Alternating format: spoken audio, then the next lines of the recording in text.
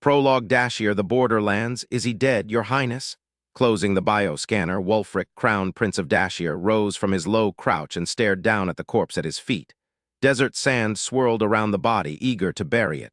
Unfortunately, yes. He lifted his gaze and scanned the berms around them. At the next check-in, make the report. No need to call this in early and risk the signal being detected. They were too close to sorry to chance discovery. The Sarian king was always on the lookout for any provocation to go to war, hence the border patrols that never ceased. Once every 2 months, Wulf accompanied a platoon of Dashier soldiers on their rounds. His presence wasn't required, but for him it was a necessary task. A good ruler lived the trials experienced by his people. He saw the world through their eyes from their level, not from so high above that he lost touch with their needs. Was he coming or going, Your Highness? He glanced at the young lieutenant next to him. I can't determine. It's so hot today I can't even tell how long he's been dead. The biosuit Wulf wore protected him from both dehydration and the scorching sun, but he could see the heat waves shimmering above the sand. After the recent confrontations, the border had been closed abruptly, which left many families divided. The unfortunate result of this was the death of many citizens who tried to cross to their loved ones. Wulf attempted to reopen treaty negotiations with Sari on a regular basis, but the Sarian king always refused. Despite all the years that had passed, Sari still held a grudge. 2 centuries ago, Dashier had been a large, prosperous mining colony of Sari. After years of disagreements and injustices claimed on both sides, a bloody revolution had freed the small territory from its homeland, creating a permanent animosity between the 2 countries. The people of Dashier had crowned the popular and well-loved governor as monarch. Over the years, Wulf's ancestors had expanded and strengthened the fledgling nation until it rivaled all others. But the royal family of Sari still looked disdainfully upon Dashier, such as a frustrated parent would look on an upstart child. Sari remained steadfast in its decision to ignore Dashier's power and sovereignty. The Talgorite mines of Dashier were the largest producer of the coveted power source in the known universe, well worth every battle and war waged in an effort to reclaim them. Something is off. Wulf lifted his field sight lenses to scan the sky. He and the lieutenant stood on a mound several kilometers away from the border. His skipsbat hovered nearby, waiting. Dashier guardsmen kept watch all around them. There were a dozen of them altogether, the requisite number of every patrol. From this vantage, he could see a good distance and should feel relatively secure, yet the hair at his nape stood on end. He'd learned long ago to trust his instincts. Surveying the situation anew, he said, There's something posed and artificial about this, and there are too many unanswered questions. This man couldn't have traveled so far without transportation. Where is his skip? Where are his provisions? Why hasn't the sand buried him? As his headset crackled to life, he lowered the lenses. There is no sign of anything of note, Your Highness. We've searched the surrounding 2 kilometers. Any more unusual readings, Captain? Nothing. He shot a glance at the young lieutenant who stood expectantly beside him. Wulf's patrols were always officer-heavy, usually with many newly commissioned. The general had made that request years ago in an effort to demonstrate to his subordinates how the weight of command should be carried. It was a mantle Wulf had worn without strain since birth. Let's go. They moved swiftly to their abandoned skips, using the economical movements that were innate to inhabitants of a desert planet. Just as they prepared to mount the slender bikes, the ground rumbled ominously. The source was easily recognized, and Wulf cursed his failure to foresee the trap. Loosening the restraint of the glaive-hilt holster attached to his thigh, he yelled out a warning. Leaping onto his skip, he engaged the power and tugged hard on the controls, flying away just before the small enemy borer emerged from the sand. I can't get a distress call out, cried the panicked lieutenant. The rest of the patrol assembled into the V-shaped group formation and sped farther into Dashier territory. They're blocking it. Wulf's tone was grim. Damn it, they must have been boring their way through the sand for days. Why didn't they show up on the scanners? We were directly over them. The power was off. Without that signature, they were effectively invisible. Wulf was highly conscious of the powerful hum of the borer behind them. The warning blip that had sparked their investigation must have been made as the transport entered Dashier from Sari, before the engines had been turned off. The corpse was merely the lure that ensured the anomaly wasn't dismissed as a malfunction. How the hell could they stay under without environmental controls? With desperation, the captain muttered, flying upward as a warning shot from the borer spewed sand into a cloud before him. That's not a Sarian borer, they're mercenaries. Studying the upcoming landscape through his navigational scanner, Wolf said, "We can't outrun them, break up over the rise, circle the rock outcropping." Clearing the embankment, the patrol separated into two lines. Another shot from the borer hit its mark, sending a skip spinning briefly before it exploded and killed the soldier who rode it. The rest of the men bent lower as they sped toward the multi-towered rock formation that rose as monoliths from the desert floor. Wolf cursed when a well-aimed shot from the borer crumbled a tower of red rock. Blood-colored dust billowed as a horrifying cracking sound rent the air. Glancing down at his console, he saw transport-sized debris break loose, crashing down upon the other half of his patrol. From the loss of readout, he knew only a few survived. Rounding the corner, he saw an opening that could give them a fighting chance. "Dismount," he ordered, weaving his skip between the monoliths. "Draw them out in the open." In the center of the rock outcropping was a circular patch of sand. They set down, alighted, and fanned out, forming an outward-facing circle. Drawing their glaives, they engaged the powerful blades and waited, the tension palpable. Phaser fire shook the ground beneath them, but they were safe inside. The gaps and crevices between the various obtrusions were large enough for a skip to enter, but not the borer, which was much bigger. If the attackers wanted to kill them, they'd have to come in on foot and fight hand to hand. The waiting was endless. Sweat coursed down Wolf's temple. The rest of his skin stayed dry only by benefit of the dammer suit, which regulated his body temperature. "We just want the prince," the words echoed around them. "Give him to us and the rest of you can live." Wolf felt the anger that spread through his ranks. "You'll have to kill us first," the captain challenged. "I was hoping you would say that," came the laughing reply. Then blaster fire lit the air and was deflected by the quick movement of a glaive, the powerful laser blade more than a match for the inelegant handgun. Almost before he could blink, Wolf found his men surrounded. As he thrust and parried with almost innate reflex, he knew there had to have been more than one borer. All these men could not have fit inside one of the small transports. He also knew there was no chance for victory, not when they were outnumbered 4-1. The urge to surrender for the lives of his men was strong. Despite the risk his ransom would present to Dashier, Wolf was about to yield when his headset crackled. "No, Your Highness," the captain shot him a sidelong glance. "They will kill us regardless. Let us at least die with honor." And so he fought on, his chest tight with regret and frustrated anger. Every one of his soldiers gave their all, despite knowing the inevitability of the outcome. They kicked at those who got close enough, cut down those who stumbled in their path, and kept as near as possible to Wolf in a vain effort to spare him. One by one they fell, the air thick with the smell of burnt flesh. Bodies, both soldiers and mercs, littered the sandy floor. But all too soon he stood alone against the many. In the end, Crown Prince Wulfric of Dashier went down with the knowledge that he could not have done any more than he had. For him, that was enough. Sari, the royal palace Sapphire, lounged in the small private atrium that was attached to her quarters and absently studied the design of the Sarian palace on her compu pad. Birds called out from their hanging cages, singing in chorus with the splashing water in the fountain.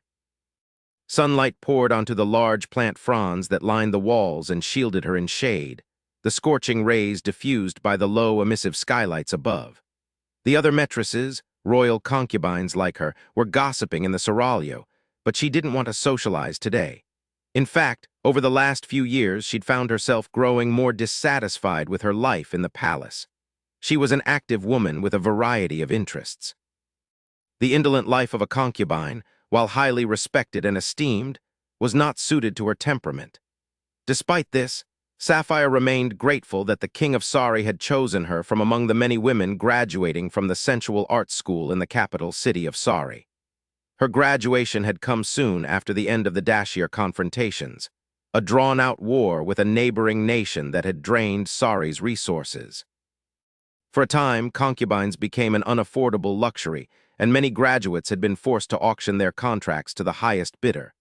The king's interest saved her from a similar fate and created her high social status. All she'd had to relinquish was her name. She was now known as Sapphire, the royal stone of Sari. The appellation was an undeniable declaration of the king's possession and the driving force of her fame.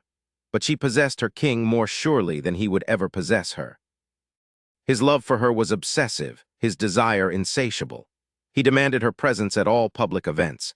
Since their first night together, he had never taken another woman to his bed, not even the queen. This last result pained Sapphire greatly. It was obvious the Queen of Sorry loved her husband. Sapphire had no personal experience with that powerful emotion, but she imagined the pain would be devastating loving a man who in turn loved another. She hated to be the cause of such misery. Over the last few years, she had taken every opportunity to speak highly of her queen. She pointed out Her Majesty's beauty, poise, and ease with command, but her praise fell on deaf ears. Her best efforts to help the other woman all met with failure. Setting aside the compupad with a sigh, Sapphire rose to her feet and began to stroll along the tiled path. "I hate to see you so bored," came a lilting voice from the doorway. Sapphire turned her head, and her gaze met eyes of soft, pale green. Dressed in flowing pink robes, the blonde woman who'd spoken was a welcome sight. "Mom! Hi, sweetheart!" Sasha Erickson opened her arms, and Sapphire rushed into them, curling with pleasure into the maternal embrace. "I've missed you. Tell me what you've been up to."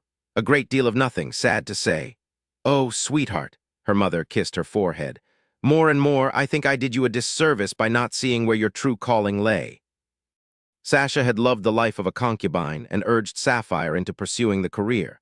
Retired now and a tenured professor at the sensual arts school, Sasha was widely appreciated for her beauty and the adoration of her idolized husband. Sapphire's success was largely attributed to the tutelage of her mother, and she was grateful for that advantage. However, she'd realized too late that she was far more suited to her father's military occupation than her mother's sensual one. "You know better than that." Sapphire's tone was softly chastising. Linking arms, she pulled her mother into the atrium. "I wouldn't have pursued this career if I hadn't wanted it. My expectations were off. That is no one's fault but my own."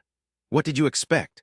"Too much, apparently. I can tell you what I didn't expect. I never expected the confrontations or the sale of my contract to the king.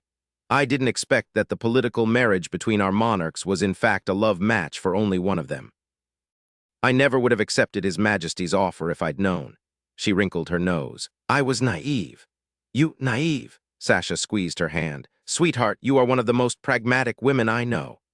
You wouldn't say that if you knew what I'd hoped for then. I wanted to find what you and father have. You have a great love story, the handsome, heroic general who falls in love with and marries his beautiful concubine. You said when you first saw him it was as if your blood caught fire. That's so romantic, Mom."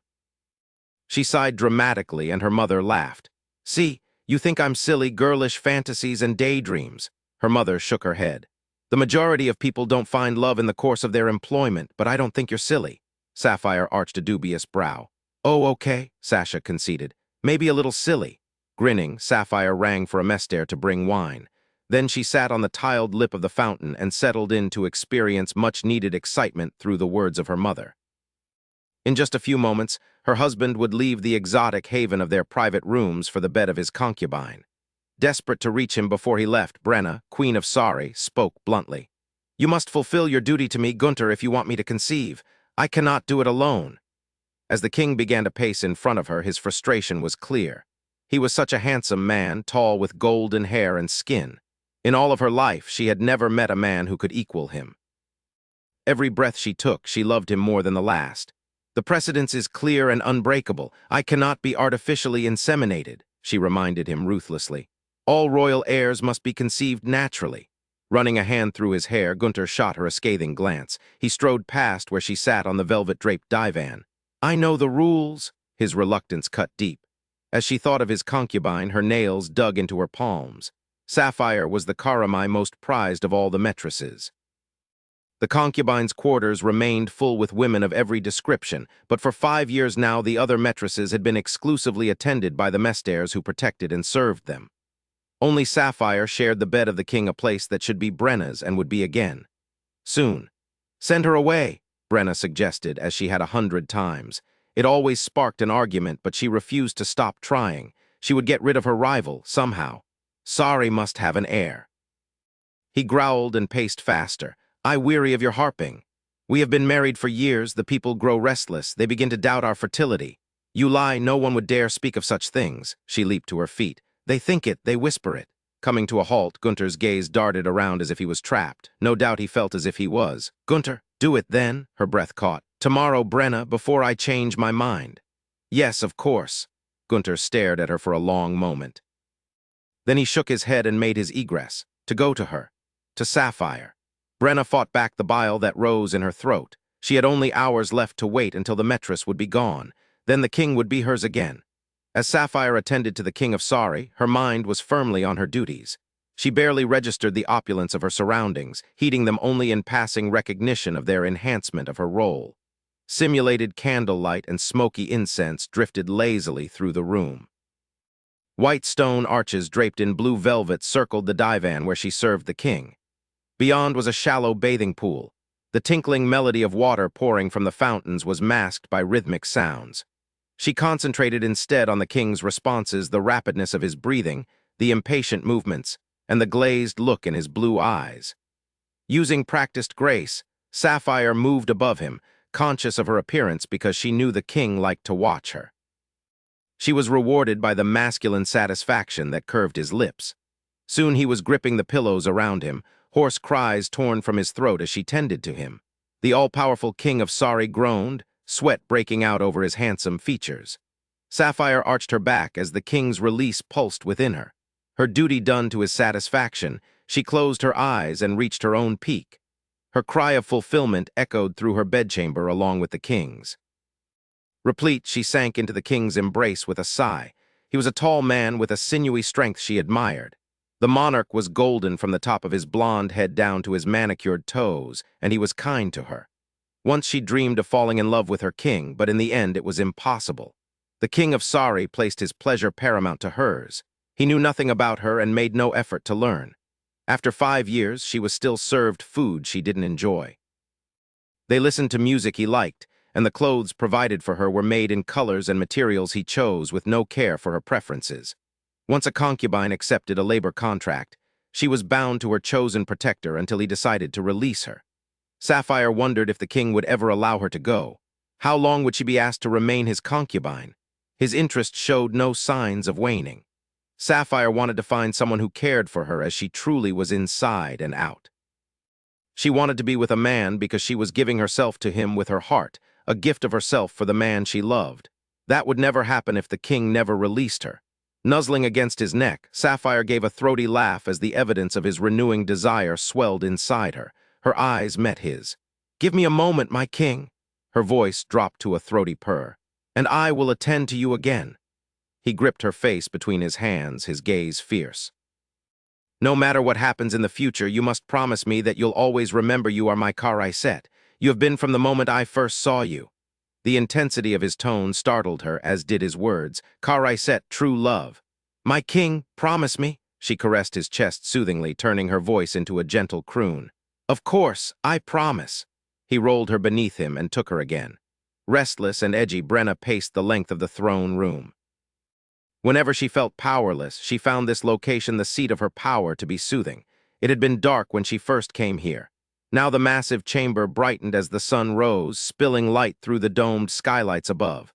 "Your Majesty!" She turned her head and saw the prostrated messenger by the door. "Rise!" He stood swiftly, straightening the blue and gold vest that proclaimed his position as a member of the royal staff. "I have a message for the king." "You may tell me," she said, needing the distraction. "His Majesty is occupied." A family near the border reported a disturbance they likened to blaster fire. A unit was dispatched to investigate, and in the ensuing fight, a mercenary was captured. He paused. "It is Taran Gordmere." Brenna's brows rose. Gordmere was a well-known irritant to Gunter. He had no qualms about raiding certain sectors, often costing the royal coffers a great deal of income. If she were to present the mercenary to the king, it would put him in a good mood, which could only be conducive to softening his feelings toward her, if only a little. "Where is he now?" "At the Southern Detention Facility." "Excellent," she gifted the messenger with a bright smile. "I will see that the king hears of this. You are dismissed." "There is more, Your Majesty." "What is it?" Her tone was curt, an audible sign of her thinning patience. Gordmere's lieutenant approached the jail soon after the incarceration and offered an exchange. "He has nothing we want," she scoffed. "He claims he has Crown Prince Wulfric of Dashir." She stopped mid-step. "Impossible." The captain assures you that he would not bring this information to the palace without proof. The mercenary carried a signet ring bearing the royal shield of Dashir. Stunned, Brenna attempted to reason out the implications of this new development. Gordmere, Prince Wulfric. How delicious if the tale was true. Certainly if she presented Gunter with the prince, he would admire her daring. She would prove to him that she was fit to be his queen and worthy of sorry. He would see what he'd been blind to all these years, that she was perfect for him. "Guardian," she called out. "Yes, your majesty," responded the masculine voice of the palace computer. "Inform my guards to prepare for my departure." She strode past the servant, needing to change and depart before her husband was made aware of the day's events. "I leave within the half-hour." Sorry, the borderlands adjusting the train of her velvet robes, Brenna disembarked from the antigrav craft. As she took in her surroundings, her nose wrinkled. The vast cave they'd been directed to made her skin crawl, and the smell of uncleansed air was offensive. "Where is he?" She was eager to finish the distasteful business ahead. The large, sandy-haired man who waited at the end of the ramp bowed at the waist, a grave insult since he should have dropped to his knees and prostrated himself. "This way, your majesty." Brenna could order her guards to force Tor Smithson down, and would have if the mercenary didn't have something she wanted. But he did, so she followed, surrounded by her guardsmen. They traversed a long hallway, then turned a corner. The sight that met her made her gag. Covering her mouth, it took a few moments to find breath enough to speak. "If he's dead," she choked out, "you get nothing." "He's not dead," Smithson shrugged. "I just had a little fun with him." A little fun. Her stomach roiled violently. The man was mad. What she saw before her was near carnage. The stone walls around them were spattered with so much blood she couldn't believe it belonged to one person. Hiding her nausea beneath chilly hauteur, Brenna moved forward. The man, they said, was the Crown Prince of Dashir, hung unconscious before her, his wrists shackled and chained to opposite walls. The entire weight of his body was supported by those metal bonds. His powerful arms and broad shoulders were stretched to the tearing point, his hands a dark purple from supporting his large frame. Reaching him, she used both hands to lift his slumped head and gasped. Aside from her husband, she had never seen features so finely crafted. Each line and plane had been etched by a master hand to create perfection. Sadly, his face was the only part of him not covered in blood or cut or burned or whipped. The rest of him, a warrior's well-honed body, was gravely, perhaps mortally injured. She listened closely for sounds of life and caught his breathing shallow and erratic, the sounds of a man dying. "Take him down." She stepped out of the way. Smithson growled. "Give me Gordmere first." "No." Brenna raked his massive frame with a look of pure disgust. She'd never in her life met so vile a creature. "Once the prince is safely in my transport, I will release Gordmere." The exchange was completed within moments, a perfectly healthy Gordmere exchanged for a man who had only hours left to live. The antigrav craft lifted off and navigated carefully out of the cavern. "Send out a call for troops," she ordered. "I want that place destroyed." The distance to the palace was quickly traversed, but the prince's condition seemed to worsen considerably over the journey. Afraid to move him further, Brenna left him in the craft when they landed. She wanted to present a live captive, regardless of whether he died shortly after or not. Running against the clock, Brenna hurried from the transport bay in search of her husband. The fastest route was through the seraglio, so that was the path she chose. Rounding a corner, she skidded to a halt at the sight of the king. She was about to speak when she realized he wasn't alone. He was with her, Sapphire. As Brenna registered the intimacy of his pose, her eyes widened. Gunter stood in the doorway of the concubine's room with her cheek cupped in his hand. Bent over her possessively, his lips clung to the mattresses with obvious affection. When he lifted his head, the torment on his handsome features was clearly visible. He loved her. Brenna collapsed against the cool plaster wall, shocked by comprehension. She could not win his heart because it was no longer his to give. He was taken. Something inside her cracked, then broke completely. Sending the concubine away would not be enough. As long as Sapphire drew breath, she would be a threat. Straightening and moving away before she was seen, Brenna reminded herself that she was queen and had unlimited resources. She could and would deal with this threat once and for all. Everything she needed was right at her fingertips. Sapphire entered the queen's receiving chamber, admiring as always the beauty of natural light flooding the room from the domed skylights above. As the palace computer slid the door closed behind her, she prostrated herself just inside the threshold, her forehead touching the cool tile floor. "Your Majesty, I am here as you ordered." The queen's regal voice echoed across the vaulted ceiling and down the long, narrow chamber. "You may rise, king's mistress. Come and sit at my feet." Moving as she was bade, Sapphire walked the massive length of the throne room toward the beautiful Queen Brenna. Golden, like her husband, the queen was the day to Sapphire's night.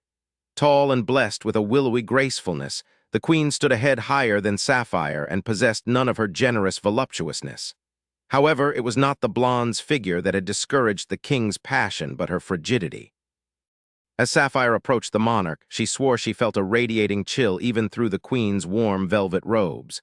Once she reached the end of the room, Sapphire took a seat on the bottom step of the royal dais and waited.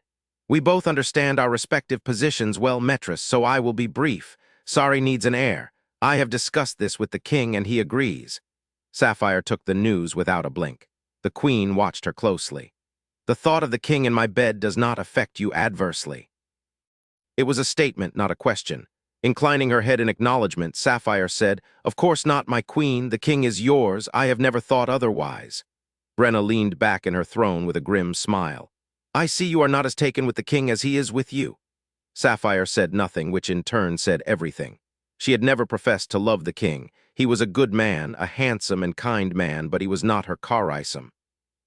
She could never love a man who saw her only as a possession and not as an individual with thoughts and feelings of her own.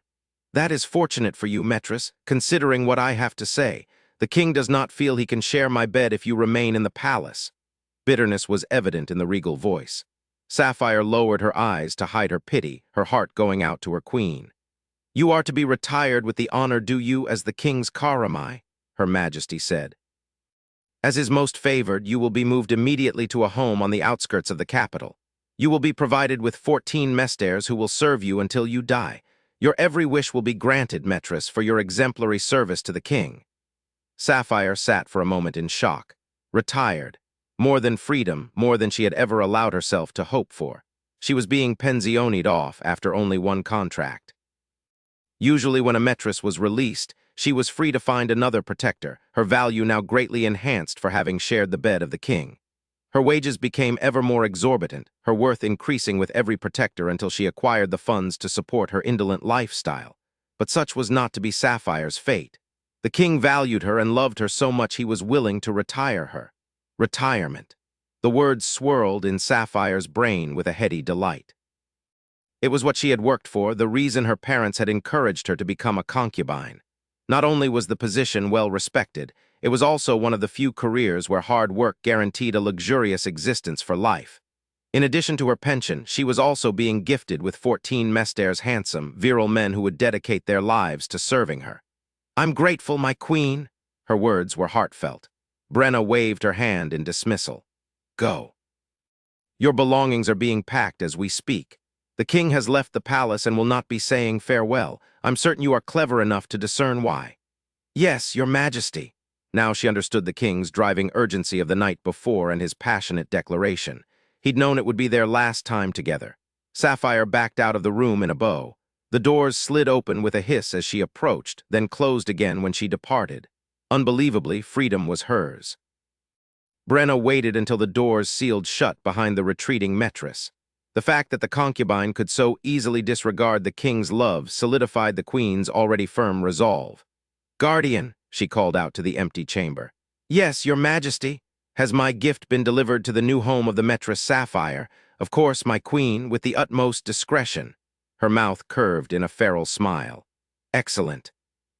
Chapter 1. Sapphire alighted from the royal antigrav craft, her palms damp with anticipation. The home given to her by the King of Sari was, in fact, a small palace. Bright white with multicolored windows, it was set in the golden hills of sand like a sparkling jewel. As 5 of her new mesters unloaded her belongings, she approached her front door. The hot breeze that coursed over her skin was a welcome and pleasant sensation. She'd spent the last 5 years inside the palace, her skin tanned by artificial means, her lungs filled with purified air. On excursions with the king, she had always entered the cooled antigrav craft through equally cooled landing bays. Taking her first deep breath of natural air in years, Sapphire smiled at the slightly gritty sensation left in her mouth.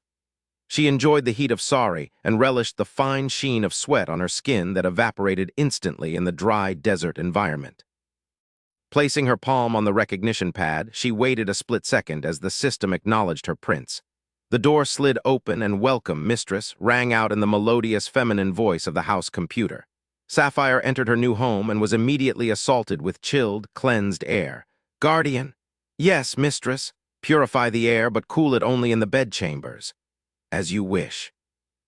Absorbing her new surroundings with wide eyes, she found the balance of her mesters lining either side of her long entrance hallway. The resemblance the men bore to the king was noted with a smile. Tall, blonde, and possessing sinewy lines of muscle, they were all remarkably handsome. Sapphire walked through the gauntlet, then paused at the end with a frown. "There are only 13 of you." The mester nearest to her dropped to his knees. "Mistress, my name is Dalen." Resting her hand on his head, she slipped her fingers through his silky hair. "I'm pleased to meet you, Dalen." He stood and smiled with boyish charm. "The other mester is still in the healing chamber, mistress." Her frown deepened. The healing chamber took only moments to heal slight injuries. "Still." "He was gravely injured when he arrived. He's been in the chamber for half an hour now. While he should be healed shortly, he'll need some rest before he can assume his duties. But the rest of us stand ready. We'll more than make up for his absence. I've no doubt you will all please me, but I'm concerned about the injured one. How was he so badly hurt, and why was he sent to me in such a state?" "I'll take you to him, mistress. I have no answers to your questions. You'll have to ask him when he emerges." Offering his arm, Dalen escorted her through her palace. Sapphire took in the size and beauty of her surroundings with astonished pleasure. There could be no greater testament of her worth to the king than this show of largesse. They crossed the large receiving room with its massive divan and traveled down an arched hallway to the center atrium. The sight of a large, bubbling bath surrounded by lush greenery filled her with joy. The rest of her life would begin in this home, and her blood quickened at the thought of the freedom she would enjoy here. Dalen stopped before a door nestled along the rear wing of the courtyard and waved his hand over the lock pad. The door slid open, and she stepped inside. In the center of the small room stood the cylindrical glass healing chamber. She took one look at the unconscious man inside, and her instinctive response to him was so powerful, she ordered Dalen to leave her. When the door slid shut behind the retreating mester, Sapphire walked closer to the chamber. The injured man took her breath away. Tall, dark, and devastated with whip marks that were slowly healing before her eyes, he still boasted raw, potent masculinity. He was nothing like the king or her mesters. He was nothing like any man she'd ever seen. Rich, gleaming black hair blew gently around his nape as the swirling air pressure inside kept him upright. His skin was deeply tanned and stretched over powerfully defined muscles. She'd never seen a man with so many ripples of power beneath his skin. Not even her warrior father displayed such strength. His facial features were strong and bold, like the rest of his body. High cheekbones and an aquiline nose gave him an aristocratic cast. The powerful jaw and sensual lips made him dangerous. He was simply magnificent. She wondered what color his eyes were. Brown maybe, like her own, or perhaps blue like the king's? Sapphire circled the chamber slowly, wincing at the myriad wounds that striped and gouged his flesh. The man had been tortured most grievously. The length of time he'd already spent in the chamber told her he must have been near death when they brought him to her. Who would have selected such a man for her? He was as different from the other mesters as she was from the queen. Even unconscious, this man radiated mastery. He was no mester. Returning to the front of the chamber, she continued her heated perusal, her nipples puckering as desire quickened her blood. His broad and powerful chest was almost healed now. A thin strip of hair led her eyes down the ripples of his abdomen to his groin below. Her mouth went dry as she noted the carefully trimmed curls at the base of his shaft and his heavy sack that was completely denuded of hair. She stepped closer to the chamber until her hands and breasts were pressed against the warm glass, her eyes riveted to him. Even at rest, his presence was impressive. She wondered how he would appear when fully conscious. As if it could read her mind, he suddenly stirred and began to shift. Rising slowly, he took on commendable presence. Becoming aroused by the sight, Sapphire rubbed her breasts against the glass, then stilled as he grew in response to her wantonness. Startled, her gaze flew upward and was arrested by dazzling green eyes. Emerald bright, they raked her body hungrily, able to see her completely through the sheerness of her gown. Her skin tingled and grew warm as the man studied her with breathtaking boldness. His state imparted no vulnerability to the man's undeniably arrogant bearing. She was so hot for him she was on fire, this stranger with the battered body and handsome face. For the first time in her life, Sapphire felt the pull of true desire, heady and overwhelming. "Who are you?" she whispered, even though she knew he couldn't hear her through the glass. He reached out a hand, pressing opposite hers against the barrier that separated them. Sweat misted her skin at the thought of touching him. She wanted to curl her fingers and lace his long digits with hers. She longed to caress his bronzed skin and see if it was as smooth as it looked. He was almost healed. Soon he would exit the chamber.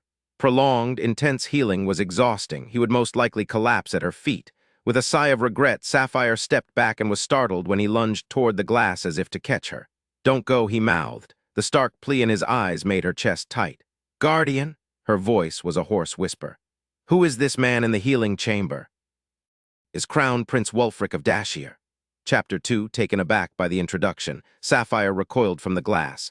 Wulfric remained against it, watching her with a narrowed, alert gaze. The Dashir Crown Prince. Sari's refusal to acknowledge the full power of Dashir often led to war. The general of the Sarian army had become a national hero, with his victory in the Dashir confrontations only a few years past. The stunning man before her was the legendary warrior son of the present king of Dashir. Wulfric was the eldest, the heir to the throne. He was renowned for his ruthlessness and his military genius. It was rumored that it was he who truly ran Dashir while his father acted mostly as a figurehead. Her voice shook with confusion. "Why is he here?" "He is one of your mesters." She shook her head. "That's impossible. This man rules a country. He cannot remain here. His presence in Sari could restart the war. His countrymen believe him to be dead." The fiercely intelligent green eyes studying her knew the exact moment she realized who he was. His lips thinned and his gaze hardened. Sapphire's hand went to her throat. "I cannot keep him." But she wanted to. With a primitive hunger she'd never experienced before, there was fire in her blood, such as her mother had told her about. And the way he looked at her, sweat broke out on her skin. She knew that look. He wanted her too, yet Prince Wulfric was dangerous in every way imaginable. He was a master to her slave, a prince to her concubine. She'd just been released from that life and she would never go back to it. "How am I expected to keep him here and why? Who chose him for me?" "He is a gift from the queen, mistress. She bids you to tame him as you did the king." A dry laugh rasped from her throat. This man was no gift. He was a spiteful punishment for stealing the affections of the king. The queen probably hoped the prince would kill her, or that she would kill him first. "The queen has provided 7 of her personal guardsmen to assist you." "I see." Sapphire licked dry lips and watched as an answering smolder lit Wulfric's eyes. Looking at him, she felt a strangely profound regret. She would never be allowed to enjoy him the way he should be enjoyed. They were at odds without saying a word. He was a prisoner and she was his keeper, but given the slightest chance, he would easily reverse their roles. He was hot. Her resistance would melt. And while she would most likely glory in every minute of it, Sapphire couldn't allow it to happen. She offered a mournful smile. Wulfric's mouth curved up on one side, his gaze still burning with desire but sharp with challenge. She could read his response to her withdrawal in his eyes. Relentless, ruthless, that's what the media said about him. He got what he wanted, and he wanted her. "Guardian, what if I wish to release him?" she asked. "But you do not." "Your vital signs tell me. I know what my vitals are telling you. That's precisely the reason he has to go." "Yes, mistress. No order was given forcing you to keep him. I conclude that leaves the choice to you." Sapphire held the prince's gaze. Something passed between them, an awareness that intensified with each passing second. How could she feel this way about a man she'd never touched or spoken to? For all she knew, he could be a cruel and selfish man, yet she sensed he wasn't. His gaze was too direct. He allowed her to see everything he was feeling: attraction, desire, defiance, determination. She sighed. "The queen knows I will do nothing to bring attention to this. We could both be executed for treason. Brenna's bitterness must truly run deep for her to resort to this reckless and ill-conceived plan of revenge." "As you say, mistress." How could she predict my reaction to this man? She wondered out loud. She was startled by this depth of feeling. How could a stranger know? "My conclusion is that she expected hatred due to your father's position." Sapphire stiffened. Her father, if he were to discover Wulfric, she had to hide him. The moment the thought was conceived, she rejected it. What was she thinking, wanting to protect the prince? Only two men had ever held important places in her life, her father and her king. The prince was their enemy. Why was she considering his welfare first? Guardian. Squaring her shoulders, Sapphire turned toward the door. Send for 3 guardsmen. His Highness is almost healed and will be released from the chamber soon. The portal slid open as she neared it. The heat of Wulfric's gaze burned her back until the door closed behind her. She refused to return his look. What are your orders in regard to Prince Wulfric? Have him dressed, fed, then locked in his room to sleep. You will advise me when he awakens. In the meantime, gather all the information you can about him and give me a report. I want to know what I'm dealing with. Of course, mistress. Pull up the architectural plans for this palace. I'll need to study them and set in place the means to confine him. You could ring him. A mental picture of a confinement ring came to mind. The innocuous-looking but deadly band of metal was placed around a prisoner's ankle. As long as a ringed individual remained in the designated areas, there wasn't a problem. But should they venture too far, the ring would burst in an explosion that annihilated the wearer. With the virile beauty of Wulfric still fresh in her mind, Sapphire shuddered at the thought of killing him. No, I won't go that far. If he escapes, I'll hunt him down myself. As you wish. Do you require anything else? Yes, send a thank you to the Queen for her thoughtfulness. Wulfric entered the receiving room with freshly laundered towels in his hands. With all the work he was doing, he was gaining a new appreciation for his own servants. It took great effort to keep a household running smoothly. He would never have fully appreciated that without performing the menial tasks himself. He also appreciated the constant duties, which kept his mind from thoughts of his recent confinement and torture. Sleep was elusive. His dreams tormented him. Hard work was the only thing that distracted him.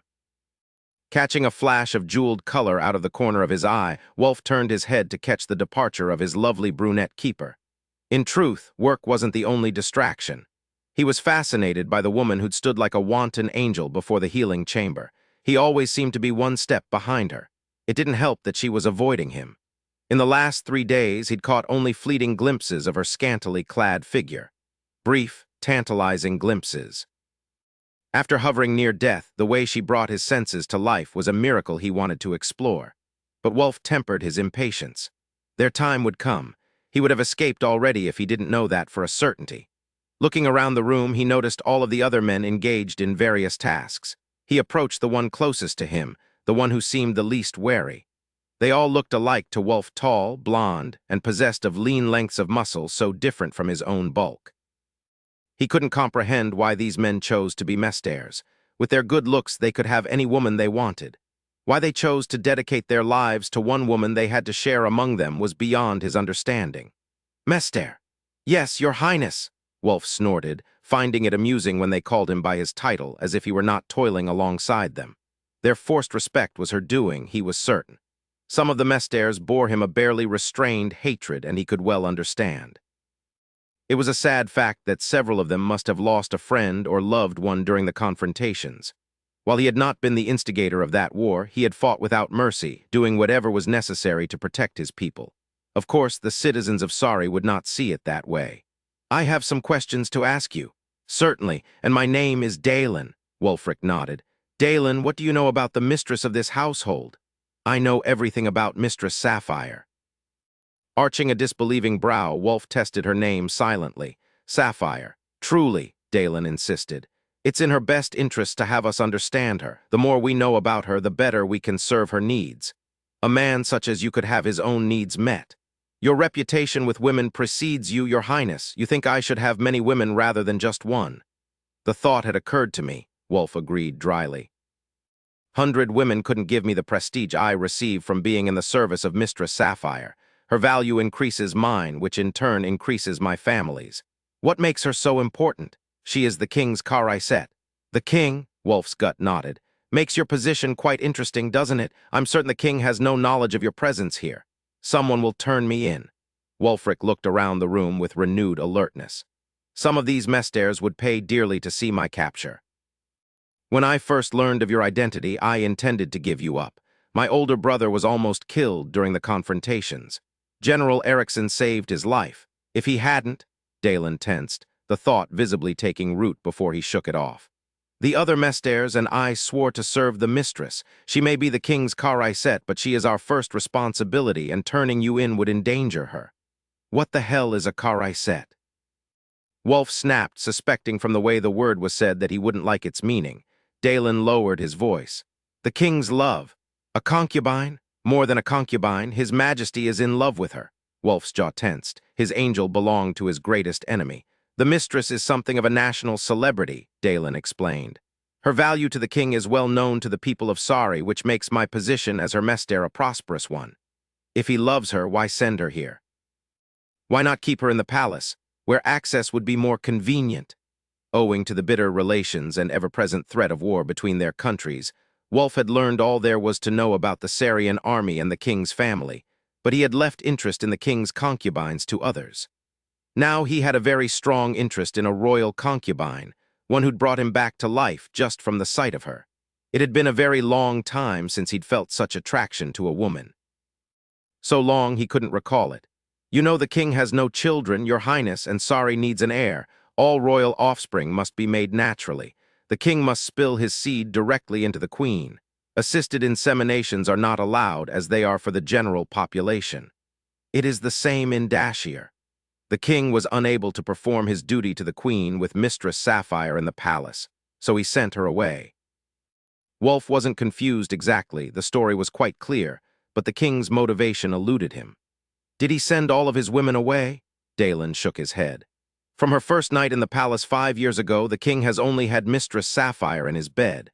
A year after she joined the seraglio, His Majesty realized the desire he once had for his other concubines would not be returning, and he offered to end their contracts. A few accepted his offer, the rest stayed. The mesters in the palace service the remaining women since the king does not call for them. Therefore, whether those maitresses stayed or left meant nothing to him, but the mistress had to go. Having her close at hand made his duty to the queen impossible. Wulf grew very still. Your king kept Sapphire in his bed exclusively, for 5 years, with no break. I see by your expression, Dalen grinned, that you have never been in love.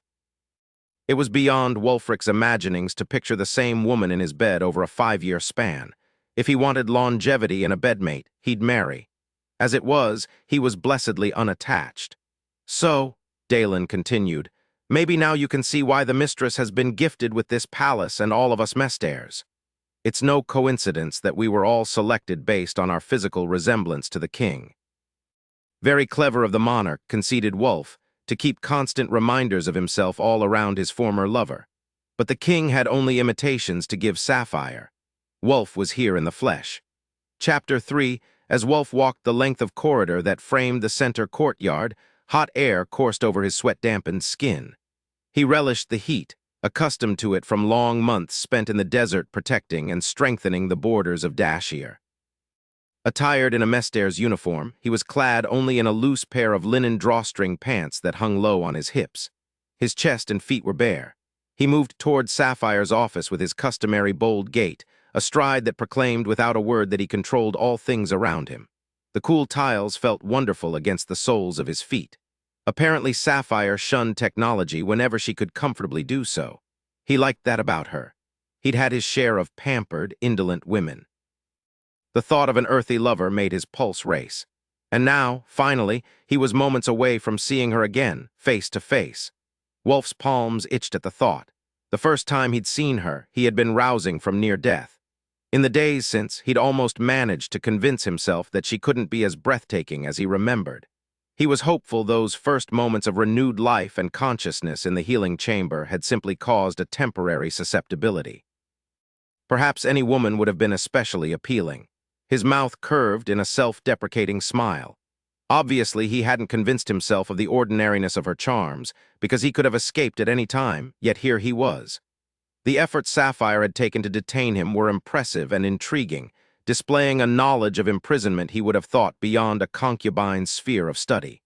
Still, he was confident he could slip away with a little effort. If he weren't trapped here as surely as if he were chained. No matter how vital it was that he return to Dashir, he couldn't leave without knowing what the consequences would be for her. And if she wanted him as much now as she had before, he intended to celebrate his rebirth in her presence. Wulf paused on the threshold of her open-walled office. As he caught sight of her, his body became rigid with anticipation. He hadn't been mistaken or delusional. Sapphire was stunning. Small-boned and petite, she stood on a short step reaching for a book. When she turned to face him, her smile tightened his chest. "How are you feeling?" she queried in a raspy voice. Dressed in an almost transparent shift, she robbed him of speech. The sight of her curves sent heat flaring across his skin. Her figure was full and rounded, and jeweled rings sparkled on her chest. Her waist was not small, in fact. She had a slight womanly roundness to her belly, but it looked tiny in relation to the voluptuousness of her figure. Her hair was waist-length, and a lovely shiny brown color like the pelt of a hosen fox. Her face, while not classically beautiful, was arresting with intelligent brown eyes, full lips, and a determined jaw. Beneath the shimmering sheer fabric of her gown, her skin was creamy and completely hairless, the hair most likely lasered off permanently. Wulf's mouth was as dry as the desert outside. Sapphire possessed something much more attractive than physical beauty. She radiated confidence. She aroused his interest because it was clear she hungered for the pleasures of life, and she was determined to pursue those pleasures. He sensed she was a kindred spirit, a primitive creature like himself in a world that had long ago evolved and been tamed. As she stepped down to sit at her desk, her smile widened, and a sudden realization burned through Wulf's mind. When he was in her presence, his focus narrowed until he was aware only of her. When she'd stood in front of the healing chamber, he had ceased to feel the excruciating pain of his wounds or his profound exhaustion. He could only watch her, ache for her as she rubbed herself against the glass and stared at him with open admiration and desire. The way she'd looked at him had made him feel powerful and virile at a time when he was helpless and disgusted by his own weakness. He wanted her. She made him feel both carnal and possessive. His body craved hers on some base level. He wondered if his recent ordeal had changed him in some way, made him vulnerable as he hadn't been previously. "Well, Prince Wulfric, how are you?" A ripple of pleasure coursed through him at the sound of her throaty voice.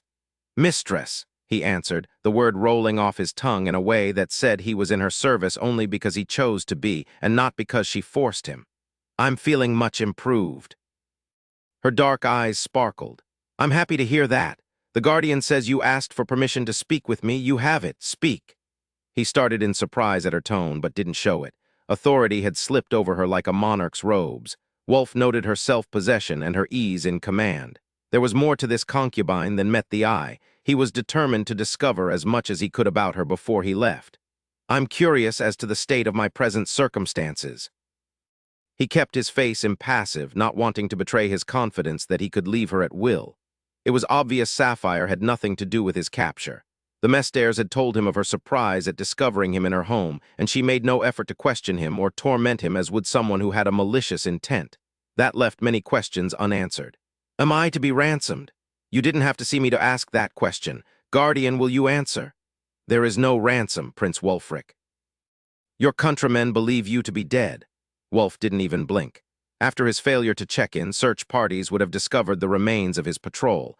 Despite that evidence, the palace would know he was alive. Deep inside the flesh of his right buttock was a nanotech, a chip powered by his cellular energy that conveyed his location. To avoid war, his father would allow him a reasonable amount of time to escape. After that, fighting would begin. Dashier needed him. He had work to do. The assault against his patrol had succeeded owing to careful planning. No one would dedicate that amount of effort for mere sport. What had been the original intent of the ambush? Ransom? Information? And how did the plans change so greatly that he was now in the care of the king's favorite concubine? The Guardian misunderstood his silence. "Be forewarned if you think to end the mistress's life for your freedom. With her training, you may find an unexpected result." Sapphire studied him with a penetrating gaze, as if she hoped to see his intentions from the outside. "I don't want to kill you," he assured her.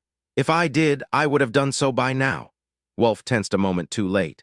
What occurred next transpired so quickly he couldn't be certain later what happened. He remembered only that she sprang from her chair and flew across the desk in one fluid movement. Her smaller body hit his with enough force to knock him to the floor. The teasing prick of pain at his neck warned him that she held a blade in her hand. With a flick of her wrist, he would bleed to death. For a moment, horrifying memories of his ambush made his heart race desperately. His chest lifted and fell in near-panicked rhythm. He could smell the cave and taste his own blood.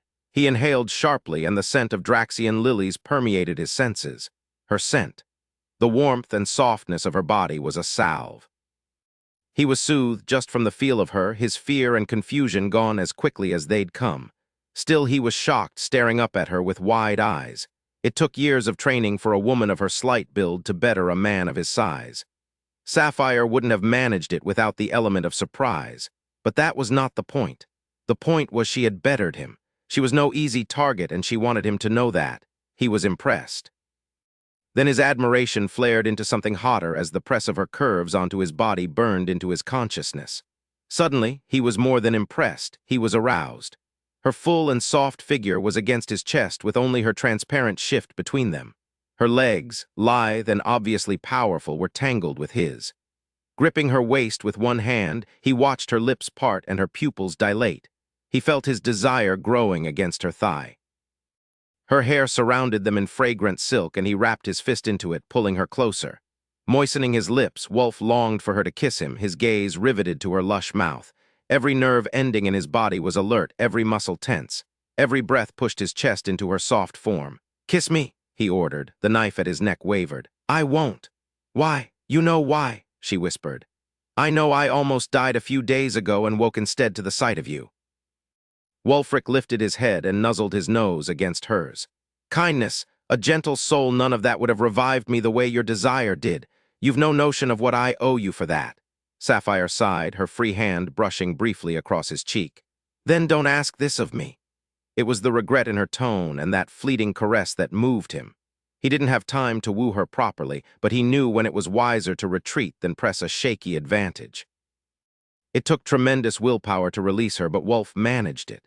When Sapphire slid off him and returned to her seat behind the desk, his disappointment was acute. He sprang from the floor and landed on the pads of his feet with the grace of a cat. His stay with the lovely Sapphire was limited by necessity. Fortunately, the desire he felt was mutual. With that on his side, his rushed courtship just might succeed. Needing a distraction from his arousal, Wulf asked, "How did I end up here?" "You were a gift."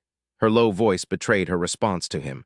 "A gift." He scowled. He was not an object to be passed around. A laugh escaped before she covered her mouth. Heat coiled inside him at the seductive sound. He almost didn't care why he was here. It was worth it to experience the things she made him feel. "I believe you're to be my punishment, your highness." "Punishment for what?" She gave an offhand shrug. "It was another time, another life. It's of no consequence now. The fact remains that you've been given to me, and we must make the best of the situation." "You could release me," he purred in the silky, smooth voice that never failed to get him what he wanted from women. She surprised him by agreeing. "It would be wise to do so, and really, I have no other choice. You can't stay here. Unfortunately for both of us, I'm reluctant to let you go." "Why? You're magnificent, the handsomest man I've ever seen." She stared at him with clear admiration.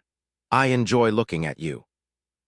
Wulf had never realized how arousing honesty could be. All of his concubines were practiced, even jaded. Sapphire's reluctant appreciation was far more flattering. He could give her no gifts, promise her no boons, yet she still wanted him. He walked toward her, allowing her to see his hunger. "I give you leave to do more than look. In fact, I encourage you to do so." Her eyes widened. "You give me leave," the guardian interrupted. "Mistress, the general has arrived."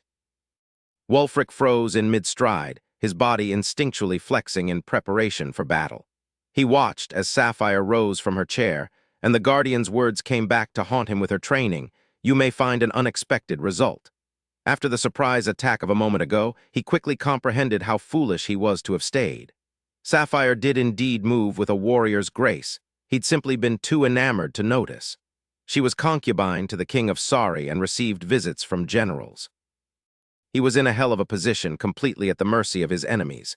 "Who the hell are you?" he demanded, noting the apprehension that passed over her features. "Go to your room," she shooed him off with a wave of her hand, "and don't show yourself until you're told to do so. I have the right to know what's planned for me." "Planned for you?" "Yes, where is the general taking me?" She grasped his meaning. "Wulf, you're not going anywhere. I want you to hide." For a moment he stood motionless, his heart pounding. "Protecting me?" Sapphire glanced at the wall behind her. The guardian obligingly projected an image of the general striding toward her front door. The man's face was downcast, hidden from view. "Go, your highness," she urged. "Please, we can discuss this later." "Why are you doing this?" Wulf crossed his arms over his chest. She groaned. Hell if I know, stay then if you're so eager for my father's hospitality over mine. Your father, how much worse could this get? Yes, her dark gaze locked with his. The choice is yours, but make it quickly. You want me to hide so that I can stay. I don't know what I want, other than for you to hide yourself as I asked. Wulf found her irresistible, her honesty, strength, and beauty. Something was building between them, something she felt, too, or she wouldn't be so concerned for him. He shouldn't trust her, but he did. Without a word, he turned and left, seeking the isolation of his room, and the chance staying here would allow him to get to know her better. As the door to his chamber slid closed behind him, an unfamiliar restlessness clawed at him. He was not a man to run from a challenge, and he chafed at allowing another person to protect him. What the hell is going on out there? In response to his inquiry, the Guardian projected a view of Sapphire and her father against the bare wall, complete with sound. Thank you. He'd found an ally. Wulfric watched as Sapphire was wrapped in an affectionate embrace. When her father stepped back and his face was revealed, the air rushed from Wulf's lungs. No wonder the Mesters wouldn't tell anyone about his presence in Sari. They were protecting the daughter of their national hero. Sapphire's father was none other than General Grave Erickson, the highest-ranking officer in the Sarian army. Chapter 4, Sapphire waved her father into an oversized chaise, then she took the seat next to him, relishing the opportunity to have his undivided attention. She smiled into brown eyes identical to her own and asked, "How is Mom?" Grave Erickson looked dashing in his uniform of sapphire sleeveless tunic and matching loose trousers. His long, sable hair was tied back at the nape, revealing a face of austere handsomeness and quiet strength. With a glaive hilt strapped to his muscular thigh, her father radiated a danger that caused his enemies to run in fear and filled Sapphire's heart with pride. "She's well, lovely as always. She plans to visit as soon as she can. I'm surprised you came without her. Work brought me out this way." He held out his hand, palm up, revealing a large man's ring nestled there. "A souvenir for you." Picking up the offering, Sapphire admired the massive talgorite gem, its vibrant red color distinctive and singularly beautiful. It was also exceptionally valuable, its size sufficient to power a deep space skate through several lightspeed jumps. "What's this symbol embedded in the stone?" "The royal shield of Dashir." She swallowed hard, knowing how brutally Wulf was forced to part with the item. Her fist closed around it protectively. "How did you get this?" "Talgorite is too valuable to use for jewelry for the most part. When the ring hit the black market, word spread and a vice officer picked it up. He recognized the shield and the ring made its way up the chain to me." "Did you find out why the royal family parted from it?" The fence admitted to working with a mercenary group that attacked the Crown Prince of Dashir's patrol last week. I knew of it, of course, because we'd intercepted transmissions from the search party that was sent to locate the prince's group. "Did they kill him?" Sapphire shoved aside the guilt she felt at deceiving her father. "That's the most interesting part. The fence says they tortured Prince Wulfric and sold him. Unfortunately, the man was not privy to any internal discussion in the Merc group. The lack of information is frustrating. Obviously, Wulfric never made it to either the Sarian or Dashir palaces, so where the hell is he? Who would be able to afford him, and why would they want him? I wonder if he's received medical care for his injuries or if he's been taken off-world." Sapphire studied her father. "You seem upset." A Mester entered the room and laid out trays of sweetmeats, fruits, and cheeses. The ale the servant poured was cold and slushy, instantly frosting the glasses. Grave waited until the servant departed before continuing. "I'm a warrior, not a politician. I could care less about the trade agreements and interstellar council squabbles that keep us at odds with Dashir. I care about men and honor. Prince Wulfric is a brave man and an excellent warrior. To be ambushed, tortured, and sold, it's cowardly and dishonorable. I would have preferred a more fitting end for a man such as him." "You think he's dead?" "I hope he's not, but odds aren't in his favor at this point." "You sound as if you like him," Grave shrugged.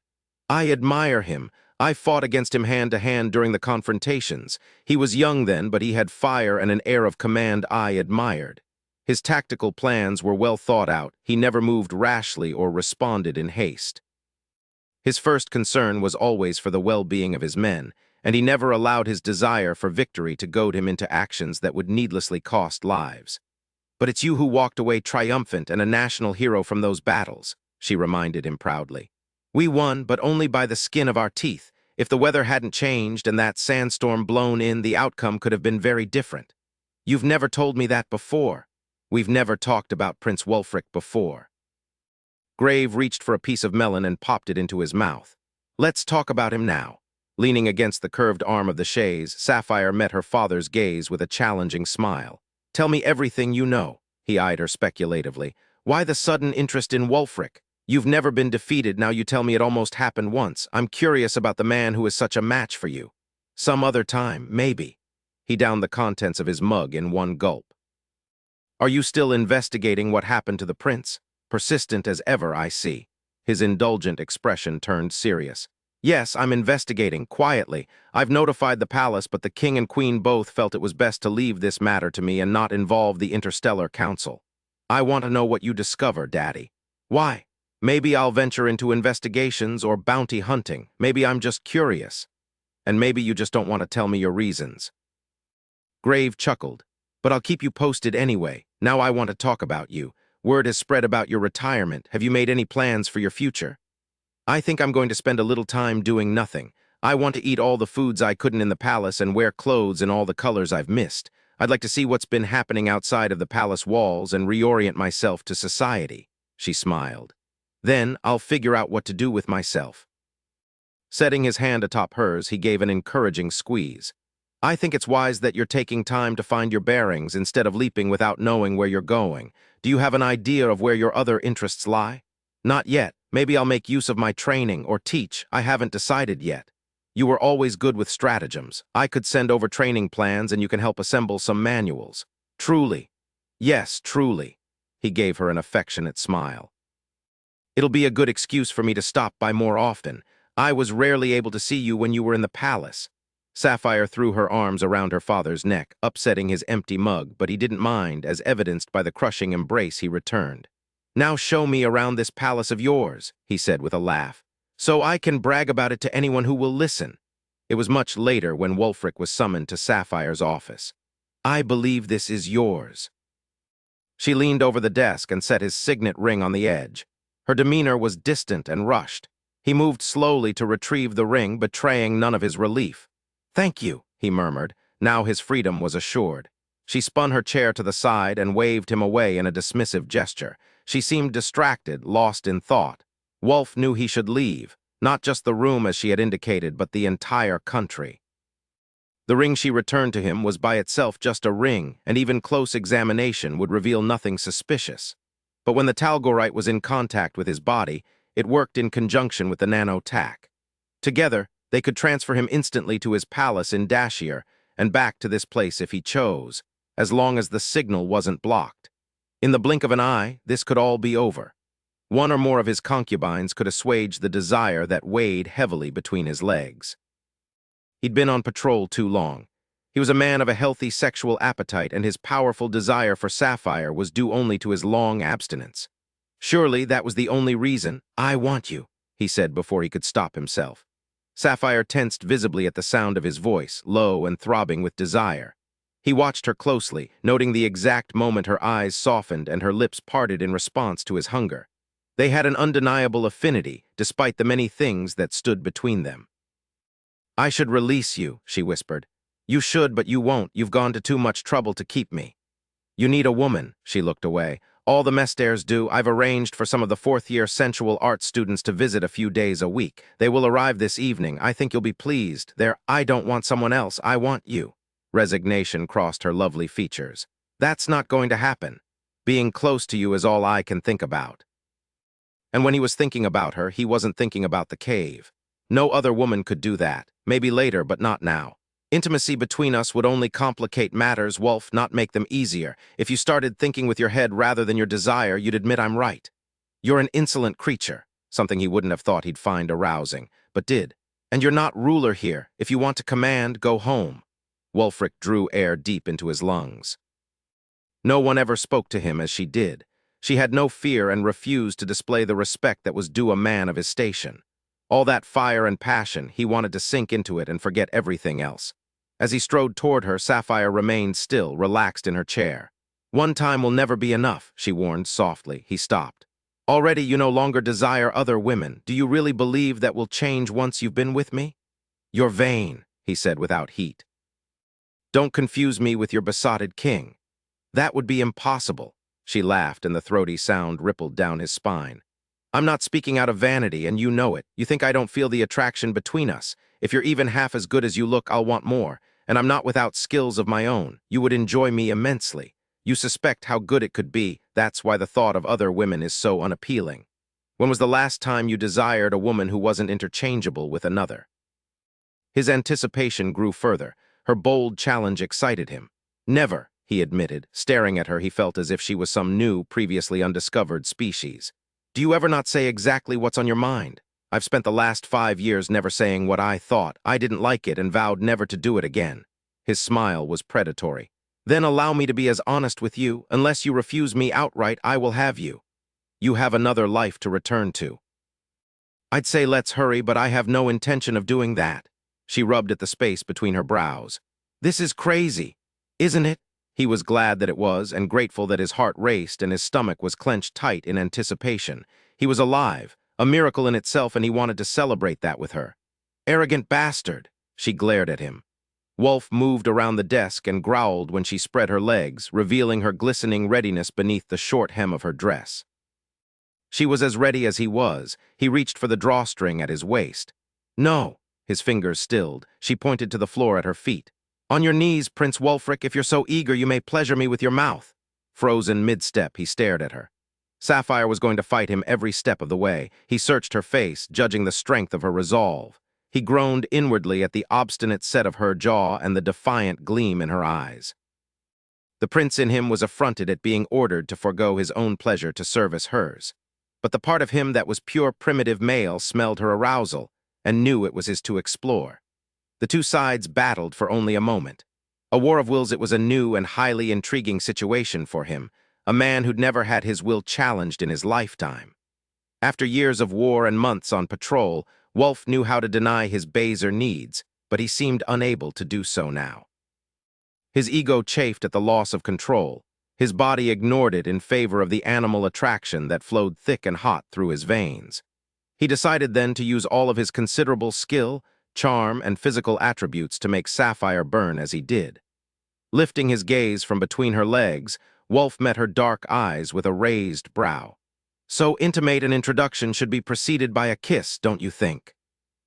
Her face clouded with uncertainty for just a moment before she hid her emotions behind a cool mask of indifference. She rose from her chair with a mysterious smile. What a lovely idea! Her tone set him on edge. He was left wondering if he'd won the engagement or lost it.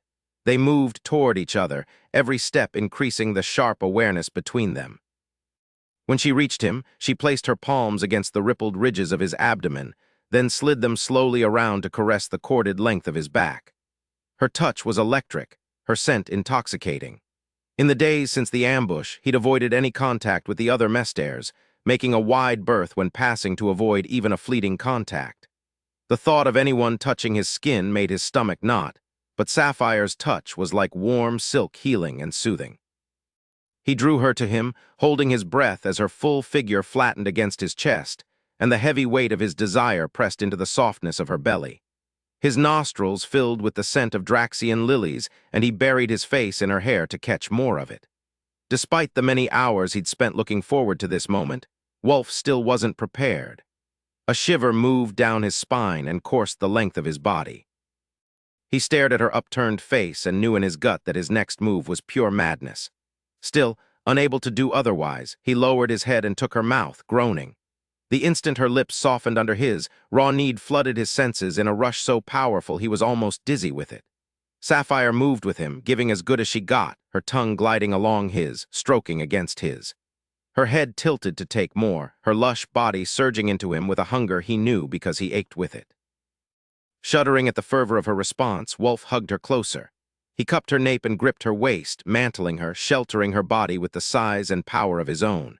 It was heady, the combination of her obvious skill and his own. He had a dozen women at his palace who were more beautiful and every bit as knowledgeable, yet no woman in his memory had ever aroused him as Sapphire did. Her kiss alone rivaled his most heated coupling. He could kiss her for days, everywhere. Wulf realized she had been far wiser than he. Once wouldn't be enough. He groaned, knowing it was true, knowing they didn't have near enough time to slake this depth of craving. He pressed her back into her seat and dropped to his knees, spreading her thighs wide with his hands. His mouth watered at the sight of her, slick with desire, swollen and pouting for his touch. "You're wet." His voice was so low he hardly recognized it. She moved restlessly as he drew closer, then gasped as he touched her. Her head fell back on a breathy sigh. "Oh, Wulf!" He remained where he was, focusing on the moment rather than rushing. She'd welcome him, he knew. She would cry out and cherish the closeness, but he needed her to give herself freely. He needed her to be hungry for him, famished, and with her spread out like a feast, he had everything he needed at his disposal. Kneeling, he pulled her chair closer and planned her seduction with military precision. Sapphire waited breathlessly, every muscle tense with anticipation as Wulf pulled her closer and arranged her to his liking. That he took such care with the preparations told her he intended to pleasure her for some time. The thought made her shiver. The last 5 years had been spent with a man who cared only for his own needs. To have a lover so completely consumed with the pursuit of her enjoyment was unbearably arousing. He hooked her knees over his forearms and cupped her hips in his hands. "I hope you're comfortable." His breath blew intimately across her ready body. "You won't be moving for a while?" "This is a bad idea," she whispered. "It feels damn good to me." Then they became lost in the intensity of their connection. Sapphire arched upward, panting, her short nails digging crescents into the arms of her chair. Wulf was close, the vibration moving up her torso and tightening her nipples. He moved against her with his lips, the silky strands of his hair caressing her inner thighs. His grip was firm, his fingers kneading, his mouth gentle as his tongue glided without haste through the evidence of her desire to stroke her. "Wulf!" Her hips rocked upward to match his rhythm.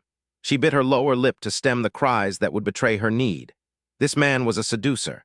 If he knew how rarely she'd been served like this, he would use it against her and weaken her further. With a low growl, he continued the gentle rhythmic closeness until sweat covered her skin and dampened her hair. Her entire body tingled, her breathing grew more labored, while the ache deep inside coiled to near pain. He was methodical, thorough, touching every part with his mouth, gently tracing her. She'd never been taken with such patience and obvious enjoyment on the part of her lover. Her body responded, and unable to bear another moment of the torment, she begged him, "Don't tease." Pulling back, Wulf spread her with the fingers of one hand. "Are you not enjoying yourself?" The other hand released her hip and 2 long fingers pushed into her. "And no," a shudder shook her frame. Her hands cupped her breasts, her fingers pinching her painfully tight nipples. "No more. No," he touched inside her, caressing the slick walls of her with practiced fingertips. "I'll have to try harder." Wulf lowered his head and moved his tongue over her. She could not have prepared for this, the slow, determined connection with her body. It was beyond her experience. "Please make me come." He concentrated on her, giving her intense pleasure with his mouth and his fingers. Sapphire experienced a spreading, blossoming climax, one that built with every touch of his mouth and every movement of his hand until one wave of pleasure flowed into another. It was devastating. Unlike the pleasure she attained by her own efforts, this was achieved with relentless skill. Yet Wulf was not unaffected.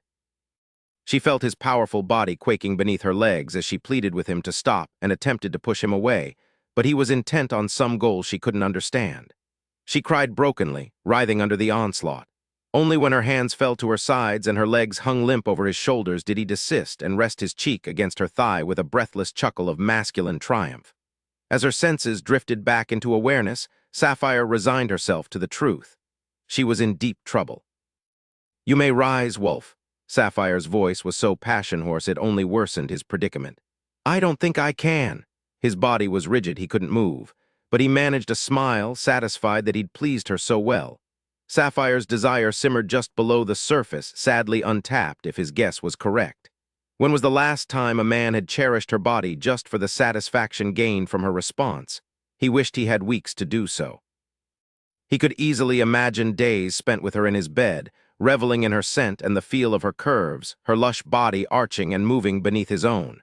She cooed, the sound coursing over his skin like a tactile caress. "Let me help you with that." Tucking her legs in, Sapphire set the soles of her feet to his shoulders and kicked gently, thrusting him backward to the floor. Languid only a moment ago, she was now able to straddle him with impressive speed, her hands caressing his chest before any remnant feelings of helplessness took hold. "I'm so glad you were spared and restored," she whispered, untying his drawstring before tugging his pants past his hips. Perfection such as yours should not be marred. As he stared up into her lovely, passion-flushed features, Wulf's throat clenched tight with gratitude.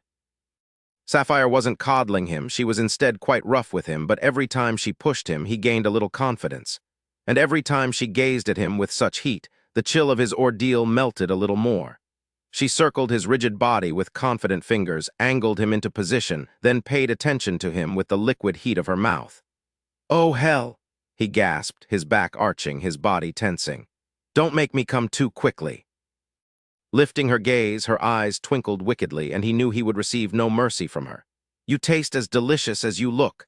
Her tongue moved on him, then traced the length of a thick vein in a sinuous caress. "What a magnificent body you have!" She drew back, and the admiration in her dark eyes gave him such pleasure he felt his desire growing further. Curving both hands around him, Sapphire squeezed. "How big will it get? I can barely hold you." "Your hands are tiny." He was burning up. His body was tense and hard all over, his skin damp with sweat. "It feels marvelous," she breathed. "The skin is so soft." "Put it inside you," he groaned as she stroked him. "It feels much better that way." She shook her head, the silky strands of her hair drifting over his hips. The fingertips of one hand trailed over his rippling stomach, and he quivered under her touch. "I've never seen anything as good-looking as your body." Wulf cupped her head gently. He didn't pull her toward him, just massaged her scalp with the convulsive twitching of his fingertips. Holding her even so distantly was a wonder he marveled at. "That feels good," she purred, her eyes drifting shut. He wanted to tell her that he would always make her feel good, that giving her pleasure was now a primary focus of his, but he could no longer speak. He was so close, on the edge as she paid attention to him with her mouth again, using her hands to caress the length of his body. She explored him with strong, greedy movements, overwhelming him. With stunning ferocity, his climax was upon him, his back bowing upward, his seed flowing thick and hot into her working mouth. His shout of release was sharp and tormented, his body straining and jerking with the violent force of his climax. Only moments could have passed, but it seemed like hours before his body sank lax into the floor, incapable of movement. Sapphire continued her care with a gentle lapping of her tongue, cleaning him as he panted and fought for sanity. Wulf could only lie there, sprawled and dazed. His body had responded to her touch with the same speed and forceful passion with which hers had responded to him. He knew with resigned horror that she'd been correct. Despite the intensity of the experience that emptied him, he still wanted her. More than he had before, wanted to pull her close, hold her tight, wrap his body around hers. Then he wanted to be truly intimate with her. Hard, deep, and long, he wanted to watch the pleasure take her, brand her. He wanted to see her face, lost in the moment, lost in him, the lover of his enemy, the daughter of his greatest adversary. He would have to forget this intimacy and her. He refused to start a war over a concubine. Sapphire's long hair caressed his thighs as she continued with soft purrs of pleasure. His eyes slid closed. No war. Chapter 5. Sapphire relaxed on the divan in the receiving room after supper, but her mind was far from languid. After studying the plans to her palace with a well-trained eye, she had plotted out every means of escape, then set in place steps to prevent them. There was only one reason to take such measures. There was only one person who would even consider leaving, let alone wish to, and she'd told him that he was free to leave at any time he wished. Her actions were irrational at best, but then she hadn't been thinking clearly since she first saw him. If she had any sense at all, she would force him to go. His presence in her household imperiled them both. She'd scrupulously avoided speaking with him the last 2 days, but he was often on her mind. Every time she thought of him, she remembered the feel of his mouth and the taste of him. Every time she overheard him talking, her body vibrated with need. His voice was rich, dark, and commanding. It suited him perfectly and drove her crazy. He had only to speak, and her insides melted. If it were just his striking looks and charm that drew her, she would be able to resist him. But the bemused glimpses that followed her everywhere made her weak in the knees. The way his head tilted when she gave an order, as if every word that passed her lips was of the utmost importance to him, made her stomach flutter. The way his fists clenched at his sides when she emerged from the bathing pool made her nipples hard. "The way, may I suggest again that you ring him?" the guardian asked. "Not an option. In my estimation, your precautions are pointless. Prince Wulfric is well versed in our technology. Instead of contriving to detain him, you should be wondering why he has not left of his own free will. He is more than capable of doing so." "I know." Sapphire had spent the last couple of nights tossing and turning, trying to reason out why he remained with her. She didn't have the strength to send him away. Apparently, Wulfric didn't have the sense or the strength to leave. Instead, he waited. For her. Every time the sensual arts students came, he retired to his chamber, the only one of her mesters who did not indulge in their skills. She knew because she watched, wanting to know if he would partake and feeling relief when he didn't. Swearing, she flung herself off the bed and headed down the hallway. Guardian, ready the hollow room. She was so anxious to burn off her frustration, she didn't even notice the emerald gaze that followed her.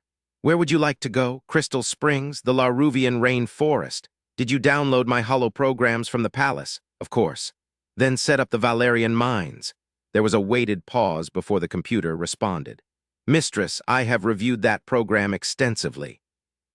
It has none of the fail-safes required by most hollow programs. The Valerian trolls are unrestrained. Sapphire smiled grimly. I know.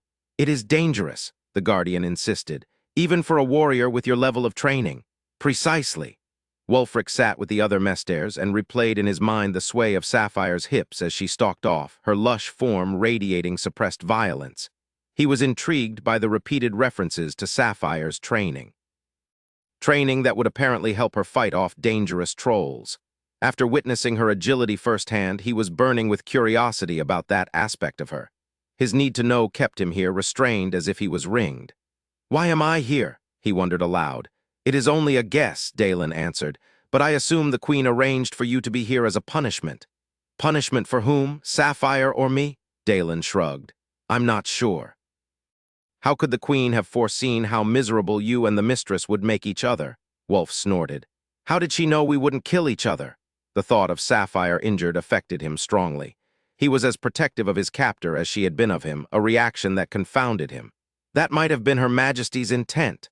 Wulf held Dalen's gaze to drive home his sincerity. I would never physically hurt the mistress, not even to secure my freedom. I believe you, Your Highness, but even if you wanted to, you'd find it very difficult to hurt her. She's too well trained. Because of her father. Yes, she was taught by the general himself. The mistress requires a towel in the healing chamber, Prince Wulfric, the Guardian called out. Wulf grabbed a couple towels from the cart by the arched doorway. I'm on my way. As he left the receiving room, he began whistling. At this particular moment, he didn't mind being a servant. A person had to be unclothed in the healing chamber. He was about to get his first unobstructed view of Sapphire. He waited at the door for one of the guardsmen to approach and disengage the lock. Wulf's prints were banned from all of the lock pads in the palace to prevent his escape. Pointless, but he was flattered by the effort. He would leave soon, regardless. One full night with Sapphire, and he would be able to leave without looking back. The door slid open, and he stepped inside. He froze when he saw Sapphire in the healing chamber. Her perfect body was marred with an assortment of cuts and bruises that were fading quickly.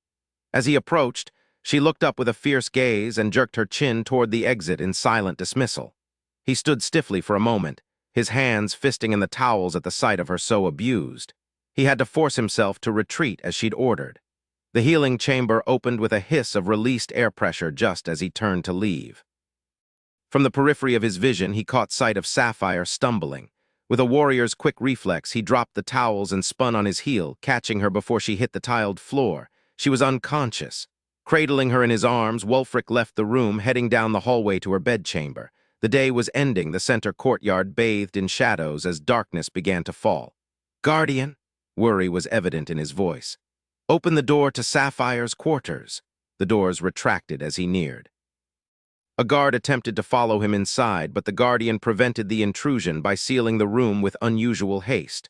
Wulf smiled grimly. Thank you. My pleasure. How are her vitals? He laid her down on her bed. The drapes slid closed and simulated candlelight illuminated the space. Vitals are stable. She is simply exhausted. He sat beside Sapphire on the bed and brushed her dark hair away from her forehead. What the hell happened to her? In answer, the computer projected a recording of the hollow room on a bare wall beside him. He watched, appalled, as Sapphire fought a brutal battle with at least 10 Valerian trolls. They were called trolls because of their short stature, but in truth they were evenly matched to the petite courtesan. Wulfric was astonished by both her skill and his reaction to it.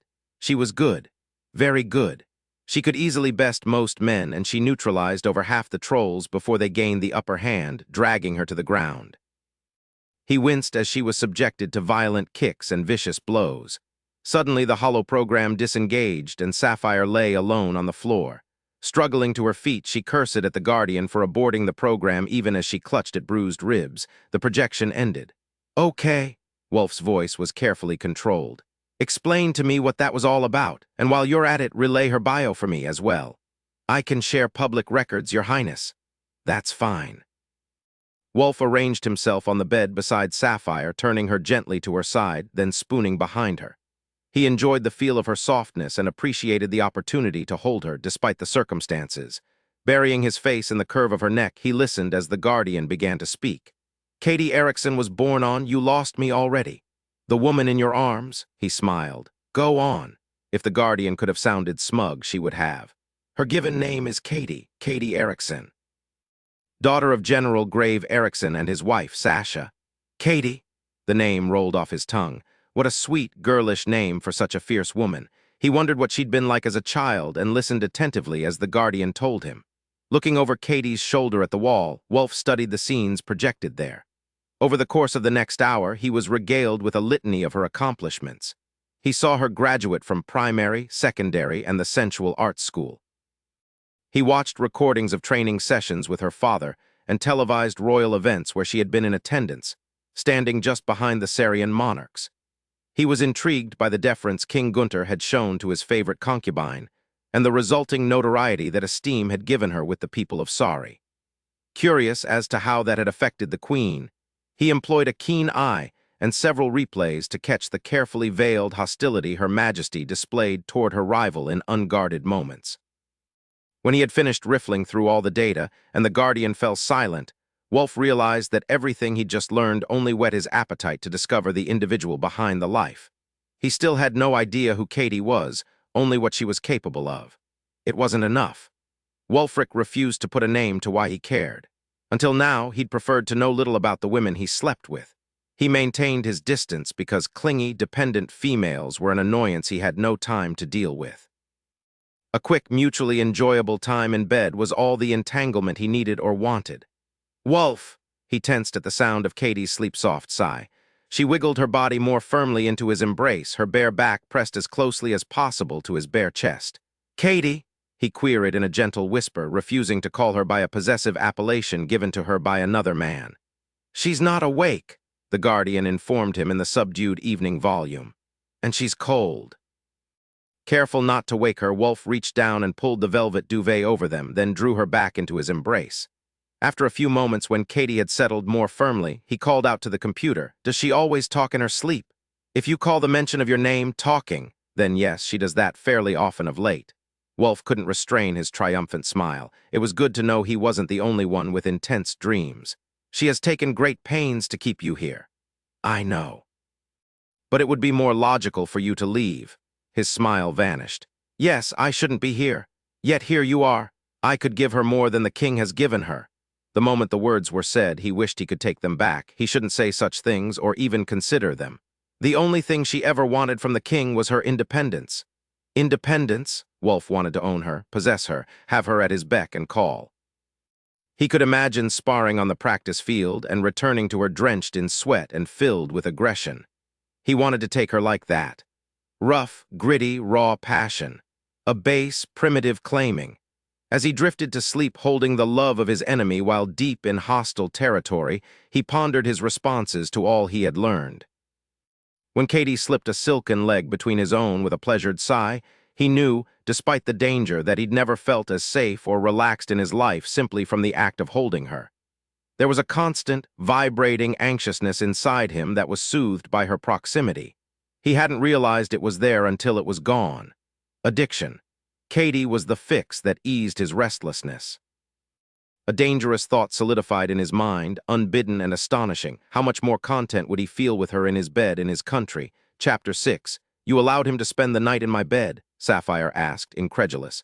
"The prince was concerned for you and wanted to assure himself that you were well." "Like hell he did, that's what I have you for." She buried her face in her hands. "Damn you. It is my primary programming to ensure your happiness." She lifted her head. "I should upgrade you for this. There is no guardian system of greater capability. I am a prototype uniquely designed to serve only you." Giving an enemy such intimate access to me is dangerous. On its face, I would agree. However, his vital signs and deportment tell me differently. He cares for you. He cared for you last night when you were unwell. You don't understand human behavior, Guardian. Sapphire brushed the hair back from her face. I'm valuable to him because I'm protecting him and because sleeping with me also sabotages the king and my father. You are not being truthful. You are being a pain in the ass. My programming is such that I am able to seek your happiness even while you seek to sabotage it. We'll deal with your programming in a minute, Sapphire snapped. First, tell me how I'm supposed to deal with him now. He was pleased to spend the night with you. I'm sure he was. Where is he now? Unpacking the household goods that just arrived.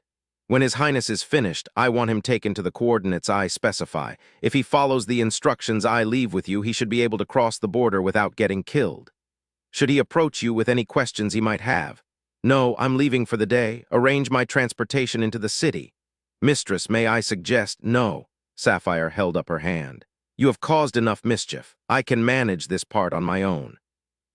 Sapphire surveyed the assemblage at the governor's residence with an indifferent eye. Once she'd enjoyed such lively events, but that had changed over the years.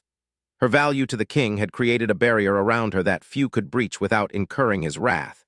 She was sorry to realize that she still felt lonely in a crowd. She was tired of being alone and exhausted from wearing a facade so carefully crafted no one saw the woman beneath it. Dignitaries, wealthy entrepreneurs, even the governor himself had approached her to come out of retirement. The sums of money offered for her services had been staggering, but she was far from flattered. The career of a consultant was a revered position requiring years of training and dedication. Depending on how wisely she selected her contracts, she could attain much power and privilege. There was no doubt in anyone's mind that Sapphire was at the top of her game, but she couldn't find much satisfaction in the notoriety. Not now that she'd experienced what it was like to enjoy the attentions of a giving, attentive lover. You look bored. She turned with a smile at the sound of her father's voice. I didn't know you were back in town. I arrived this evening. Grave Erickson cut a suave figure in his military dress uniform of dark blue jacket and slim trousers. I went to your home and your guardian told me I might find you here. Is this a social visit or business-related? Both. You wanted updates on the investigation into Prince Wulfric's disappearance, or have you lost interest? No, her heart raced. What have you learned? Not too much, to be truthful, but it was a good excuse to visit you. Dad, Sapphire laughed. She adored her father for all his many facets. He was strong and powerful, yet infinitely loving and blessed with the ability to find the silver lining in every cloud. Let's take a stroll through the governor's conservatory, and I'll tell you what little I know. He offered his arm, then led her easily through the crush. The masses parted quickly for their revered war hero and his equally famous daughter. I still haven't determined where the prince was taken after he was sold. Have you found out who hired the mercs to attack him? No. I tracked down the go-between, but he communicates only through videoless comlink. Grave glanced down at her. I had assumed the prince was attacked in an effort to kill or ransom him, but apparently that was not the case. He was to be delivered to someone here in Sari. The torture was merely for the mercs' amusement. They had almost killed him, the fools. The memory of Wulfric's horrifying network of injuries would haunt her forever. It was a testament to his resilience that he remained proud and unbroken after such abuse. His will to survive was strong and admirable. Aching with the knowledge that he would be gone when she went home, Sapphire pushed him from her mind. The only future contact she would have with him would be through news reports in the media. Look, but don't touch or covet. In the brief time she'd known him, he had become an ever-present specter in her thoughts. She was deeply connected to him. He had only to look at her and she felt his influence, a strong connection. She knew he was thinking of all the ways he could please her, which was entirely removed from the king's weighty expectation for how she would please him. Quite simply, she would miss Wulf, but keeping him had not been an option. Who in Sari would wish to purchase Wulfric? She wondered aloud. Wulfric, is it now? She purposely ignored the query, schooling her expression into bland lines. I'm as intrigued as you are. I'd like to join your investigation, Grave laughed. Getting restless already? I've been restless the last few years. I'm ready for change and a little excitement. He clasped her hand in his large one and squeezed. Well, I'd love to have you. How about we start on first? Why don't we start tonight? The thought of returning to her home and finding Wulf gone was depressing. Her father's company would provide a welcome distraction. "You're staying with me, right? We can drink until we're silly." He gave a regretful shake of his head. "I wish I could, but the king is making an appearance tonight. He spends more time away from the palace since you left. Now that I've been seen, I will have to stay in my quarters, or he may use me as an excuse to visit you. Considering his mood lately, I don't think that would be wise." "Poor Daddy." Lifting to her tiptoes, Sapphire kissed his cheek. "I'm going home before he arrives. We'll talk more on first day. I'll be there bright and early, sweetheart. I love you." Despite the crowd around them, he caught her clothes and squeezed her tight. "I love you too." It was well after midnight by the time Sapphire returned to her home. The interior was dimly lit and quiet, with most of her mesters either out for the evening, as she'd suggested, or in bed. She went straight to her bedroom, striding quickly over the threshold as the doors retracted, then slid closed again behind her. "Keep the lights off," she ordered when they didn't come on immediately. Trained to be comfortable with moving in the darkness, Sapphire advanced easily through the space, setting her jewelry on the vanity before slipping out of her dress. The garment pooled at her feet and she kicked it away before starting toward the comfort of her bed. She was mere steps away when a rustle of sound stilled her. Paused in mid-stride, she waited, alert and wary. "Your clothes reek of men's cologne." Wulf's deep voice rumbled across the space between them. He was directly behind her. If she hadn't been distracted by melancholy, she would have felt his presence sooner. His fury radiated like a heat wave. She shifted away silently, knowing that when she spoke, he would be able to pinpoint her position. "You're not supposed to be here," she whispered. "We have unfinished business." His tone was icy and originated from a different location in the room. He was circling her. Sapphire moved toward the bed, her intent to place the massive piece of furniture between them. "We have nothing." Wulf tackled her from behind, twisting before they hit the bed to take the brunt of the impact. Surprised by the assault, she was easily overpowered. He rolled over her, pinning her arms above her head and her body beneath his. "Guardian!" She arched upward, attempting to dislodge him. There was no reply. The only sound in the room was the harshness of their combined breathing. "She can't help you," Wulf murmured. "I disengaged her alarm and her control of this room. She can't send for help and no one can get in. She'll find a way to notify the guards." "I don't think so. She likes me. Who do you think let me in here to begin with?" Sapphire refused to believe him, struggling against his grasp until she realized he was without clothes, just as she was. A soft sound escaped her as the minutes continued to pass without any sound from the Guardian. Wulf's skin was on fire against hers, his body solid and firm against her thigh. "Let me go." "Who were you with?" "That's none of your damn business." She increased her efforts to buck him off. Trapping both of her wrists in one of his hands, Wulf reached to cup her in his other hand. Her belly clenched as he touched her. He dropped his forehead to hers with a harsh exhale. The tension drained from his frame and his body relaxed against hers. "You're untouched. You're insane." He continued to tease her with his fingertips. Her blood heated from his touch, but her rage burned hotter. "You'll regret this," she snapped. He brushed tender kisses across her eyelids. "I'm sorry if I frightened you." "You can't do this, Wulf. We can't do this." His lips continued to move feather-light across her face. "Do you have any idea what I've gone through these last hours waiting for you?" He touched the corner of her mouth. "Or perhaps you know, perhaps you felt the same every time the sensual arts students came. Now who's vain? You watched to see if I took one of them to bed," he purred, his lips slipping along her clenched jaw. "I did not." "Yes." His velvety voice curled around her in the darkness. "You did." He kissed her ear and she shivered beneath him. Her body betrayed her by melting into his hand. He growled softly and stroked her body, where he rubbed with perfectly gauged pressure. She felt a sound rise in her throat, her senses inundated with the scent of his skin. Wulf was so hot. A fully aroused and determined male animal, and he was skillfully building her desire to match his. "I waited for you," he whispered. "I was fit to kill, thinking you'd turn to someone else. Why would I go out for companionship? I have 13 virile men right here." She deliberately left him out of the number. He nudged her legs wider. 2 fingers moved inside her, sinking deep in one fierce glide, contradicting her without words. "Who were you with? What?" She couldn't think. He chuckled and she could picture the smug look on his handsome face. The man was too arrogant, a trait that turned her on. She wanted to be angry at him, not feeling this immense pleasure from his hand. "Why didn't you leave?" she asked with a tortured groan as he kept up a steady, rhythmic movement. She was so damn hot for him, moistening his fingers. She could feel her desire growing and knew it was driving him crazy. His body thickened and throbbed insistently against her thigh. "I won't leave until I have you, Katie. I can't." The sound of her name on his lips undid her, coaxing a lone tear to slip past her lashes and down her temple. Wulf slipped a third finger inside her, stretching her to fit him, stroking her with tender skill. His mouth pressed kisses along her breasts, his lips parting to surround a hard, aching nipple. "Stop!" She moved beneath the relentless teasing of his tongue. He teased her nipple, then gently kissed her with long, drawing pulls. He spoke against her skin. "I couldn't stop touching you now even if the entire Sarian army was outside the door."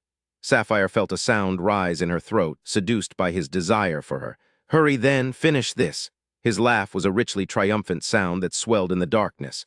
"I won't rush this. I want you to give yourself completely, nothing held back. We don't have time. Act as if we do. For one night. For tonight, then I'll go." Sapphire closed her eyes. "All right." Her hands were released and his weight left her. Taking advantage of the freedom, she rolled from the bed and darted to the window. A flash of light mellowed into the steady glow of a real candle. She blinked, her eyes adjusting to the sudden illumination. "Where did you get that?" she asked, surprised. Wulf smiled and her breath caught. "From Dalen. He claims women find real candlelight romantic. Do you?" He stood within the circle of the golden glow, magnificent in his powerful form. He was flushed with heat and his body was taut with desire, his gaze dark and possessive. He had no right to look at her that way, but she liked it. "I've risked my life to keep you," she said. "I've risked mine to stay." He raked her from head to toe. "How stunning you are." Wulf's voice dropped even lower and his body swelled further. "I love how you force me to fight for you every step of the way. Tomorrow you have to leave." "I don't want to think about tomorrow," he approached. "We have to think about it. It's only a few hours away." He held his hand out to her. "So let's not waste any more time. You take this too lightly." "I've neglected my responsibilities to my people to be with you," he retorted. "An attempt has been made on my life, and as the days pass, the trail to the assassins grows colder. I don't take this lightly. I don't want you. But you gave me life when I was hoping for death, and you made me want it. There's nothing light about this." She took a step toward him, drawn to his passion and raw honesty. Wulf reached her and wrapped his arms around her, lifting her feet from the floor. His mouth claimed hers with an ardor that broke what little resistance she had left. Her arms slipped around him, pulling him tightly against her. She stroked his back, her fingertips kneading the hard muscle beneath the satiny skin. A sound of deep pleasure rumbled against her lips, and before she registered movement, he was pressing her down into the bed. She cupped the firm flesh of his lower back and urged him closer, cradling him in the apex of her thighs. Despite her desire, Sapphire felt like crying. Through the heat that clawed at her, reason prodded, demanding her attention. She thought of her king, her father, her freedom torn between her loyalty and the realization of a dark fantasy she'd never known she had. Rolling, she took Wulf under her, keeping her mouth joined with his. His hands reached for her, but she stopped them, lacing her fingers with his and pinning them to the mattress. "Let me touch you," he said hoarsely. "No." She managed a seductive smile. She needed control not just of herself, but of this encounter. Her livelihood was the fulfillment of desire. If she focused on the mechanics, perhaps she could reduce this overabundance of feeling to something manageable. "You wanted me to give myself to you?" Her lips moved across his face. She kissed his eyebrows and eyelids, then the tip of his nose and his chin. When she kissed his throat, she felt his body tense between her legs. She rubbed her desire along his length until he made a sound of deep pleasure, then she stilled, teasing him with the damp heat of her desire. "Don't play with me," he growled. "I've waited long enough." Sapphire rose slightly, leaning over him until her breasts pressed into his chest. She slid down until his solid body was lodged at the entrance to her body. She quivered at the feel of him. He was big and hot and hard. Slowly, she pressed downward, taking the first solid inch with a sharp exhale. Impatient, he moved upward and she gasped as he moved more of his body into her. Wulf froze. "Am I hurting you?" His voice was full of desire. "You're so tight. I want to be with you until you fit me like a glove." She moved herself onto him, biting her lip to keep from crying out as he thrust insistently, working deep into her. The sensation of being stretched to the limit refocused her, reminded her to keep this encounter physical. Nothing more, he cursed. "Relax, let me in." Sapphire released his hands, sat upright, and closed her eyes. She gave herself up to him, letting him shift her, move her, work her onto him until he was as deep as he could go. A desperate sound escaped her, then another. Wulf's breath hissed out between clenched teeth. "Yes," he growled, gripping her hips, pumping her up and down on him. "That's it, keep doing that, Katie. Keep making those soft sounds." The rough emotion in his words made her body respond, and the ride became easier. She concentrated on the tempo and her own breathing, finding his rhythm and matching it, stroke for stroke. He increased the pace, swiveling his lean hips and thrusting high and hard. Their breathing grew more labored, the need more urgent. She moved faster, settling into a powerful rhythm. "Look at me." Sapphire tilted her head back and kept her eyes squeezed shut. His fingers on her thighs gripped her painfully, halting her movements. "Are you avoiding emotion?" he snarled. Lightning quick, Wulf wrenched her to the bed and pinned her beneath him, thrusting deep. She gasped, startled into looking at him. "You thought I wouldn't notice," his fist wrapped in her long hair, arching her neck to his ardent mouth. "When every part of me is focused on you, you thought I wouldn't notice that you were holding back. Pleasure is pleasure. I can get that anywhere. It's you I want. All of you. That was the deal. You're getting what you wanted. Not yet, but I will." Wulf began to move with long, deep plunges. "I can stay with you all night until you give me what I want." She tried to close herself off, but he wouldn't allow it, driving hard and fast into the very heart of her, breaking the concentration she needed to separate mind and body. She panicked, panting harshly, her heart racing until she was dizzy. Struggling to get away, she found herself trapped by her restrained hair and Wulf's demanding movements. He couldn't last, not like this. Sucking in air like a swimmer too long underwater, Sapphire changed tactics, spreading her thighs wider so that he could plunge deeper. His skin was slick with sweat, his lungs heaving for breath. He rose above her, trapping her gaze with his. With a slow, seductive smile, he hit the end of her and began to grind. "Oh no, Katie, I won't climax that easily." He pulled back, tugging his body from her depths, then pushing back into her. It burned her, that deliberate thrust, flushing her skin and knotting her center. "It feels good, doesn't it?" His voice was deeply passionate. "I love how you hold me. You're so soft and warm. I want a climax more than I want to breathe, but I can wait." "Don't." "Yes." Wulf continued the seductively slow plunge and retreat, watching her, studying her reactions, repeating movements that made her crazed for him. She had no defense against his demanding attention. Her body adjusted to him, then welcomed him. She had never felt such pleasure. His body filled every space inside her as if it were made for her. He rocked his hips and she couldn't stifle her sound of pleasure. The friction was irresistible, urging her to work with him. As she moved beneath him, his hands moved over her, gentle and soothing. "SHH," he gathered her closer. "Don't fight it, let go." "Wulf, feel how deep you can take me." His tone was reverent and tender. "What a perfect fit you are for me. You were made for me, Katie." Detachment was impossible. If he'd focused on the physical act, she would have as well.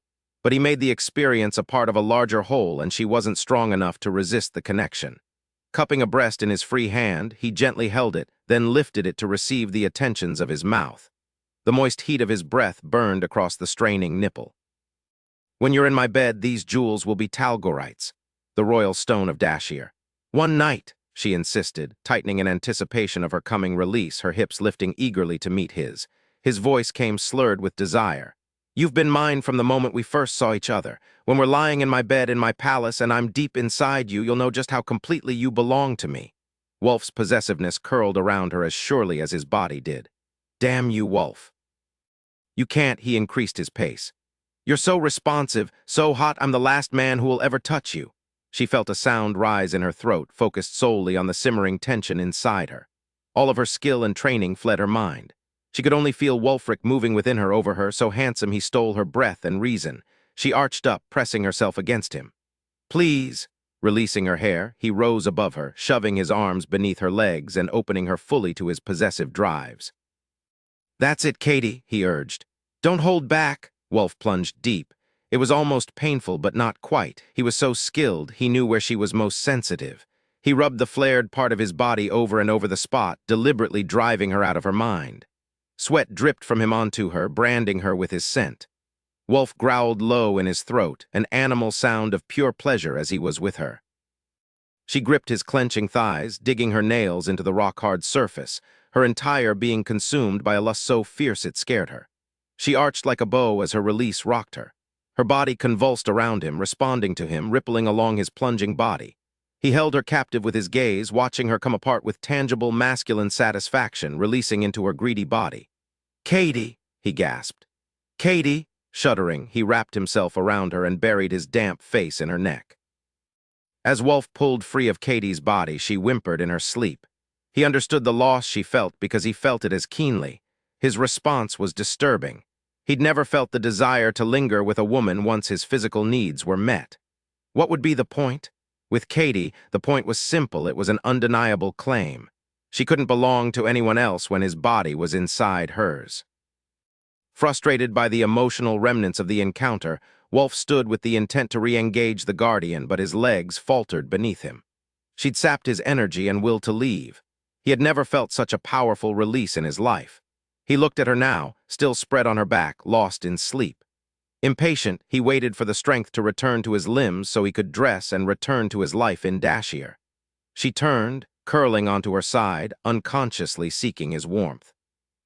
Her sun-kissed skin was flushed from his ardor, her hair tangled all around her. She sighed his name. "Katie!" Without thought, his hand extended toward her. Even now he wanted her, wanted to hold her close and share the warmth she was seeking. Clenching his outstretched hand into a fist, Wulf pushed to his feet and retrieved his pants. He drew them on, tied the drawstring, and refused to look at the bed as he twisted the face of his signet ring. Instantly he stood on the transfer pad of his palace in Dashir. His eyes burned, but he told himself it was caused by exhaustion and the relief of being home. Chapter 7. Sapphire awoke and reached her arms over her head, her legs stiffening in a full-body stretch. She winced at the soreness that plagued various parts of her body, but her mouth curved in a feline smile. Wulf had been a dominant lover, but his touch was so gentle, his focus so completely on her pleasure that she relished the experience. Turning her head to the side, she expected to find Wulf beside her, but he wasn't there. Frowning, Sapphire lifted her head to search the shadows of the room. "Guardian?" "Yes, mistress." "Glad to have you back. Open the drapes." The gold velvet parted, letting sunlight drench the room. She blinked, hurrying her blurry eyes in their adjustment to the brightness. "Wulf." There was no reply. "His Highness is no longer in the residence." Wulf had left, just as he'd promised. Sapphire swung her legs over the side of the bed and paused a moment to collect her thoughts. She would have to relegate Wulf to a distant corner of her memory. They'd shared a stolen moment and indulged in temporary pleasures. Now it was time to move on. Easier said than done, she realized as her eyes began to sting. She held on to the edge of the mattress as she dropped gingerly to her feet. The tightness in her chest made breathing difficult, and she forced herself to inhale deeply and exhale slowly. "Should I send for a mester?" "No, I'm fine." A moment later, the doors to her room slid open. Rapidly becoming accustomed to a computer that did whatever it wanted, Sapphire reached for a sheet to cover herself. "I told you, good morning, sleepyhead." She paused at the sound of the familiar, deeply commanding voice and stared at the man who filled the doorway. Wulf's smile weakened her knees. "I was going to feed you breakfast in bed."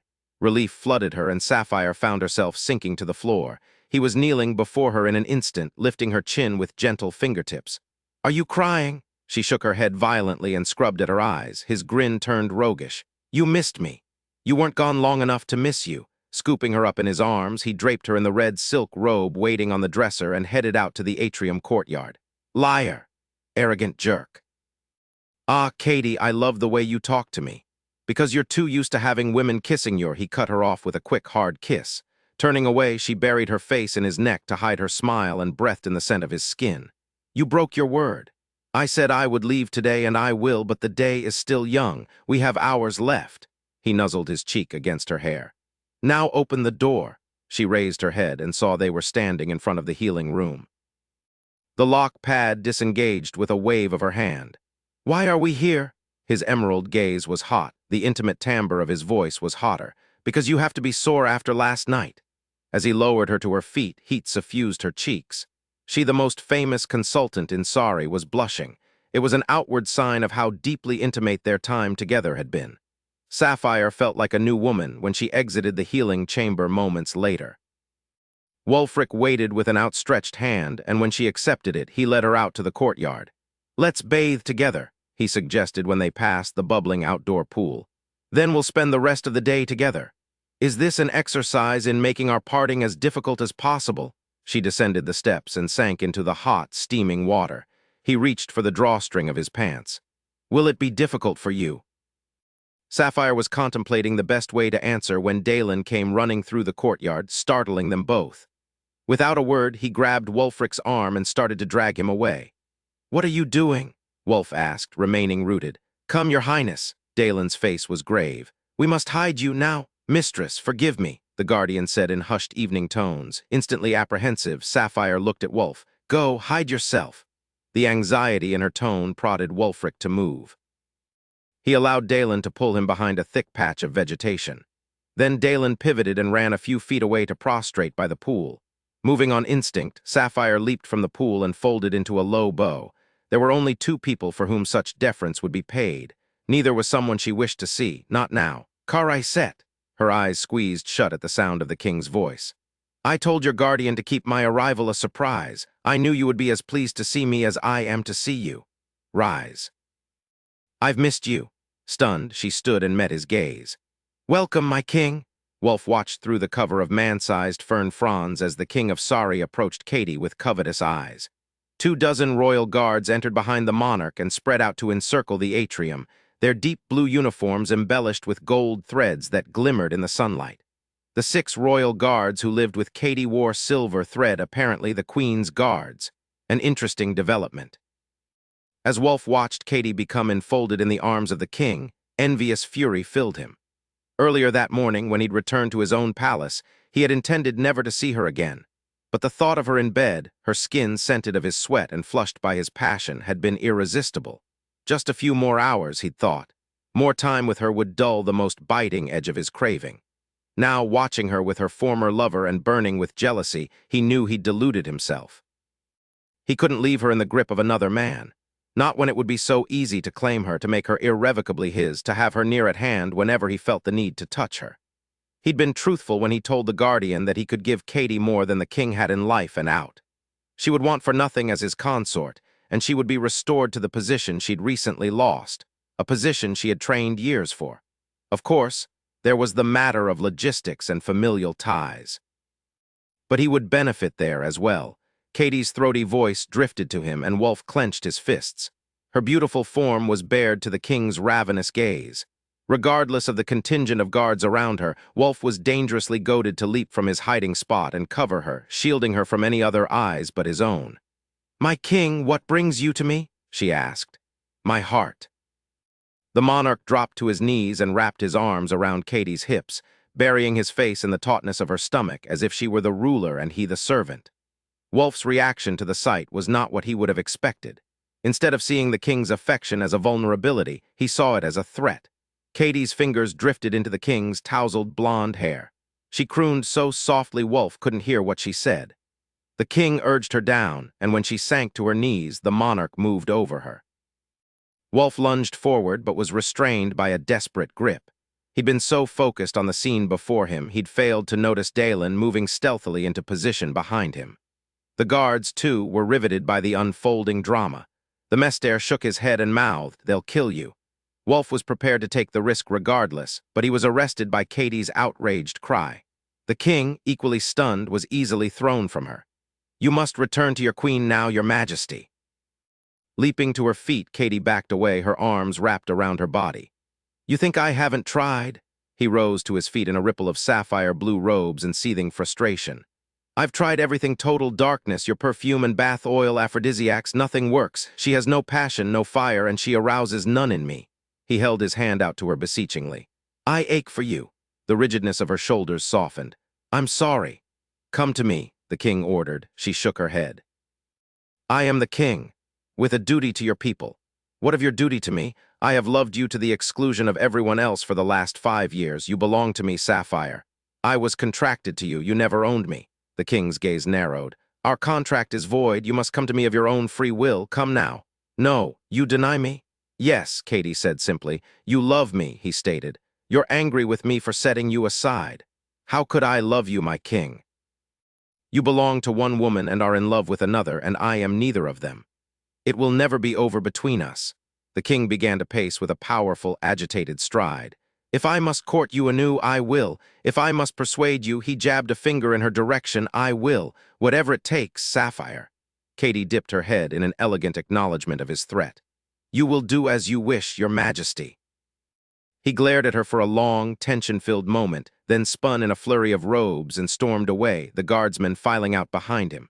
A moment later, the guardian advised, "His Majesty has departed, mistress." Dalen released Wulf just as Katie sank to the ground. Wulf went to her. "If you hadn't stopped him, I would have." Dropping to his haunches beside her, he tried to pull her into his arms, but she recoiled. He frowned. "Don't be afraid. No one will take you against your will." She didn't meet his gaze when she spoke. "Go home, Your Highness. The Guardian has the information you'll need to cross the border safely, and she will arrange your transportation." Wulf yanked her toward him. "Talk to me." "I'm no longer in the mood to spend time with you," she said without inflection. "You should go." He tensed, insulted. "Don't punish me for another man's faults." Katie opened her mouth to argue, and he took it, gripping her by the elbows and lifting her to meet him halfway. For endless moments she hung motionless in his arms, her lips unmoving beneath his. He changed tactics, revealing his need in soft, deliberate kisses. Soft, coaxing sounds rumbled from his throat. He rubbed his furred chest against the softness of her breasts until her nipples peaked hard and strained for his touch. He obliged, lifting one hand to cup the full flesh, his thumb and forefinger tugging the taut point in just the way she liked. Katie surrendered.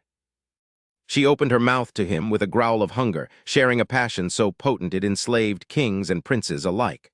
Wulf's tongue swept inside and tangled with hers. His hands cupped her hips and pulled her into his lap. She felt a sound rise in her throat. He tore his lips from hers, pressed her to the ground, and settled between her spread thighs. Wulf gazed down at her flushed features and sad eyes and asked, "How can you send me away after last night?" "You act as if there's a choice, as if there's an option for us to be together. You know there isn't." "I know I want more, so do you?" He gently kissed along the column of her throat. Rolling his hips, he urged his length against her body. He didn't want her thinking right now. He didn't want to think right now. It was impossible to want something this badly and not have it. "The time when we could have walked away has passed, Katie. You would give up your kingdom and your freedom for a woman." She argued in a husky voice. "You're not the man I thought you were." Wulf lifted his head to meet her gaze.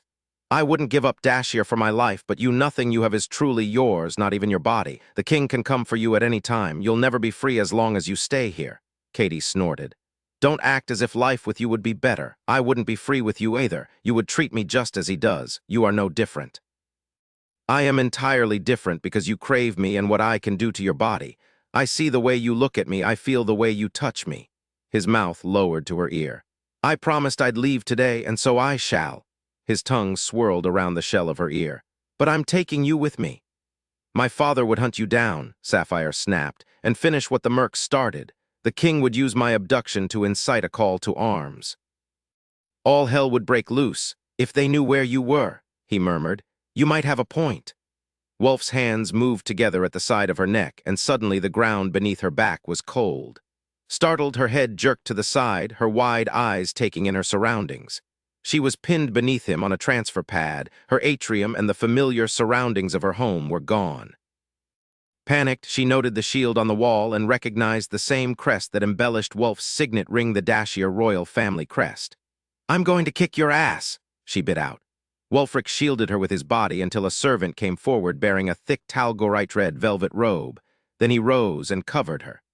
Gaining a seated position, Sapphire clutched the rich material to her breasts. Royal guardsmen dressed in red and gold uniforms lined the walls of the transfer room. As they prostrated themselves respectfully, she realized that Wulfric's return had been expected, as evidenced by the ready availability of the royal garment she was draped in. "What the hell have you done?" she breathed. He extended his hand to her. Sapphire ignored it, jumping to her feet and deliberately leaving the robe on the floor. Stepping in front of her, Wulf blocked her body from the guards behind him. He kicked up the robe with his bare foot, caught it in his hand, and held it out to her. "Cover yourself." Her chin lifted. "No." He moved so quickly she had no time to avoid him. Within the space of a gasp, Wulfric had her swaddled in his royal robes and tossed over his shoulder. "Damn you, Wulf." She struggled to free her arms. "You're starting to piss me off." He ignored her. Moving toward the exit, he barked orders en route. "Send a platoon to the return coordinates." "I've adjusted the Guardian system to allow transfers from this pad's signature, so you'll have to instigate the engagement from here. Collect the servants and guards and bring them to Dashir. Retrieve the home's computer chip undamaged. Nothing and no one that would betray my recent presence in Sari can be left behind." Sapphire screamed in frustration. "Put me down before I hurt you." Wulfric's voice rose to drown out hers. She bit him. He gently patted her lower back with his free hand. "Stop that! You know you can't do this, you arrogant ass!" She felt laughter rumble through him and saw the shocked expressions on the faces of his men. She glared at them. "Tell the king I have returned." He strode toward the door. "But I am not to be disturbed until tomorrow." Wulf cupped her lower back possessively. "I'll be busy a while." Wulf's long-legged stride ate up the seemingly endless length of white stone hallway with ease. The guards stationed at various intervals bowed at the waist as he passed, their eyes wide as they stared at Katie squirming and swearing loudly over his shoulder. She had the vocabulary of a hardened soldier, and she didn't hesitate to use it. He'd never been so verbally abused in his life. Coming from Katie, he found he enjoyed it immensely. The doors to his residence slid open when he approached. He entered to a chorus of eager greetings and sighs at his half-dressed state. As his concubines rushed toward him, he kept them at bay by holding up the hand not currently touching Katie's lower back. "Your Royal Highness!" He turned to the elderly woman prostrated just to the right of him. "Sabine!" He greeted his chamberlain with a smile. Once she had been his father's concubine. Now retired, she served Wulf by maintaining order in his residence. "You may rise." "Who is that you have there?" she asked, rising gracefully to her feet. As he started toward the large rectangular pool that dominated the center of the room, she fell into step beside him. 3 fountains broke up the tranquil surface of the water, the splashing sounds mingling with the melodious voices of his concubines and the sounds of birds chirping in the various cages that decorated the perimeter. The humid air was redolent with lush hothouse flowers, various perfumes, and luxurious bath oils. Jewel-encrusted doors lined the walls, each portal leading to the private quarters of a concubine. Drenched in the sunlight pouring from the massive skylight above, the expensive and precious gems winked and flashed to glorious effect. He slid Katie from his shoulder, careful to keep his hold on her while maintaining her confinement within his robes. "Sabine, this is Katie." "Sapphire," Katie corrected testily. Grinning, he told Sabine, "She needs a bath and suitable garments. I want her body jewelry changed from sapphires to talgorite. I prefer her hair down. When she's ready, bring her to my rooms." Sabine was eyeing the disheveled Katie appraisingly when the import of his words registered. Her gaze darted to meet his. "Why your rooms, your highness?" "That's what I said." With a flourish, he yanked the voluminous fabric of his robe from Katie, causing her to twirl outward from the enveloping folds.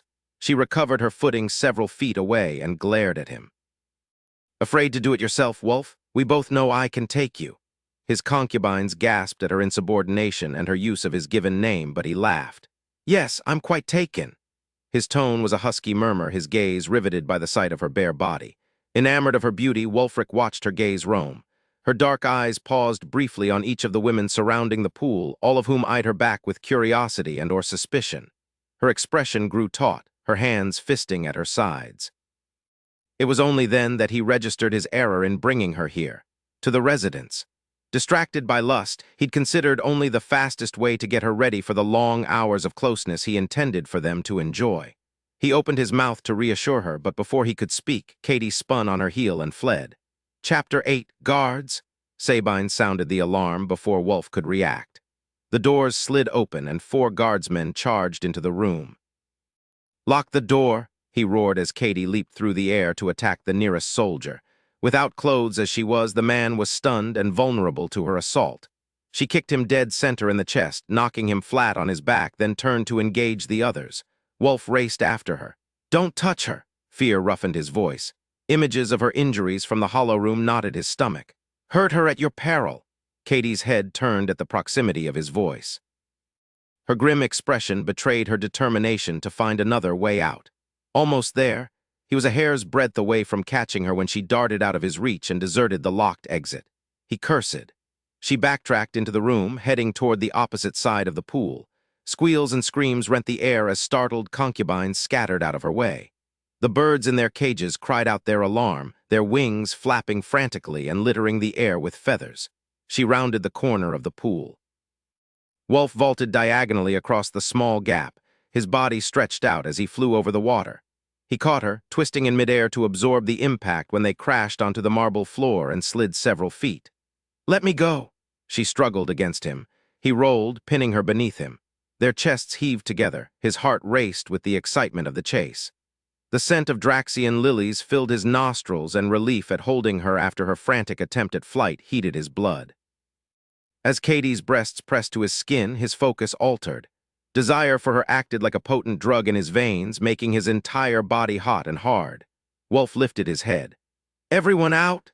His mind distantly registered the sounds of footsteps fading and doors slamming shut, but his focus was on the woman in his arms.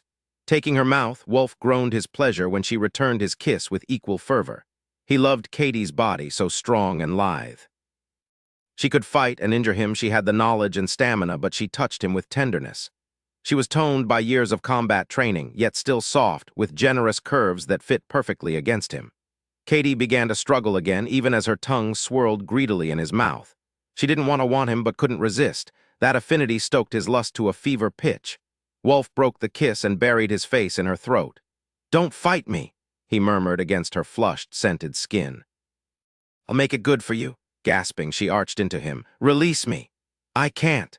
He grabbed her wrists and pinned her arms above her head. He drew a taut nipple into his mouth, teasing it with his tongue before gently touching her with hard, deep pulls. "Oh," Katie twisted in an effort to deter him. "No," Wulf moved to her other breast, nipping the hard peak with his teeth before soothing the sting with gentle licks. "Stop moving," he rumbled, then he curled his tongue around the straining point of her breast. Katie tried to buck him off, but the movement only forced her legs to spread. His hips dipped between her thighs, settling perfectly into place because she was made for him. "Wulf, no. Remember last night," he crooned. "How good it was." His hips swiveled against hers, rubbing his body against her intimate area. "We were meant for this, you and I." As he rocked into her, massaging her body with the hard length of his, she felt a sound rise in her throat. "Give me the top." Wulf growled, remembering the way he'd felt last night when she focused on the act. "Why? So you can focus on the action." Holding her wrists with one hand, he reached between them to loosen his drawstring. His wrist rubbed against her and she hissed in pleasure. "Isn't that why you stole me?" she challenged. "Isn't that why I'm here in your residence with all your other women? To serve?" Rough and impatient, he shoved his waistband down and his body sprang free. With a deft twist, he pulled her over him, his legs kicking until he was freed from his pants. "It was a mistake," he said gruffly. "I wasn't thinking." "You're not thinking now?" she gasped as he positioned his body between her petal-soft folds and pushed into the tight, plush clasp of her body. She held herself aloft with her hands on his chest, her soft body holding him in an intimate embrace. He forced himself to wait. "Your choice, Katie. You said you could take me. Do it." Katie's lithe thighs were defined by the effort required to keep herself above him. The sight of her bare, toned body was so erotic it made Wulf perspire. It was such a provocative and tantalizing view. He couldn't imagine ever growing tired of it. "Will this satisfy you, your highness?" With a practiced swivel of her hips, she took him to the root, the soft skin of her body kissing the base of his shaft. "Is this what you wanted?" Wulf's breath hissed out between clenched teeth. His fingers dug into the slick marble beneath him but found no purchase. Her hands lifted to slide into her hair, thrusting her breasts forward wantonly. With narrowed eyes, Katie licked her lips and rose, stroking his body in a heated, intimate embrace. "Katie," he groaned, lost in her. "You are so beautiful." She began to dance then, her seductive body undulating over and around him, her hips rolling and lowering, her arms manipulating her hair into a graceful curtain of dark silk. "Is this what you had in mind?" she purred, riding him with breathtaking skill and schooled elegance. "To steal your enemy's lover and be intimate with her in your residence, to take his prized consultant and add her to your stable as just one of many." "What?" he choked as she rippled her inner muscles along the length of his throbbing body, stealing his wits. "Are you thinking of him now?" Katie goaded, her throaty voice roughened by passion. "Wishing he could see you. Wishing he was watching me give to you what I wouldn't give to him." With a growl of fury, Wulf tugged her flat against him and twisted, taking her under him again. "The king has nothing to do with this, nothing." "You lie." Her eyes glistened and the sight made his chest tight. "Why else would you bring me here to be with all of them?" "Because I'm an idiot." He pressed the words into her throat with fierce kisses. "I lost the ability to think clearly the moment I saw you." "Wulf," her voice broke. The wealth of emotion between them made him dizzy, but he welcomed it. He was alive. His heart beat strongly in his chest, his lungs breathed in air, and in his arms lay a beautiful, desirable woman he admired. A woman who felt as he did reckless and out of control. He laced his fingers with hers and pulled their arms over her head. "Let me make it good for you." "It's too good," she whispered, her hand squeezing his. His chest flexed against hers as he returned her grip. "It is, and it's between us. No one else." She hugged him deep inside her, caressing him with those maddening little muscles. He dropped his head next to hers. "I don't want to hold back, Katie. I want to be with you hard and deep." Her tongue delved into his ear, making him tremble. "Do it. Burn this out." With a grunt of pure lust, he wrapped himself around her and began to thrust. Wild, he drove into her with a singular madness, his lower body clenching and releasing in rapid rhythm as he propelled himself as far into the heart of her as he could go.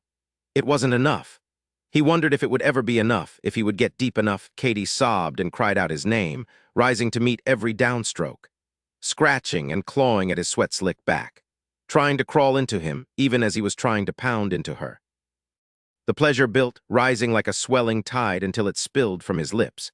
"Katie, yes, like that, you're so tight, so hot, so wonderful." Snarls and savage groans rose in volume around them.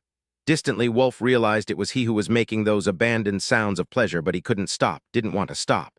His climax was wrapping around his spine and making his body tense. He wanted to slow down, make it last, but there was no way. They grew closer, lost in the moment together. His knees were bruised from the stone floor, but the pain anchored him to the present, to this moment, to this woman. The woman who'd wanted him when he'd wanted to die. Gritting his teeth, Wulf tried to will away the unbelievable emotion. But Katie cried out his name, a torrent of sound, her body trembling around him. She dragged him with her into the intense feeling, yanking him under. He succumbed with an exultant shout of masculine triumph. He shuddered violently, his jaw clenched tightly as he gave himself over to the feeling. Shuddering with the devastating force of his release, Wulf fought to pull air into his lungs. Katie's body continued to hold him in aftershocks that stole his sanity. He pressed tender, grateful kisses along the side of her face and neck. Releasing her hands, he hugged her, then curled them both on their sides. How had this obsession consumed him so quickly?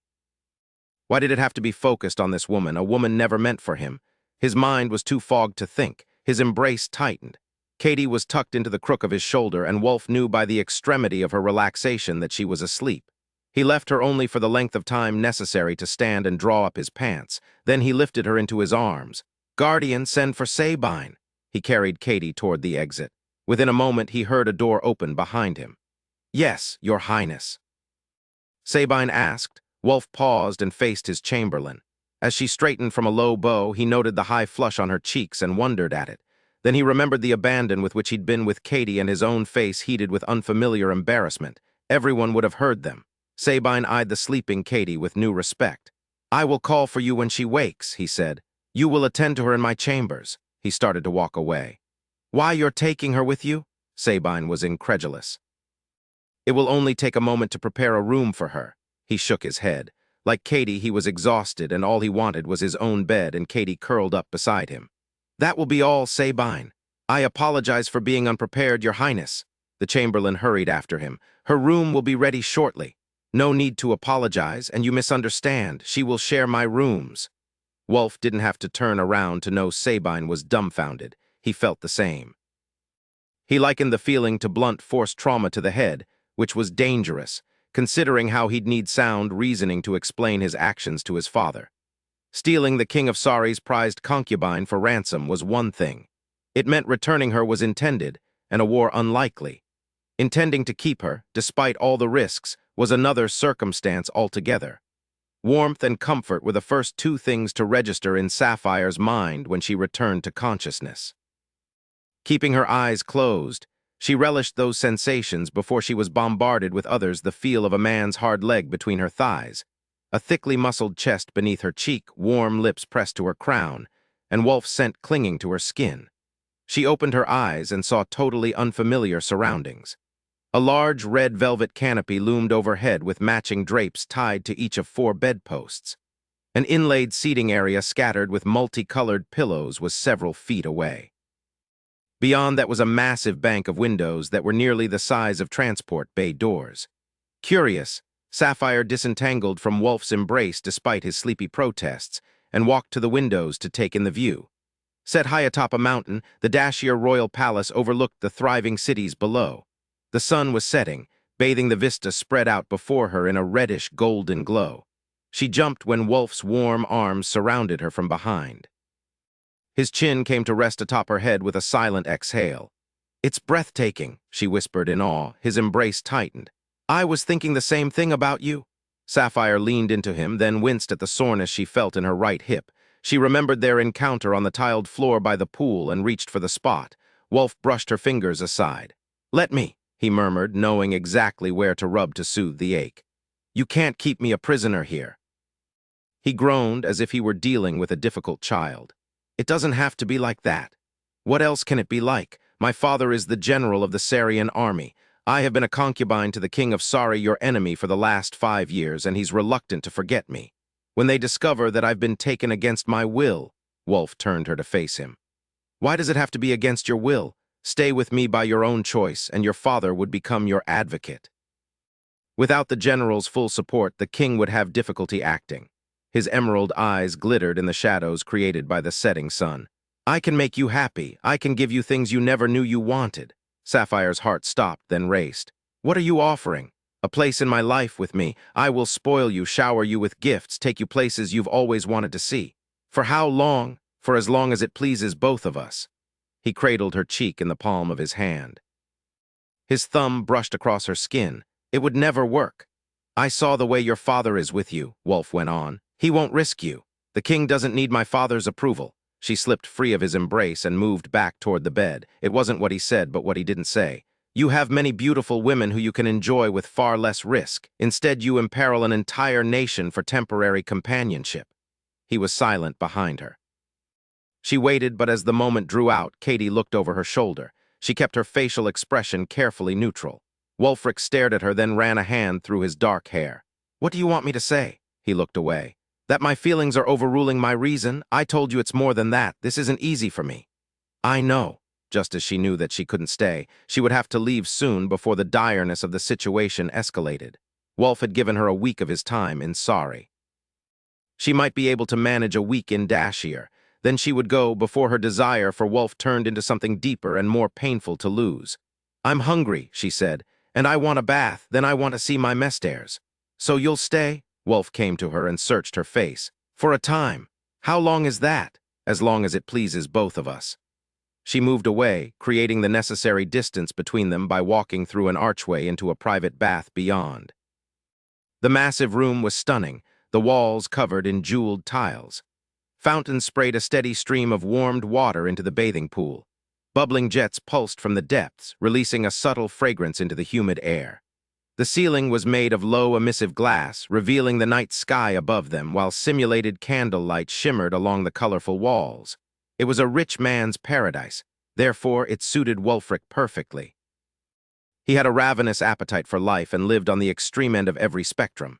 He was wild and unrestrained, which both lured and repelled her.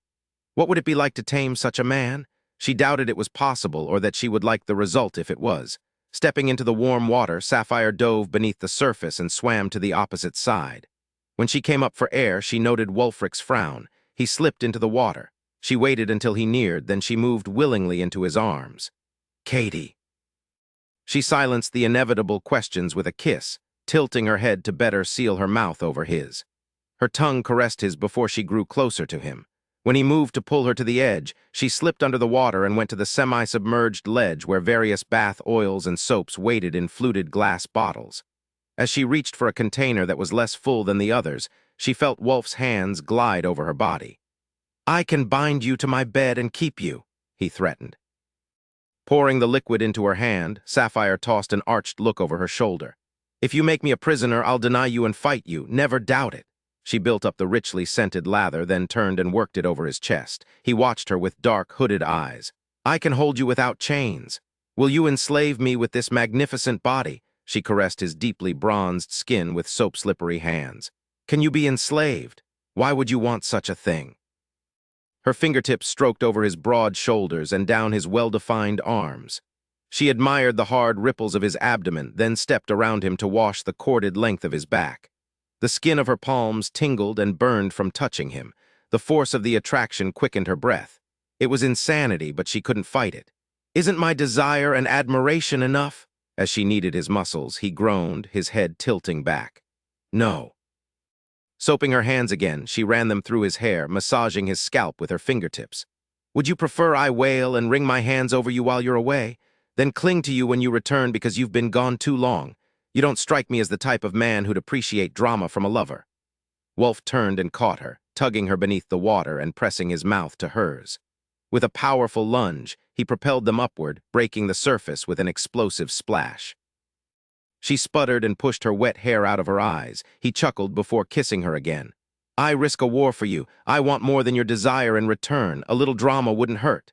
I didn't ask for this. Sapphire wrapped her arms around his shoulders, which pushed her clothes against him. His gaze darkened. I didn't ask for this either. He reached down to bring her legs closer to his hips. I don't have time for obsessions. You need a foreign princess with excellent political connections. Voice was low and raspy, an audible sign of how it affected her to cling to his big body. Someday, Wulf thrust one hand into her wet hair and arched her neck. But right now it's you I want, and I won't be satisfied until you want me the same way. What makes you think I don't? You'd leave if you could. Not for lack of wanting you. Prove it. His smile made her toes curl. Sapphire smiled back. Straightening her legs, she once again stood on the pool floor. Let me finish washing you. More work. She linked her fingers with his and drew him to the shallow steps. I'm not working. I'm touching you because I'll take any excuse to do so. You don't need an excuse. You don't even have to ask. With gentle urging, she maneuvered Wulf into sitting on the shallow first step. She began to wash his legs, kneading the muscles of his calves and thighs. She worked her way up to him. He was fully aroused, as if he hadn't just made love to her into exhaustion mere hours ago. It looked delicious. Her mouth watered at the remembered feeling of him. Katie! The way he said her name made her shiver. His voice, always dark and deep, was laced with a sensual threat. Keep looking at me like that and I'll give you what you're asking for right here on this step. She finished washing him quickly, understanding by the high flush on his cheekbones and the fists clenched at his sides that he was close to following through. Delicious as the thought was, Sapphire had something else in mind. She rinsed off the soap with handfuls of water splashed over his body. Wulf was nearly prone, his body taut, his eyes heavy-lidded but alert. He presented such an erotic sight spread out before her, his chiseled features austerely handsome. She bent her head and drew close to him. He bowed upward with a grunt, his hands thrusting into her hair to urge her closer. She showed her admiration for him. Gripping him with one hand, she cupped his body with the other. She felt his arousal. Wulf began panting harshly, his fingers flexing against her scalp. Temptress, that hot little mouth! He held her head still and moved his hips. Then suddenly he pushed her away, slipping into the water with a vicious curse. Wulf! Her mouth tingled in frustrated longing. Her blood was heated and pumping fast with her hunger. The glance he shot her was furious. You want to reduce this to nothing but a physical connection. It can't be anything more than that. It can be whatever we make it. He collected a jar from the shelf and swam toward her, his jaw set mutinously. Wulf clearly hadn't heard the word no often enough. Why do you want it to be? She asked. You said it was my desire for you in the healing room that caught your interest. Desire leads to physical connection. Wulf halted before her. He removed the lid of the container in his hand, releasing the scent of Draxian lilies. It was your desire that revived me, he corrected. But it was the blade at my throat that first fascinated me, and the way you hid me from your father. Moments of insanity. Against her will, her hand lifted and came to rest lightly on his hip. The rumble of approval that rose from his chest made her fingertips knead restlessly into his firm flesh. The urge to press herself against him was difficult to resist. Yes. And the moments continued, stringing together, turning into days of madness where I thought of nothing but you, and you thought of nothing but me. Given time, we would forget. Before I left for my last patrol, he soaped his hands. I asked Sabine to select 4 of my concubines. I was undecided, so I made no decision at all. The images that filled Sapphire's mind made her jealous. I remember they possessed different colored hair, he continued. But when I walked into the seraglio today, I couldn't remember who they were. If all the women were lined up before me, I doubt I could pick them out. As pleasant as the closeness was, it was forgettable. He cupped her chest in both hands and squeezed. Sapphire's breath caught. But you, he smiled. I know you have a birthmark on your hip and a freckle on your shoulder. I know the way you smell, the way you feel. You are unique to me. Vivid. I want you for more than a physical connection. I want to do more with you than that. She watched him riveted as he caressed her in progressively smaller circles. When he reached her and gave her attention, a low cry of pleasure escaped her. "I want to learn more about you," he murmured. "The outside and the inside." He washed her body slowly with the same attention she'd paid to his. As blissful languor weighted her limbs, he reached between her legs and rubbed her, cleansing her, teasing her, making her grip his shoulders to keep from falling. There was nothing beyond her ability to withstand except a tender Wulfric. Did he know what he was doing to her? Was he doing it deliberately? "Rinse," he ordered. When she emerged from the water, he was waiting for her. "Come here." His tone was coaxing. Gripping her waist, he lifted her onto the edge of the pool, leaving her legs dangling in the water. He parted her knees. She knew what he intended. Eager body welcomed his attentions with a rush of slick moisture. Her breathing grew shallow, her heart raced. Wulf smiled wickedly, knowing damn well what he did to her. She notched her heel at the back of his calf and tugged him closer. He sat on the steps and prepared to caress her. "You want me?" "Some parts of me do." His smile widened. "I won't rest until every part of you does." He rubbed her with his fingertips in a leisurely back-and-forth glide. "Look how ready you are, insatiable." "Wulf." She cried out as he bent his head to her and gifted it with a lover's kiss, drawing closer to her, showing his admiration, tormenting. "I want to know you here." He again gave her attention, his verdant eyes lit with primitive masculine need. "I want to memorize the taste and feel of you." He drew close to her and showed his admiration. Her legs began to shake. Sapphire cupped his nape and pulled him closer. He tilted his head and loved her with his mouth, his thick, wet hair tickling her inner thighs. Her body was on fire, her hips rocking and straining for the intense feeling he deliberately kept out of reach. It was all so new to her, the seduction, the lack of control, the gift of doing nothing but accepting the attentions he doled out so freely. She watched him with narrowed eyes, enamored of the sight of so handsome a man, an enemy prince, serving her so intimately. Wulf growled his pleasure, and the savage sound freed the knotted tension in her body. It burst in an intense, shattering release. She cried out, her chest tight with emotion, gratitude, longing. "Beautiful," he praised, his attention gentling her down from the last tremors of her climax. "Stop," she begged, too sensitive to bear his expert attention. Instead, he started over, working her quivering flesh until she grew closer to release more fiercely than before. Then he began again and again. "Please," she pushed him away. "No more." He studied her intently, his lips swollen and glistening. "Are you satisfied for now? Ready to enjoy a meal and conversation?" Sapphire smiled. "I'm ready for a nap." Wulf gripped the ledge of the pool and levered himself out of the water. He stood over her, dripping, his hand on his arousal. His hand moved hard and fast, milking the engorged shaft she coveted. He released himself across the tile. As he finished, Wulf's chest heaved. Then he smiled wryly. "I haven't done that in years. You didn't have to do it now." She was willing, even if overly satisfied. She would have taken him gladly, and he knew it. He was making a startling point. He intended to give as much as he took. "Yes, I did." He bent and rinsed his hands in the water. Sapphire slid in, washing again before exiting the pool by way of the stairs. Wulf was waiting for her there, extending his hand to help her out, then pressing his lips to her forehead in a quick, hard kiss.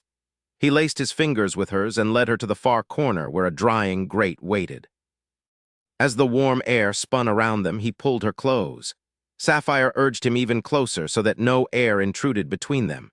He was tender, his strength held in check, his large hands caressing the length of her spine with such reverence. Tears leaked from beneath her closed eyelids, but the heated air whisked the evidence away. When they were dry, he dressed them both in his robes and led her out to his bedchamber. "Food and wine," he told the palace guardian.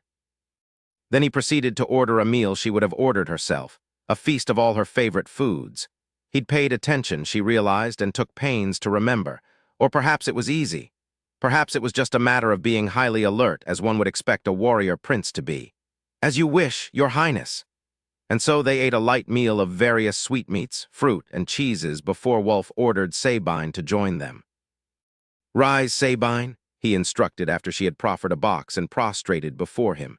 The chamberlain rose. "I brought clothes for the new concubine. I also brought talgorite, your highness, and this." She held out a long, thick golden chain with a cylindrical charm on the end of it, "as you specified." Wulf extended his open hand, and Sabine draped the necklace across the palm. He turned to Sapphire and drew it over her head, then arranged it around her neck. "Your guardian's chip," he explained. Lifting the charm from where it rested between her chest, Sapphire looked at it, admiring the shield of the royal family of Dashier engraved in the gold. She shot Wulf a quizzical glance. He shrugged. "I have a soft spot for that guardian," Sabine bowed. "The king respects your wish for privacy, your highness, but he urges you to meet with him at your earliest convenience. Tomorrow." "Go see him," Sapphire urged. "He must have been worried sick about you." He raised a sardonic brow, but an easy smile curled the corners of his mouth. "You've forgotten where you are, Katie. I don't take orders here, I give them." "Not to me you don't, your royal arrogance." "Is that so?" He leaped across the bed, catching her in his arms. She squealed, then dissolved into peals of laughter when he tickled her. "Stop!" She smacked at him. "Oh, stop it, please, Wulf," he laughed, begging. "I love it. And you call me insatiable. I'm exhausted from keeping up with you." Locking one leg around his, Sapphire twisted and gained the top. She sat over him, and he allowed her to pin his hands to his stomach. "You probably have a lot of things to take care of, having been gone for so long. Nothing that can't wait until morning. After tonight, I'll be very busy. You won't see much of me during the day." While his tone was light, his expression wasn't. "Perhaps your father has new information about the attack against you. If he needed me urgently, he'd say so. You aren't the type of man who ignores duty for pleasure, yet you keep doing it for me." Wulfric frowned. "There's too much I can't explain. I need time to think before I see him."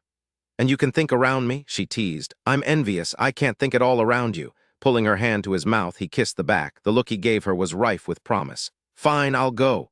"Good." She brushed his hair back from his forehead, then slid off him. "I'll see you when you return. You'd better be here." "Where would I go?" Sapphire batted her eyelashes with mock innocence. His gaze narrowed. Wulf rolled from the bed, shrugged out of his black bathrobe, and slipped into the dark red robe Sabine held out for him. He moved to the armoire and entered the code that released a secure drawer containing his crown and understated golden circlet liberally encrusted with talgorite. When he turned to her with his royal robes billowing behind him and his black hair shining in the simulated candlelight, her heart lodged in her throat. His lean waist was cinched with a golden clasp, leaving a V-shaped opening that revealed his powerful chest and sun-dark skin. "You take my breath away." Her mouth curved wistfully, and she sheltered her racing heart with her hand.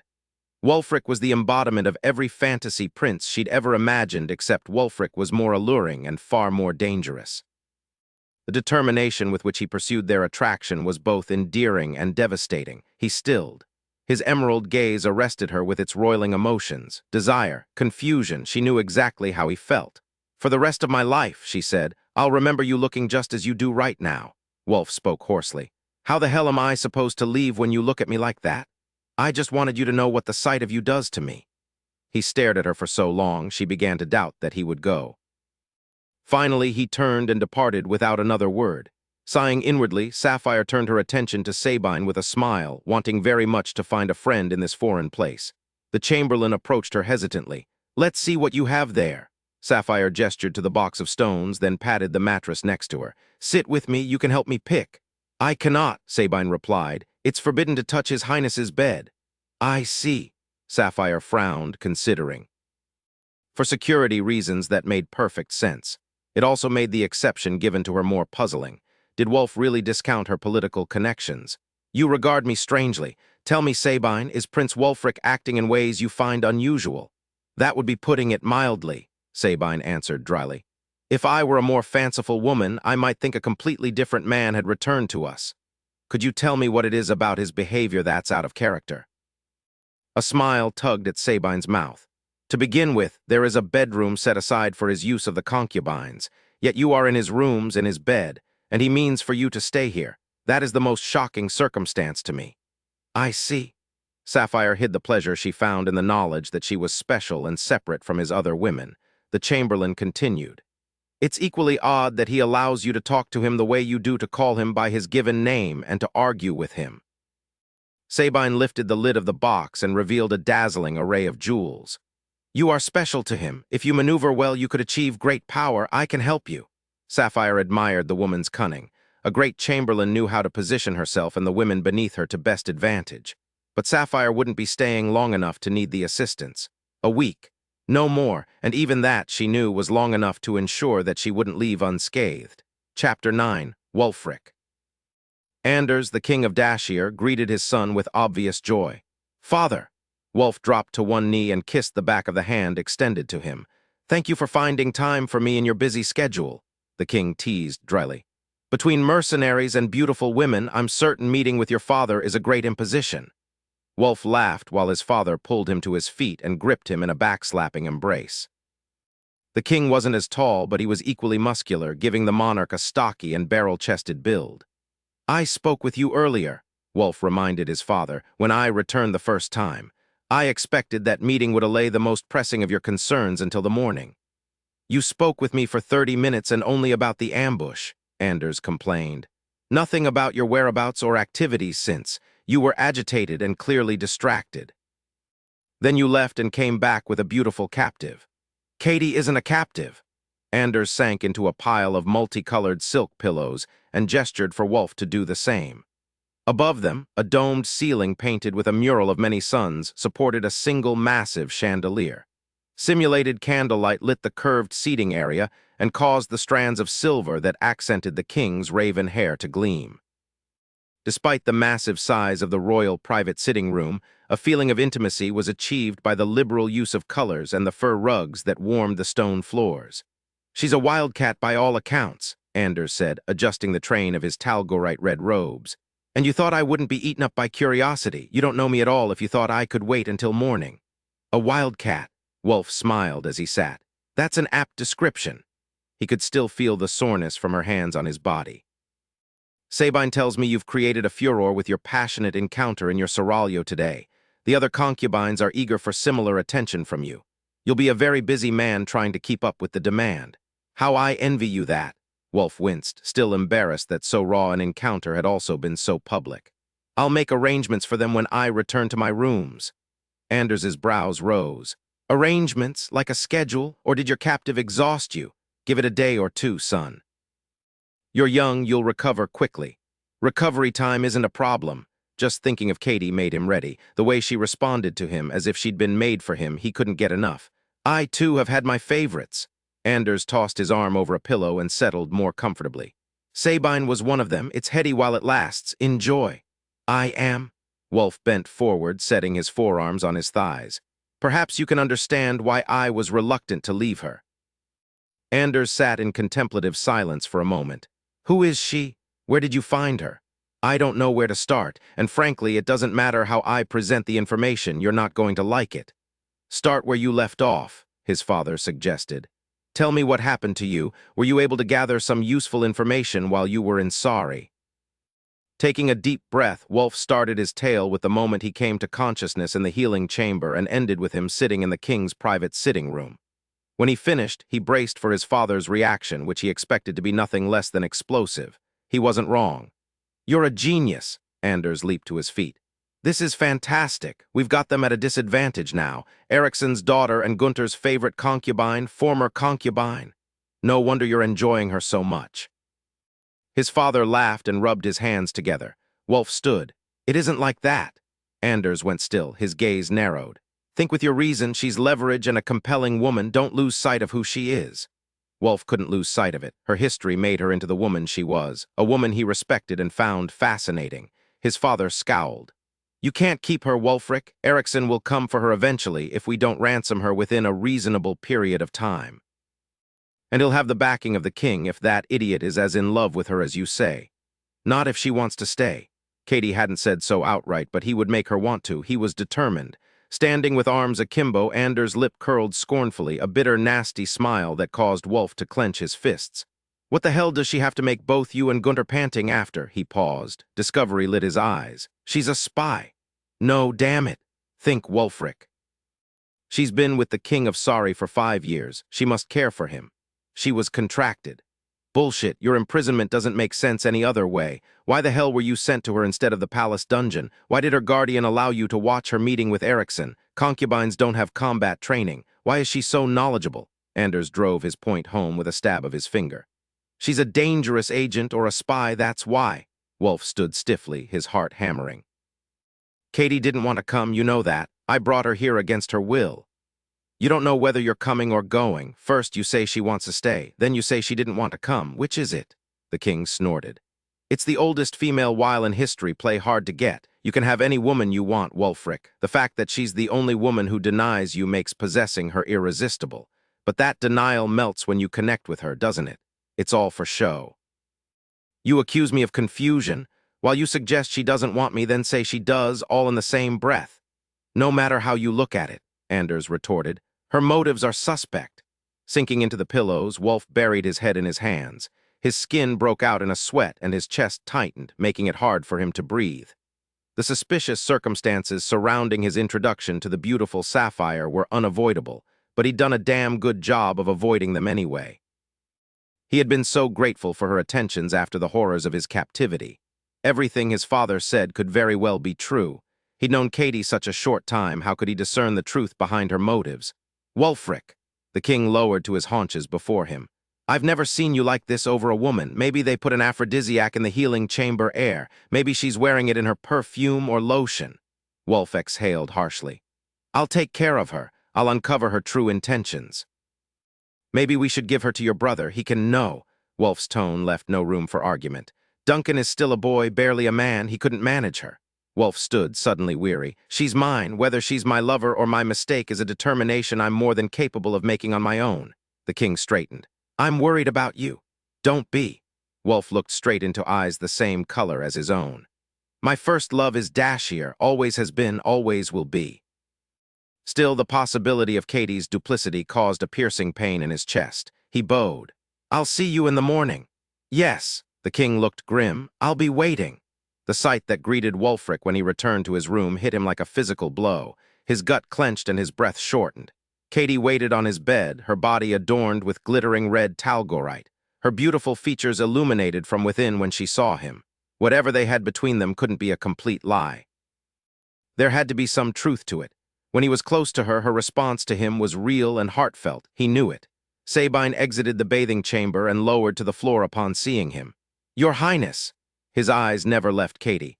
You look unwell. Katie frowned. What happened? She rose from the bed and came toward him. The red diaphanous gown she wore shimmered and wafted over lush curves, teasing him with tantalizing glimpses of the creamy flesh beneath. The perfect weapon, if that's what she was. Rise, Sabine, he said gruffly. Prepare a room for Sapphire with the other concubines. She'll join you shortly. Wulf heard the doors slide shut behind the departing chamberlain. Something inside him closed along with them. Katie stopped in front of him. You called me Sapphire. She seemed to wait for an explanation, but there was a knowing look in her dark eyes. You don't want to send me away. I can see it on your face. I have an early day tomorrow. She shook her head. That's not what this is about, is it? Something your father said upset you. He couldn't stop himself from embracing her. His head ached. He didn't know what or whom to believe, and until he knew with certainty, he had an obligation to the crown to protect himself and his people. Turning Katie roughly away from him, Wulfric positioned her prone on the bed. What are you doing? She asked, her voice huskier than usual. Wulf bent over her, his lips to her ear. Tell me, Katie, why would a career concubine study combat techniques? You have the skills of an agent. He pushed her gown up around her waist and slipped his hand close to her. The feel of her, so warm and soft, aroused him further. His body grew heavy, ready. I am why father insisted I learn to protect myself, she gasped as he gave her attention and circled her with the pad of his index finger. In secondary school, there was a young man, that feels good. Keep talking, he ordered, gritting his teeth as she grew more eager. As Katie's skin heated, the scent of a luring, willing woman filled his nostrils and made him crazy. She didn't need to wear an aphrodisiac, she was one. Whenever he touched her, he felt wild and out of control. If he trusted her completely, he would revel in the potency of the animal attraction between them. As it was, he felt as if he was drowning. He'd be damned if he would drown alone. He walked me home one day. He tried. Wulf drew closer to her, biting back a growl at the feel of tight yet plush tissues. He began to move with her in an unhurried rhythm determined to reduce her to the same base craving he suffered. In and out. He hooked his fingers and rubbed across the sweet spot inside her. Oh, Katie moaned and writhed in a way that made him perspire from the effort of holding back. I can't think when you touch me. Wulf watched her rest her cheek against his velvet coverlet and close her eyes. Even now, divided as he was, he wanted her as much as he wanted to breathe, and he would have her. He would be with her like this, face down, so that she wouldn't be able to see what she did to him. He tried to take liberties. Her hips were swirling against his hand in tight little circles, taking what she needed, making her body ripple hungrily along his fingers. But my father came, home in time. No permanent damage was done, but afterward I wanted to know how to defend myself. You took it to the extreme, he growled. You're trained to kill not just one opponent, but several. I do nothing in half measure. Irritation strengthened her voice. Neither do you. Aren't you loyal in half measure, betraying your father and king to protect me? Opening her eyes, Katie lifted her head and glared at him over her shoulder. Something was said to you tonight to make you angry with me. If it's a fight you want, face me directly. If you want to connect, get on with it. Either way, get to the point. Snarling with confusion and frustration, Wulf unclasped his robe with deft fingers. The two overlapping halves parted, and he readied himself. Without a word, he joined her. She cried out as he filled her in a violent surge, the force of his entry pushing her flat on the bed. Have you always driven men mad? He asked harshly. Am I just one of many who lose their minds around you? He raised her knees to the mattress edge and held her hips immobile, restraining her from pulling away. He began to drive into her, moving roughly and fast. Yes, she snapped. Is that what you want me to say? That you mean nothing to me? That I'm just engaging with you in every way I can? Katie was hot and tight, so extremely tight Wulf thought he might die of the pleasure. No man could live through endless lust like this. He moved with her like a man possessed because he felt as if he was trying to crawl into her so he could see her motives and ascertain the truth about her feelings for him. You lie, he gasped. You care. Her helpless cries spurred him like whiplashes. He moved with her with deep, long strokes, growling each time he reached the end of her. It was unbelievable, the coiling ecstasy that wrapped around his spine and burned through his blood. He loved being close to her. He craved the closeness, the feeling of connection he felt only with Katie. She was fisting the bedclothes and thrusting back at him, moving as hard as he was taking her.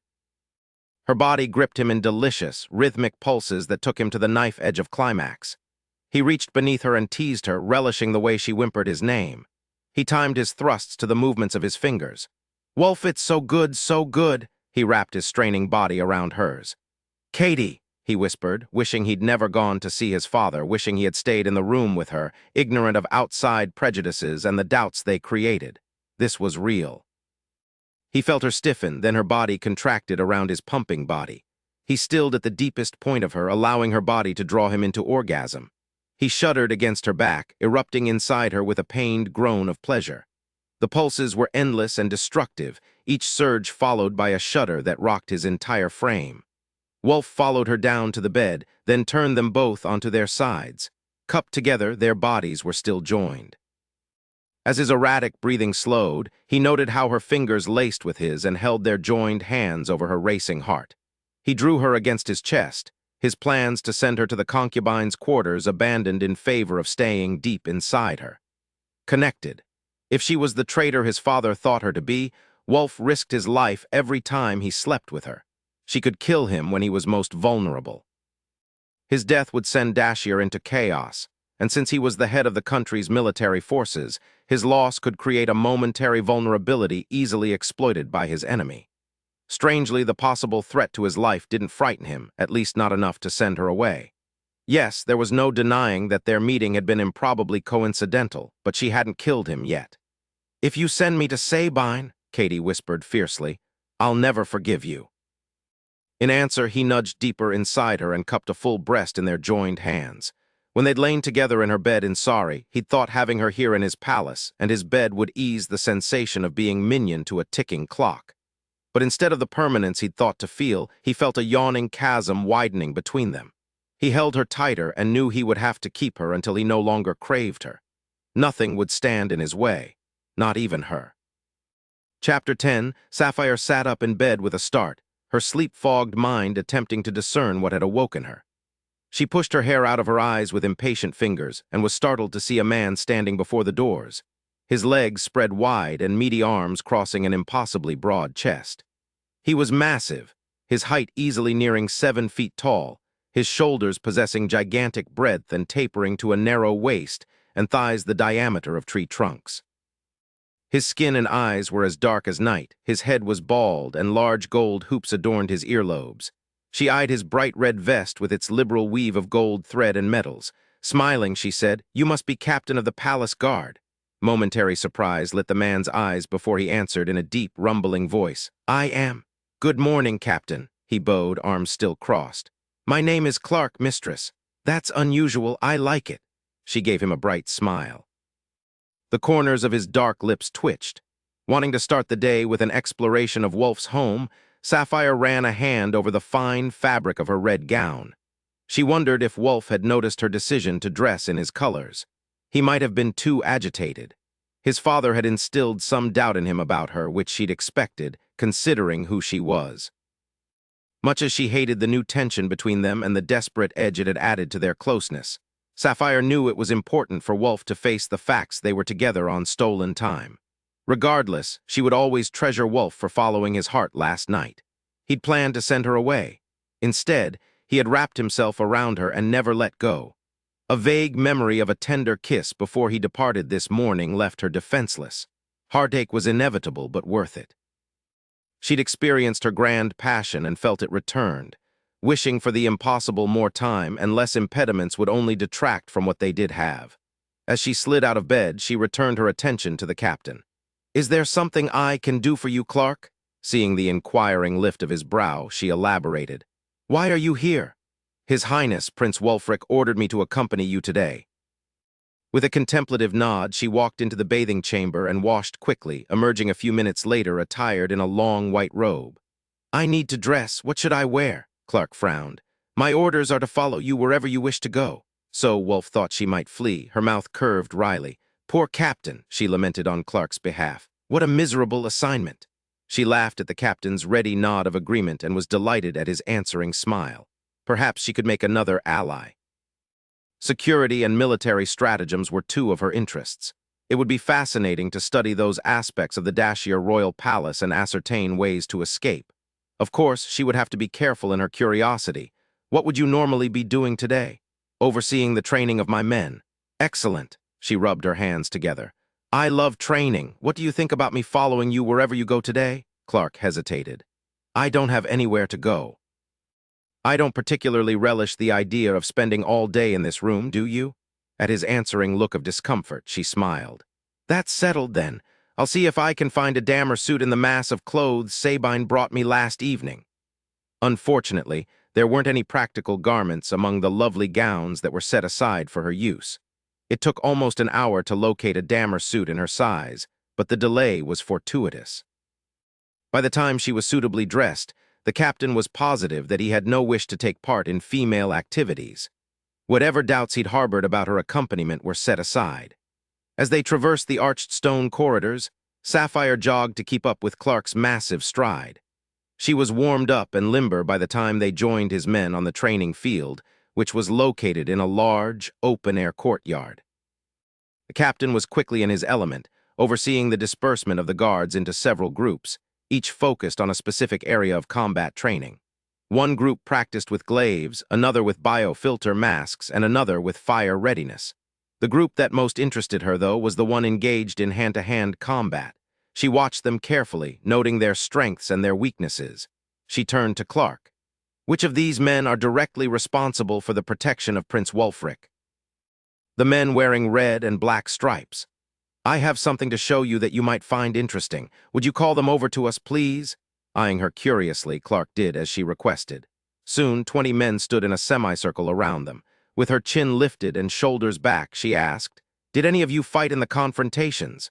5 men stepped forward, and she took note of the special braiding on their uniforms that the other men lacked. Walking the length of the gauntlet, Sapphire inspected each man carefully. "I suppose at least 1 or 2 of you lost your glaive when you riposted like this." She reached the last man, grabbed his weapon, and engaged the blade. Lunging forward gracefully, she demonstrated the complicated footwork attack combination common to the Dashier military force. "It happens to the best of men," one of the guards said, somewhat defensively. "True, but I can show you how to make it happen less often." "Anyone care to demonstrate with me?" After a brief hesitation, Clark nodded his approval, and one of the 5 guardsmen engaged his blade and faced her. Sapphire bowed at the waist, then attacked. The man parried with restraint at first, then with more vigor as he recognized her skill. Within moments, she knocked his glaive from his hands using a technique she and her father had perfected. "Damn!" he muttered, wide-eyed as the blade disengaged and the hilt skidded to a halt a few feet away. Wulf's guards began to speak excitedly. Just like that. Happened to me? She faced them. Since you protect Prince Wulfric, I'd like to show you not only how to do what I just did, but how to avoid having it happen to you.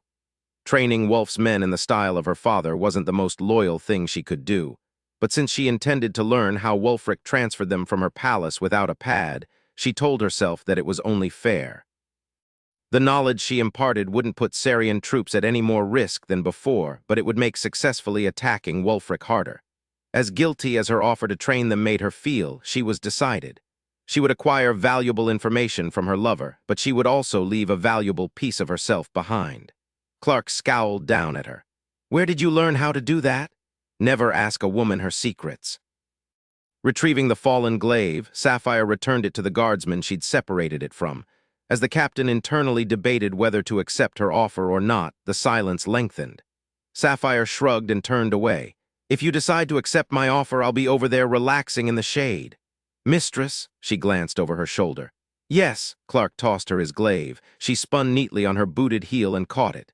Great, she offered him a wide smile. The thought of reinforcing Wulf's protection filled her with joy.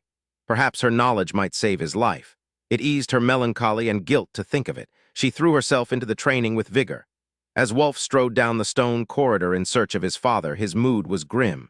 He'd spent the day catching up on everything that had been neglected in his absence, but his heart wasn't in the task. Katie lingered in the back of his mind, a sensual puzzle he needed to solve. His concentration eluded him. 4 of the men responsible for the attack against him had been captured and were being interrogated. He hoped that soon he would have enough information to resolve the mystery surrounding his ambush and subsequent gifting to Katie. Rounding a corner, Wulf stepped out onto the semicircular balcony that overlooked the central courtyard of the training barracks. His father stood at the railing, his back rigid. Flanked by stairs on either side and covered with a canopy, the landing was shielded from the heat of the setting sun, which bathed the guardsmen below in a reddish light. Wulf joined Anders at the edge and looked down, attempting to discern what bothered the king. What is it, father? Then he saw her. Katie was crouched within a circle of palace guardsmen preparing to spar with one of his personal guards. What the hell is she doing? Wulf barked, tensing at the sight of her in danger, real or otherwise. His father turned to him, revealing features distorted by fury. She's sabotaging us from the inside. She couldn't risk it. She could never allow herself to become a liability to the people she loved, and as long as she stayed in Dashir, she was a liability to both her father and Wulf. Goaded by that thought, Sapphire moved quickly, weaving among the crowd in her route to the street.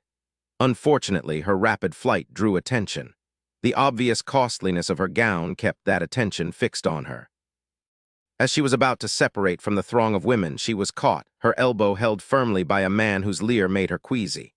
"Unhand me," she ordered in a low, angry tone. "I am not here to be auctioned." Her captor's dark gaze wandered leisurely down the length of her body, so readily visible through her sheer gown. "Don't be shy, sweet," he coaxed. "It'll be over before you know it, and you'll be employed again. Beauty such as yours should snag a wealthy patron without any trouble." Yanking free, Sapphire snapped. "I told you I'm not here for the auction." This time when the man reached for her, she laid him low with a quick backward jab of her elbow. His nose snapped beneath the force, and he screamed, sinking to his knees with his profusely bleeding nose cradled between his hands. "What's going on over here?" Another man, dressed in the same black and white uniform as the first, shoved his way through the melee. "Damned woman hit me in the nose." The bleeding man's voice was muffled by his hands. "I think she broke it." She glared at both men. "I told him I'm not here for the auction, but he wouldn't listen." The man looked her over with the same insolent perusal as his co-worker. "Quite a coincidence that you would be here, dressed in such a fashion at the same time as the other women." Her hands settled on her hips. "It wouldn't matter if it were a coincidence or not. My contract, if I had one which I do not, would be mine to sell or keep." "Not so," purred an oily voice from behind her. "You have caught the attention of one of my best clients." "She's giving us trouble, Breeden," the uninjured man said. "She'll get over it." Snorting with disgust, Sapphire turned to face the owner of the unctuous voice. She was surprised to see that he was handsome in an exotic sort of way. "Your best client will have to be disappointed, and so will you. I am not for sale." Breeden's smile made her skin crawl. I'm afraid you're the one who will be disappointed. Carl Garner likes a little fire to warm his bed, and your display of temper has whet his appetite. Whatever Carl wants, he gets. Carl can go to hell. Breeden reached out and lifted the golden necklace that held her guardian's chip. The pad of his thumb caressed the etched royal shield of Dashir before she ripped it out of his hand. It seems you're a thief, Breeden said, staring at her with cold, dark eyes. I may be willing to resist turning you over to the authorities if you cooperate with me. His Highness, Prince Wulfric himself, gave this to me. I'm under his protection. For your own well-being, I suggest you allow me to leave quietly. The crowd around them erupted in a wave of laughter. Humiliated and frustrated, Sapphire started to push her way through the throng. You can check with the captain of the palace guard if you don't believe me. In the meantime, since you have no authority to detain me, I'm leaving. When the men tried to delay her again, she fought back. The women around her scattered with startled screams, providing a welcome distraction. 3 more men dressed in black and white attempted to capture her, but all were soon lying in various states of injury on the transfer pad. Before the terrible situation could get worse, Sapphire took the stairs to the main thoroughfare and broke into a run. It would have helped to know where she was going, but for the moment, anywhere away from the group of auctioneers was good enough. Rounding a corner, Sapphire spotted a group of public communicators. She selected the one farthest from the street and hid behind the privacy screen, peeking out cautiously to watch her pursuers run by. Then, she devoted her attention to activating the communicator.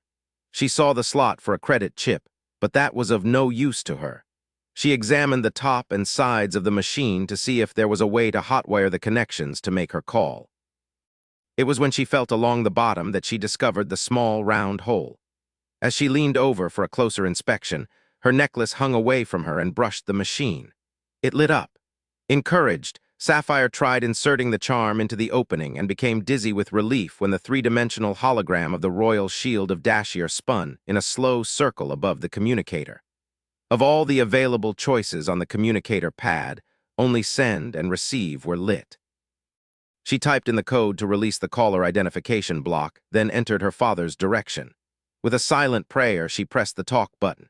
She was waiting for the line to connect when she was grabbed from behind. Screeching in fury and frustration, she was wrestled around to face the man named Breeden. "Can't you take a—" She gasped at the sting that pained her upper arm. With her mouth open, she looked down and watched a syringe withdrawing from her flesh. She meant to scream, but the world faded into darkness. Chapter 14. Wolf paced the landing strip at the military base on the outskirts of Acton. The strip was rarely used since it was much faster and more convenient to transfer.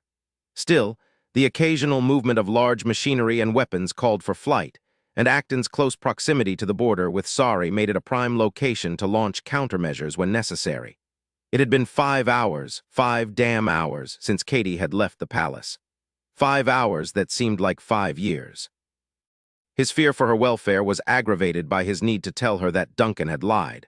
Wolf couldn't let her go with the belief that he'd meant to use her, and if something happened to her before he found her, he was going insane. His heart was thudding violently, his gut was knotted tight. In just a few moments the sun would set and the city of Acton would turn into a maze of twinkling lights in the ebony darkness of the desert night. Where was she? Was she hurt or in danger? How could he have been so blind to the treachery of his own family? He snarled. The nanotac signal was faint, too faint for as close as they had to be to her. Since the nanotac was powered by her life force, the weak signal meant one of 2 things. She was either unconscious and had been for some time, or she was close to death. Both of those scenarios made him wild, feral. "Your Highness!" Wolf turned to face the young lieutenant who ran toward him. The officer bowed at the waist before continuing excitedly. "I think we found her." "Where?"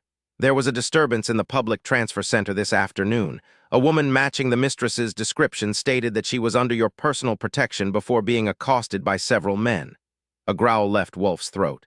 "Who were these men?" "Employees of Breeden's auction house." Wolf stilled. It was Triniday. He immediately registered the import of the day. A woman as beautiful as Katie would be difficult for Breeden to pass up. In her revealing attire, she would be irresistible. With an oath, he strode toward the hangar and the transfer pad inside. "Round up your men, Lieutenant." Within moments, he was standing in the foyer of Breeden's prosperous and well-appointed auction house. Familiar with the establishment from past patronage, he headed straight toward the back parlor. He presented an intimidating sight, he knew, as he strode into the room, blood-red royal robes billowing behind him and a full complement of royal guards fanning outward to encircle the occupants. As the surprised men sank to the floor in obeisance, he waited impatiently. He said nothing, giving them no permission to rise, forcing them to remain at his feet. "Your Highness," Breeden murmured slickly, "I was unaware you planned to attend the auction today." "I'm afraid the bidding is over, but I'm certain. Where is she?" The dark threat-threading Wolf's voice caused the proprietor to frown in confusion. "I beg your pardon," Breeden stalled. "I don't know who." Wolf yanked him roughly to his feet. "You accosted a woman claiming my protection in the transfer center today. Where is she?" The auctioneer paled. "Your Highness, I assure you I had no idea she spoke the truth. Her attire was—" "One more time," Wolf repeated with ominous softness. "Where is she?" Breeden jerked his chin toward the staircase. "In the pleasure room at the top of the stairs." As Wolf struggled to control a near-murderous rage, the arm that held Breeden shook. "Has anyone touched her?" I don't believe so." The auctioneer swallowed hard. "The winning bidder just went up." Wolf tossed a glance over his shoulder, and a guard quickly separated from the group and ran up the stairs. "Has she been harmed in any way?" "I administered a small cocktail," Breeden admitted. "A combination of mild sedatives and an aphrodisiac that I use occasionally with skittish females." His voice rose. "She was wild, Your Highness. She injured 5 of my men." Wolf shoved him away. His voice was harsh when he spoke. "For your abuse of a person who claimed my protection, I am confiscating your business." Breeden began to plead. "Silence." "For illegally abducting a woman and attempting to sell her favors against her will, you are to be taken forthwith to the nearest jail, where you will remain until you are tried for your crimes. You had best pray I find her untouched, Breeden. If I don't, I will castrate you myself." "Then I'll have a go at you," the lieutenant added coldly. A murmur of agreement rippled through the ranks of his men. Wolf reassessed the events of the long day, events he had been too distraught to notice earlier. He thought about how Sabine had attempted to intercede with Duncan, and how the other concubines had readily offered their services in lieu of Katie. He considered the way his own men had held off his brother's guards so that she could escape. He remembered his discussion with the captain who so obviously admired her, and the lieutenant and the men under his command who were expressing their desire to avenge her, if necessary. In her short time with him, Katie had won the respect of his subjects. Even his father's distress, when taken in the proper context, revealed the monarch's fear of her growing power in the palace.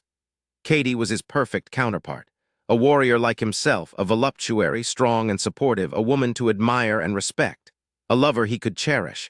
His heart ached at what he had almost lost a prime consort for Dashier, the ideal companion for him. He turned toward the staircase, filled with renewed purpose. He would bind her to him so they would never be separated again.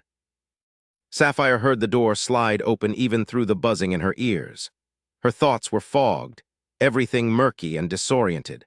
Lifting her head, she strained to see through the filmy curtain that surrounded the bed.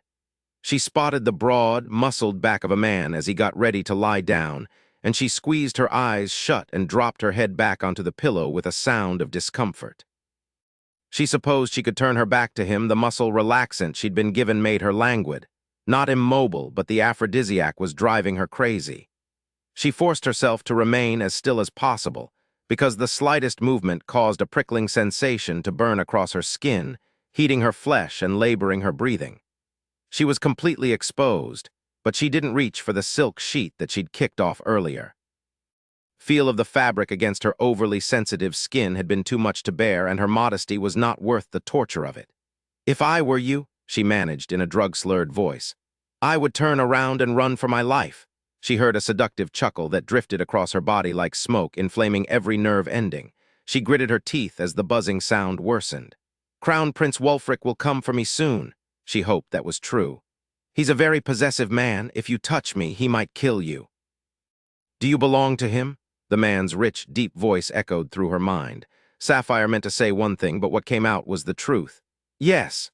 Through the maddening noise in her head, she thought she heard footsteps approach. "From what I can see," he murmured, "a few moments in your arms would be worth the threat of death." "Don't do this," she pleaded softly, her chest too tight to speak any louder. I love him. I couldn't bear to be touched." She sensed his sudden stillness and the tension that radiated from his frame. When he spoke again, his voice was deeply husky. "The prince, is that who you love?" she sighed, filled with deep longing. Rolling her body away from him, she made a sound of distress with the pain of unnaturally evoked desire. "He'll come, it's not too late to go." The filmy drapes parted and the mattress dipped with the man's weight. He was so close, she could feel the heat of his skin, but he didn't touch her. "Does he love you in return?" Sapphire let out a sound of distress against a wave of feeling brought on by his close proximity and the evocative scent of his skin.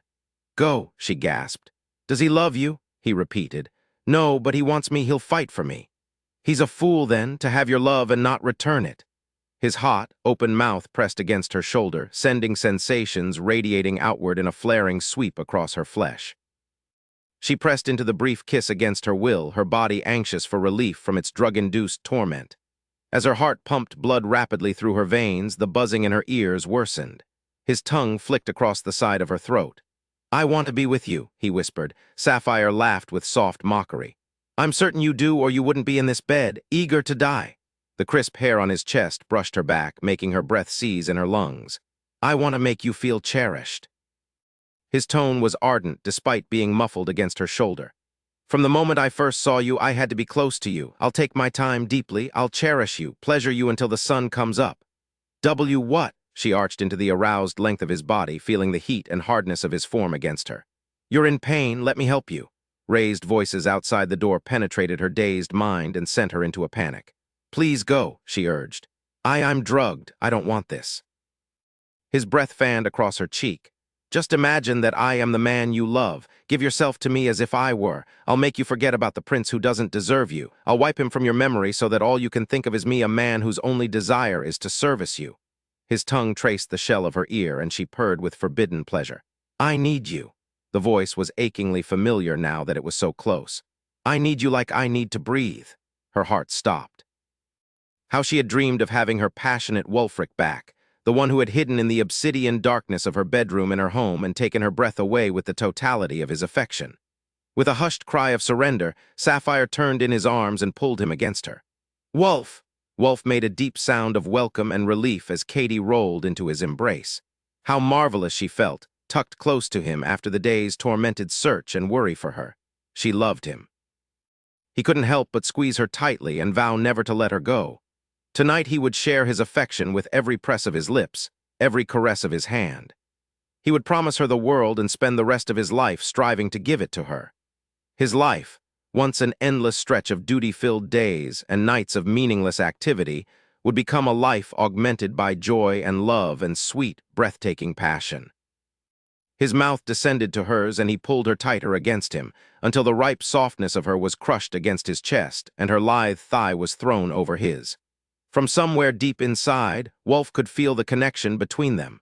From the beginning, he'd felt the link and had followed his passion for her into forbidden, frightening territory. He didn't regret it, regardless of the many difficulties ahead. Katie struggled against him. Her flesh was so hot and sensitive from the aphrodisiac that she was trying to crawl out of her skin. "Please!" She pressed herself against his thigh and left a slick trail of moisture behind. It had been days since he'd been with her. To feel her melting was an irresistible lure, swelling his desire painfully. "Wulf, I need you close." "Easy." Rolling, he tucked her beneath him and spread her legs. "I'll give you what you need." With a quick motion, he was deep within her, and she was reaching a high point of sensation, her back arching off the mattress, the slick walls of her femininity gripping tightly along his length, her throaty cry of relief filling the room, filling his mind, heating his blood with the knowledge that he could do things to her body that no other man could, take it places she hadn't known it could go. "That's it," he crooned, gritting his teeth against the devastating pleasure. He withdrew and she gripped his hips with steely fingers and yanked him back into her.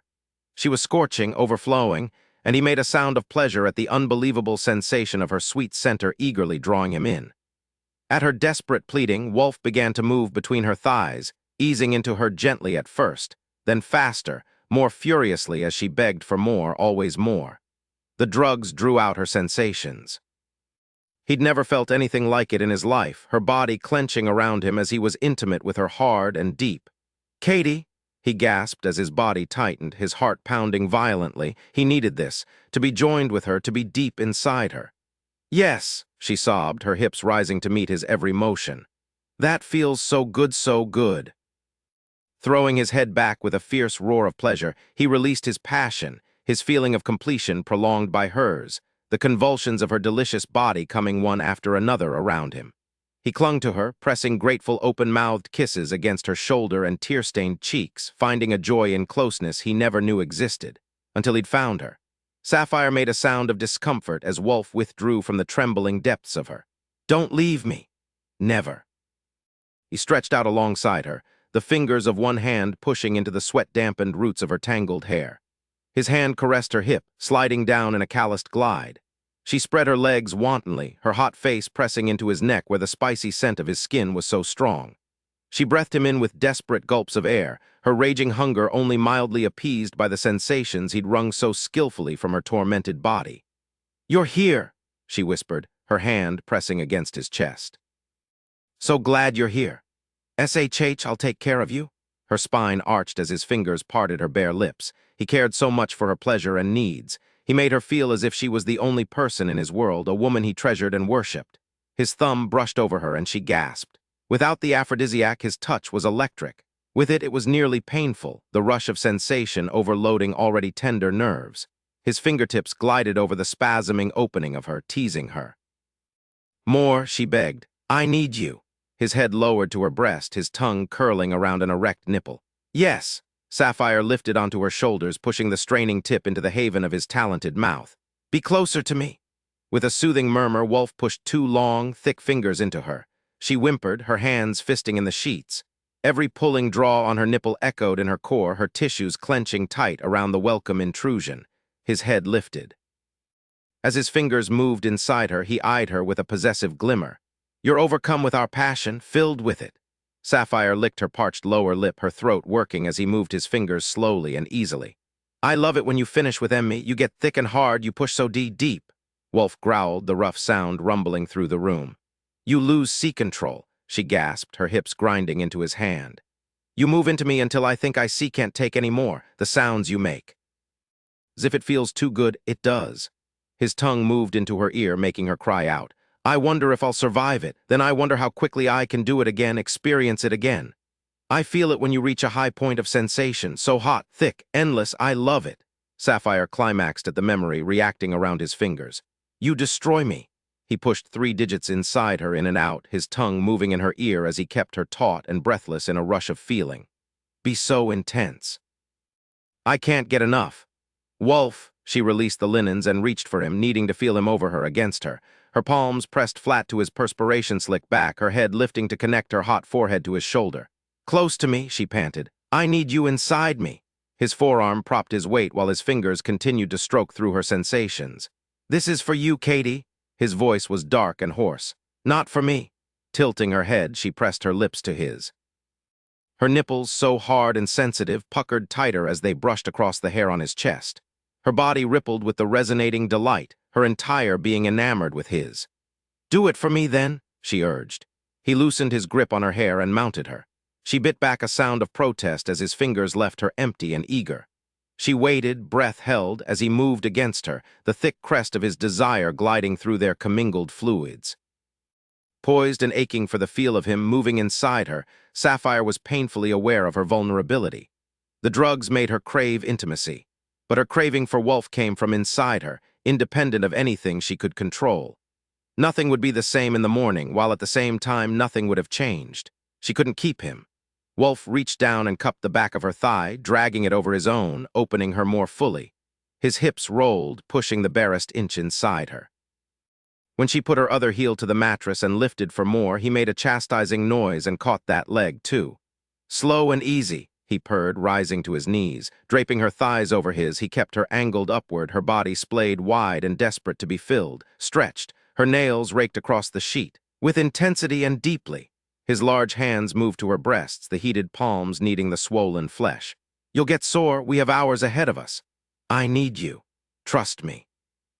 He moved gently, working another wide inch into her. "I've got you," she moaned, grateful for his care and attention, loving how he knew what she wanted and needed before she did, but hating that he was right to be cautious. The desire was agonizing, goading her to writhe beneath him, to beg and plead, to cry and curse as he rocked his way into her with painstaking leisure. "You're so damn intense," he bit out, sweat dripping from the long, dark strands of his hair. "I love being intimate with you. I love the look on your face when you are overwhelmed with sensation. Whenever I see you, I ache to see that look. I ache to show it to you." She locked her ankles at the small of his back and tugged, hissing in pleasure as he reached his limit. Then the closeness began, the sweet, slow glide, the push and pull, the exquisite feel of the underside of his desire as it stroked deliciously over hypersensitive nerves. She could swear she felt every pulsing vein, every sign of anticipation, every frantic beat of his heart. Instinctive, needy cries spilled from her lips, primitive sounds of surrender and hunger that stirred the dominant male in him. She saw it in his eyes, in the clenching of his jaw, and the way his chest heaved with effort despite his rigidly timed pace. "Deeper," she begged. "Be more intense." Wulf resisted the latter while indulging the former, moving her legs to his shoulders and coming over her. Her hips tilted higher, his dropped straight down, moving his body into her farthest depths. He reached maximum depth on every plunge, pulled out to the tip on every withdrawal. The feel of that long, thick closeness moving its full length into her brought her to a high point of sensation swiftly and kept her churning in the feeling like a sandstorm. His arms wrapped beneath her shoulders and held her pinned as he worked, his breath gusting across her ear. Sapphire felt the growl before she heard it, sensed the tension that gripped him in the moments before his own climax. He kept to the tempo that had to be killing him, but his fervor grew. The closeness of his tight form against her grew sharper, spurring her pleasure. Her fingertips clung to his straining back and she breathed, "Be close to me, fill me with you." "Katie," he snarled. He grew thicker, harder. She reached a high point of sensation again at the stretching of her inner muscles, and he finished with a hoarse shout of her name, his large frame straining against her in the way she loved, the way that told her he was as helpless as she to the force of their need. Wulf held himself still at the deepest point of her, grinding into her, emptying his passion in fierce, fiery bursts. With his temple pressed to hers, he gasped, "I love you. God, I love you." He was completely overcome in her arms. She held him through the torrent that raged through them both. Wulf held his torso aloft to look down at her. "Tell me what happened to you today." She inhaled deeply. Her dark eyes were luminous and beautiful. "I don't want to talk, I just want to hold you." He nuzzled the fragrant valley between her breasts. "We have a lot to talk about. Plans for our fut, no. For the next few hours you are not a prince, you are simply my lover. There is no tomorrow or any other day after that. There is only tonight and this bed." Her body held his desire tightly, stroking it until he began to stir inside her. "Duncan told me what he said to you. None of it is true." "I know." He took her mouth, his tongue sweeping inside and caressing hers, gratitude for her trust a deep ache in his chest. When she arched impatiently against him, Wulf rolled onto his back, tucking one arm behind his head. "Burn off those drugs. You are my fantasy." She smiled, and everything knotted up inside him. "Did you know that?" Straddling his hips eagerly, Katie took him deep inside her, whimpering with pleasure as she was fully seated onto him. He held her gaze, his chest tightening at the sight of her outlined by the faint moonlight entering through the small window behind her. "Never leave me again." His voice turned thick and unsteady. "I'll chase you to the end of the universe if I have to. I'll never let you go." As she began to move over him, she bent at the waist and claimed his mouth with her own. She moved over him slowly, tenderly. He savored the press of her body atop the feel of her breasts brushing against his chest, the velvet moistness of her body gliding up and down his desire, the gentle brushes of her hair across his shoulder. Except for the soothing caress of his palm on her thigh, Wulf forced himself to remain still. His jaw clenched and he gripped the pillows as he felt her endless string of sensations clench around him. Her lush body was tortured, tormented, racked with artificially heightened feelings, and this was the only thing he could do to help her. To allow her to use his body to ease her pain, he wished he could do more. She gasped, her body shuddering over and around him. The touch of her hands upon his skin was reverent. She made him feel special and important. She told him every day in countless ways how much he pleased her. The way she looked at him, kissed him, talked to him, all of it made him feel. He had never felt so much as when he was with her. His eyes slid closed, and he held onto her with the thought that he would never let her go, never allow her to be farther away from him than he could touch. Katie moved with him for hours, but finally sweat and activity burned the drugs from her body. Their final moments of closeness were slow and tender, just the two of them alone in the world. Her body spread beneath his, her head tossing restlessly while he loved her leisurely and deliberately. He took her with gentle desire, keeping her pinned and helpless beneath his lazy, rhythmic motions. He whispered endearments against her sweat-slick skin, praising her beauty, her passion. How different it was to be intimate with her with his heart. He had never experienced a deep connection like it before, a joining of more than mere bodies. As the sun began its measured rise, he tasted a tinge of melancholy in the flavor of her kiss, but exhaustion prevented him from investigating further. His eyelids weighed heavily, and he sank into sleep with Katie held tight in his arms. It was mid-morning when Wulf's carefully cultivated warrior's senses told him they were no longer alone in the room. He moved instinctively to shield Katie with his body, and was astonished at the speed with which a dark hand snaked through the drapes to slap a Neura-signature badge against the skin of her upper arm. His body instantly dropped to the mattress. Katie had been transferred right out from under him. With a howl of rage, he rolled from the bed, slipping under the voluminous curtains and reaching for the glaive that rested atop his discarded trousers. He engaged the blade a scant moment before his aggressor's first offensive move nearly cut him in half. Deflecting the blow and kicking out with his legs, he bought himself time enough to spring off the floor and land on his feet. He froze for an instant in surprised recognition, then swiftly parried the next attack. "General Erikson," he acknowledged tersely, relieved that Katie was in loving hands. Then he steeled himself to deal with her father's obvious wrath. "Prince Wulfric." Grave Erikson faced him with a glaive in each hand, the two glowing white blades spinning in opposite directions, creating an impenetrable shield for his body. "Uncovered as the day you were born," the general growled, kicking aside an intrusive chair. "Fitting that you should end your life the way you began it." With that ominous statement, he lunged, one blade thrusting, the other parrying. Distantly, Wulf's mind registered the sounds of his guardsmen trying to enter the room. Altering his position, he faced the doorway and saw that Erikson had attached a disruptor to the controls. Wulf was relieved. If his men entered the room, the possibility that Katie's father could be injured would be greatly increased. Sweat stung Wulf's eyes as he fought defensively, refusing to risk injury to the father of the woman he loved. It took all his skill to keep Erikson's blades from penetrating his defenses. The fury that goaded the general's actions seemed endless and deadly. "Fight back, damn you!" Erikson yelled. "I can't. Katie would never forgive me if I hurt you." Suddenly, decisively, the general stepped back and disengaged his blades. Wulf cautiously did the same. Darkness descended upon the room as the laser light retracted and disappeared. "You've improved much, Your Highness, since the last time we sparred," Erikson said with just a hint of breathlessness. "And you were damn good then." Wulf tilted his head in acknowledgement, his eyes wary, his stance tense with expectation. "Where are your men? I came alone. Bringing men with me would have been a military incursion. I am here as a father. I need her back, General. You have no claim to her. I love her." "Don't speak of love to me," Erikson snapped. "Do you know how I located my daughter? Her abuse in the town square yesterday is today's gossip. If you can't protect her, you don't deserve her." Wulf's face heated. "I would protect her with my very life." "You stole her." The general stepped forward, the fists holding his glaive hilts white-knuckled with tension.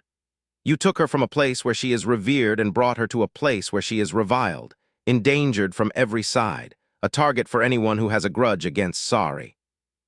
Wulf straightened, shrouding his lack of clothing with regal dignity. "I've made many mistakes regarding your daughter, General, but I'm prepared to rectify them. Katie is precious to me. She is nothing to you. Forget she exists." "Not a chance," Wulf vowed. Erikson's gaze narrowed. "You'll have to get through me to get to her. It would be far less painful to find a new Dashirian concubine." Wulf stepped forward. The belt on the general's waist beeped an alarm. "Time's up, Your Highness." Executing a quick bow, Erikson transferred out. Stunned by the sudden end to the conversation and the loss of Katie after she'd been so recently found, Wulf stood frozen. Katie was gone without knowing he wished to make her his consort. She'd left him yesterday, and he had promised her nothing since then that would change her mind. Would his profession of love be enough to bind her to him? She'd refused to talk about tomorrow or the future, as if they had none. Her last bittersweet kiss still lingered on his lips. Despair ripped through him like the lash of a whip.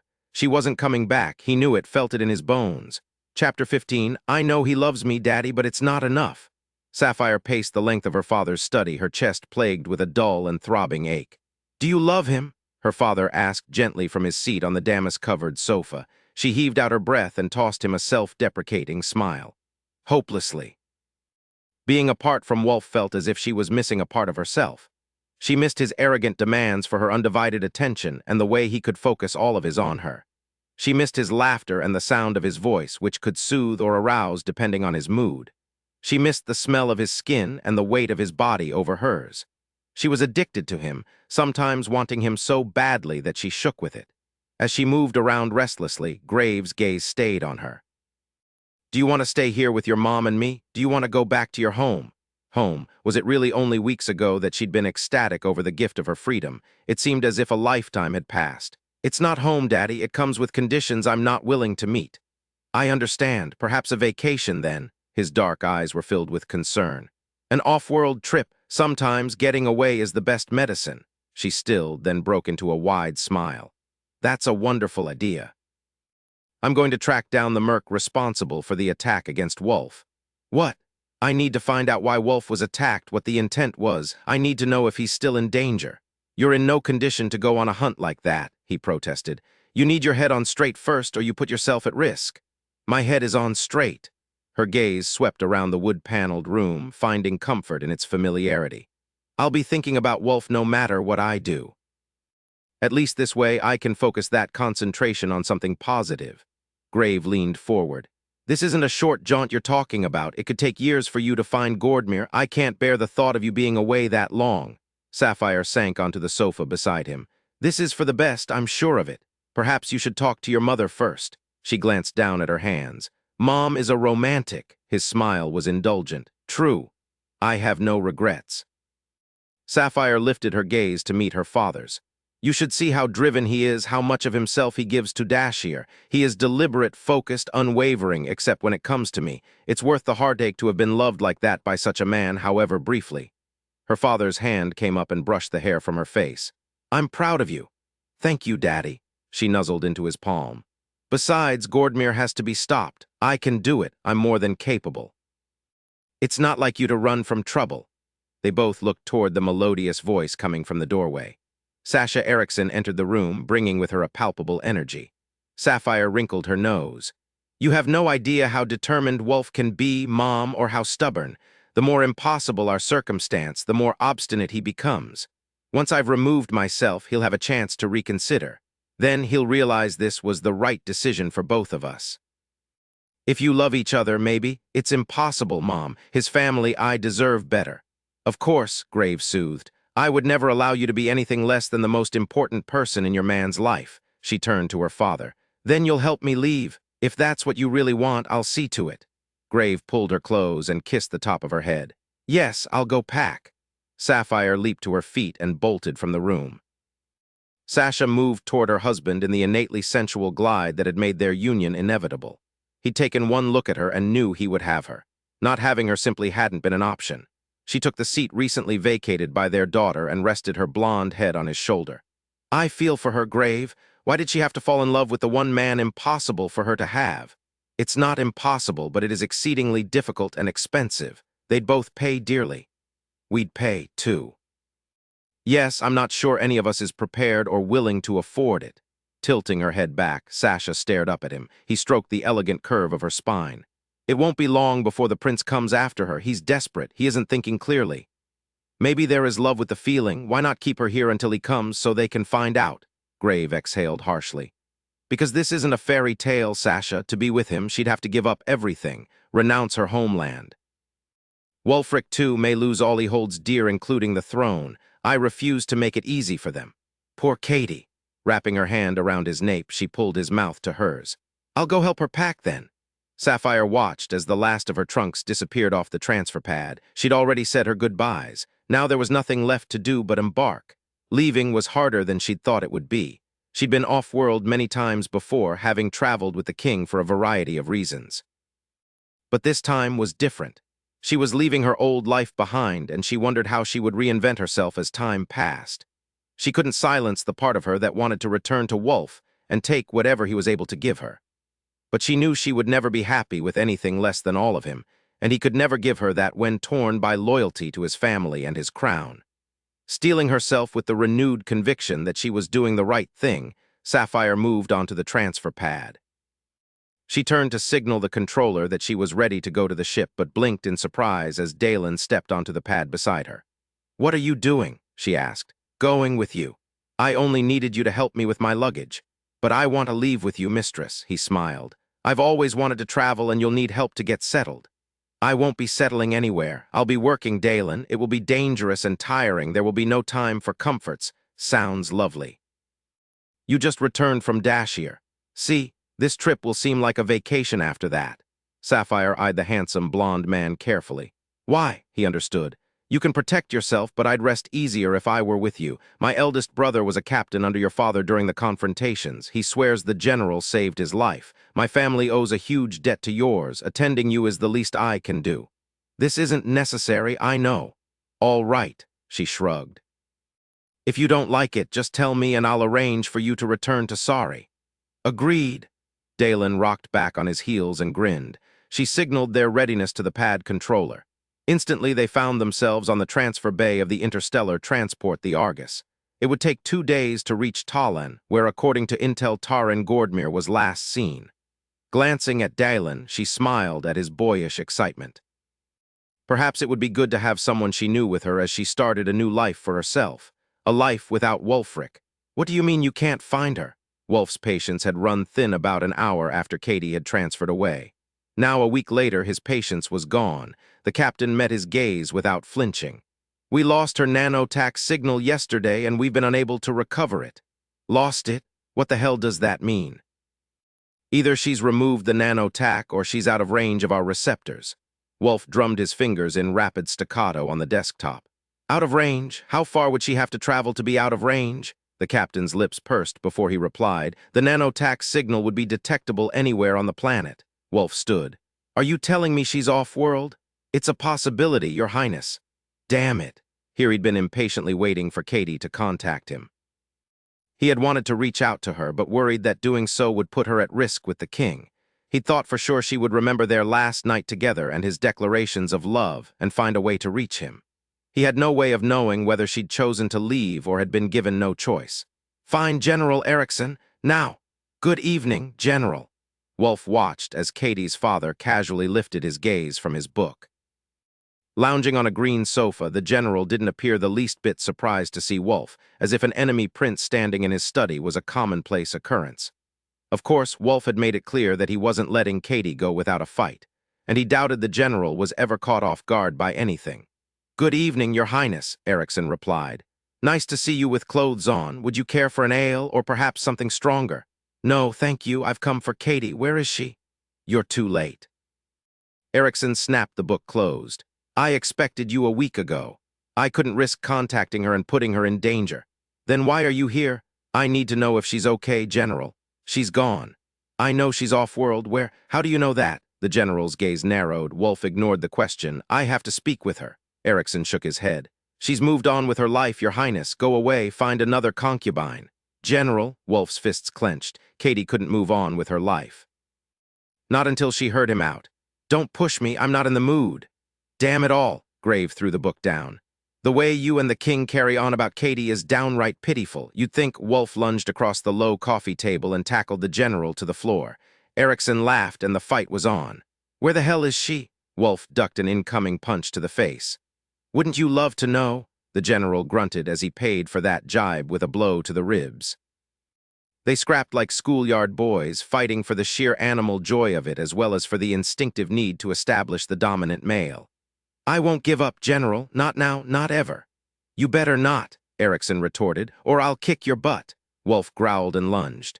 The general caught him by the shoulders and used his incoming momentum to toss Wulf into a nearby chair, which broke under the impact. "Enough!" The general withdrew. "Cause any more damage in here and Sasha will have me sleeping on the couch." Gasping, they both leaned heavily against the nearest intact piece of furniture. Wulf glared, the general grinned.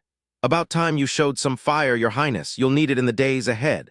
Wulf snorted. "Where is she?" Erickson pressed his palm against his ribs. "She's gone to the planet Talon, tracking the merc who arranged for the attack against Taran Gordmere." Katie was protecting him. Again. Wulf wiped the sweat from his brow. "Is it too late for us?" he asked grimly. "Does she want me to let her go?" "I wouldn't say that." Ericsson's tone was dry. "Thank you, General." Wulf straightened. "I'll find her and bring her back safely." "The king won't concede her easily," Ericsson warned. "He released her contract, but he hasn't released her." "I understand." The general stared at him intently. "We may yet find ourselves across a battlefield from each other." Wulf nodded grimly. "I would turn my back to you, General." "And I would turn my back to you, Your Highness." They bowed in unison. With a quick twist of his signet ring, Wulf left. Chapter 16, "You're impossible, Wulfric," Anders snapped. "I command you to go to your concubines and work that Sarian woman out of your system." Wulf concentrated on the depth of his breathing rather than the fury that bubbled so close to the surface. He knew his barely leashed temper made him miserable company, which was why he'd avoided his father as much as possible. "If you don't like my mood, father," he said with forced calm, "may I suggest you leave my chambers?" The king paced. "I'm not the only one who finds you unbearable. The servants are afraid to come near you and the guards are drawing straws for duty assignments. This has gone on long enough." Wulf rubbed a hand over his face. Katie had a week's head start and seemed to have disappeared without a trace. He didn't understand how she was surviving. She wasn't using credits. How was she paying for the things she needed?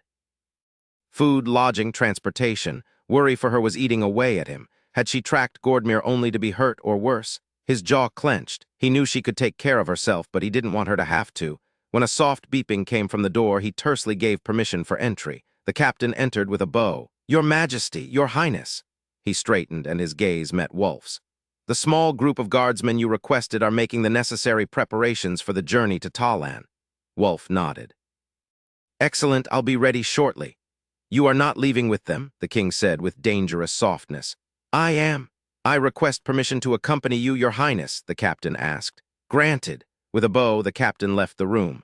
Wulf moved toward his bedroom where servants were packing his belongings. He was halted by a powerful grip on his elbow. He looked at his father. Struggling to regain his equanimity after the surprise, he asked, "What are you doing?" "The Mynerian king and his daughter are arriving today." "I know. You're to meet the princess in anticipation of a possible match."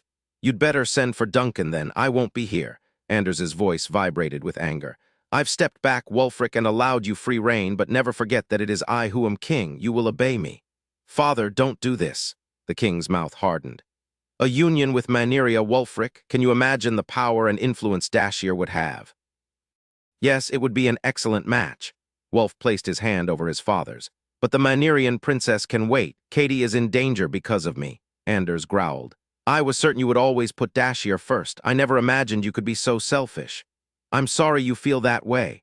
He pried his father's hand from his arm and moved away. "Wulfric, you will not turn away from me until you are dismissed." Wulf stopped in mid-stride. He turned carefully to confront his father, his face impassive. "You will listen to me," the king ordered. "I always listen to you. I have duly noted your thoughts on the matter of my departure." "That's it. That's it. Katie's on Tallan, risking herself to avenge me. I have to go to her." "And if I command you to stay?" Wulf gave a weary exhale. "You would have to imprison me, which wouldn't impress the Mynerian king." The king's hands clenched into fists at his sides. "And if I command you to marry the Mynerian princess?" "We can discuss Myneria when I return, father." "I forbid you to pursue Ericsson's daughter." "I have to pack." He bowed and turned away. "Wulfric." There was an anguished note in his father's voice that stopped him again. "Why?" He returned to his father with hands outstretched. "When I was in that cave, the slightest hint of a breeze across my skin was agonizing. When I awoke in the healing chamber and saw Katie there, I thought I'd died and she was my reward. I felt joy, gratitude. From that very first moment, I knew she was mine, knew it, and she looked at me the same way. Before she knew who I was just a wounded man who had nothing to offer her. She knew damn well who you were." "She didn't."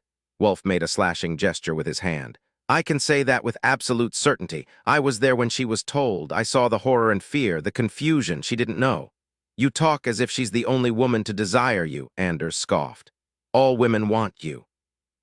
"But I don't want all women. Since my capture, I can't bear to be touched. I have no attendants. I dress and bathe myself. I maintain a safe physical distance from others. Except from the one person you need to stay far away from.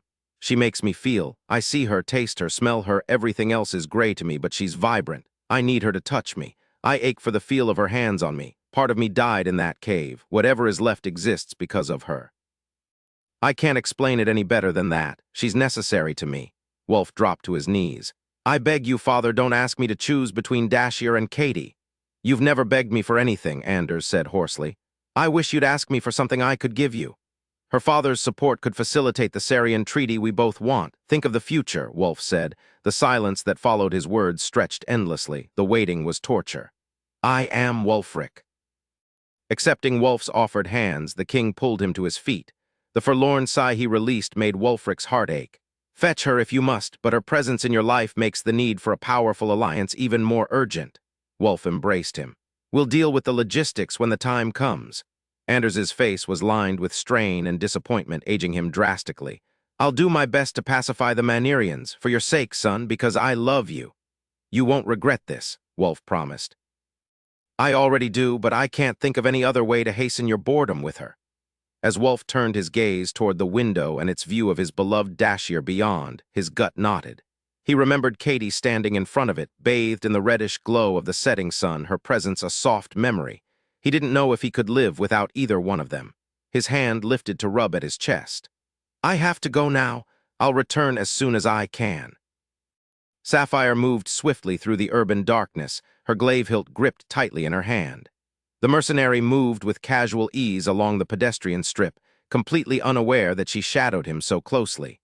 The traffic on the street was light, most likely owing to the earlier light drizzle, but there were enough people around to make her inconspicuous. Breathing deeply, she relished the rare smell of a rainy night. Tallen was a lush planet, a stark contrast to her desert homeworld. Covered in golden-leaved trees and seas of wild green grass, it was beautiful, a paradise.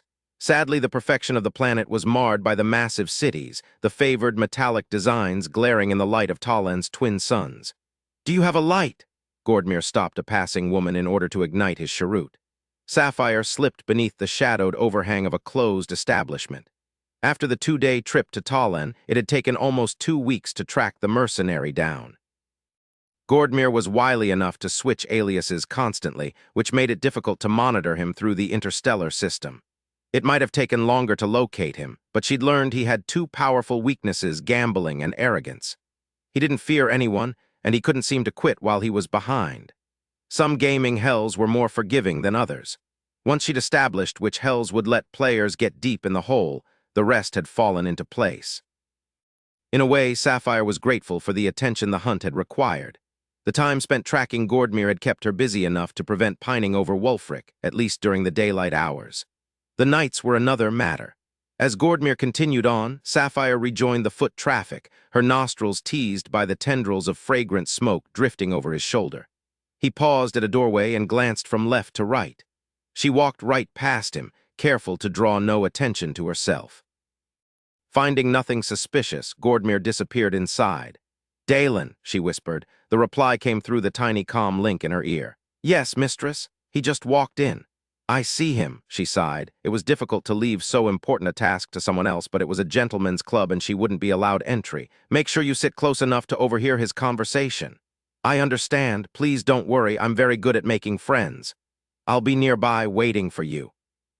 Sapphire turned around and took the elevator to the small room she'd rented overlooking the club.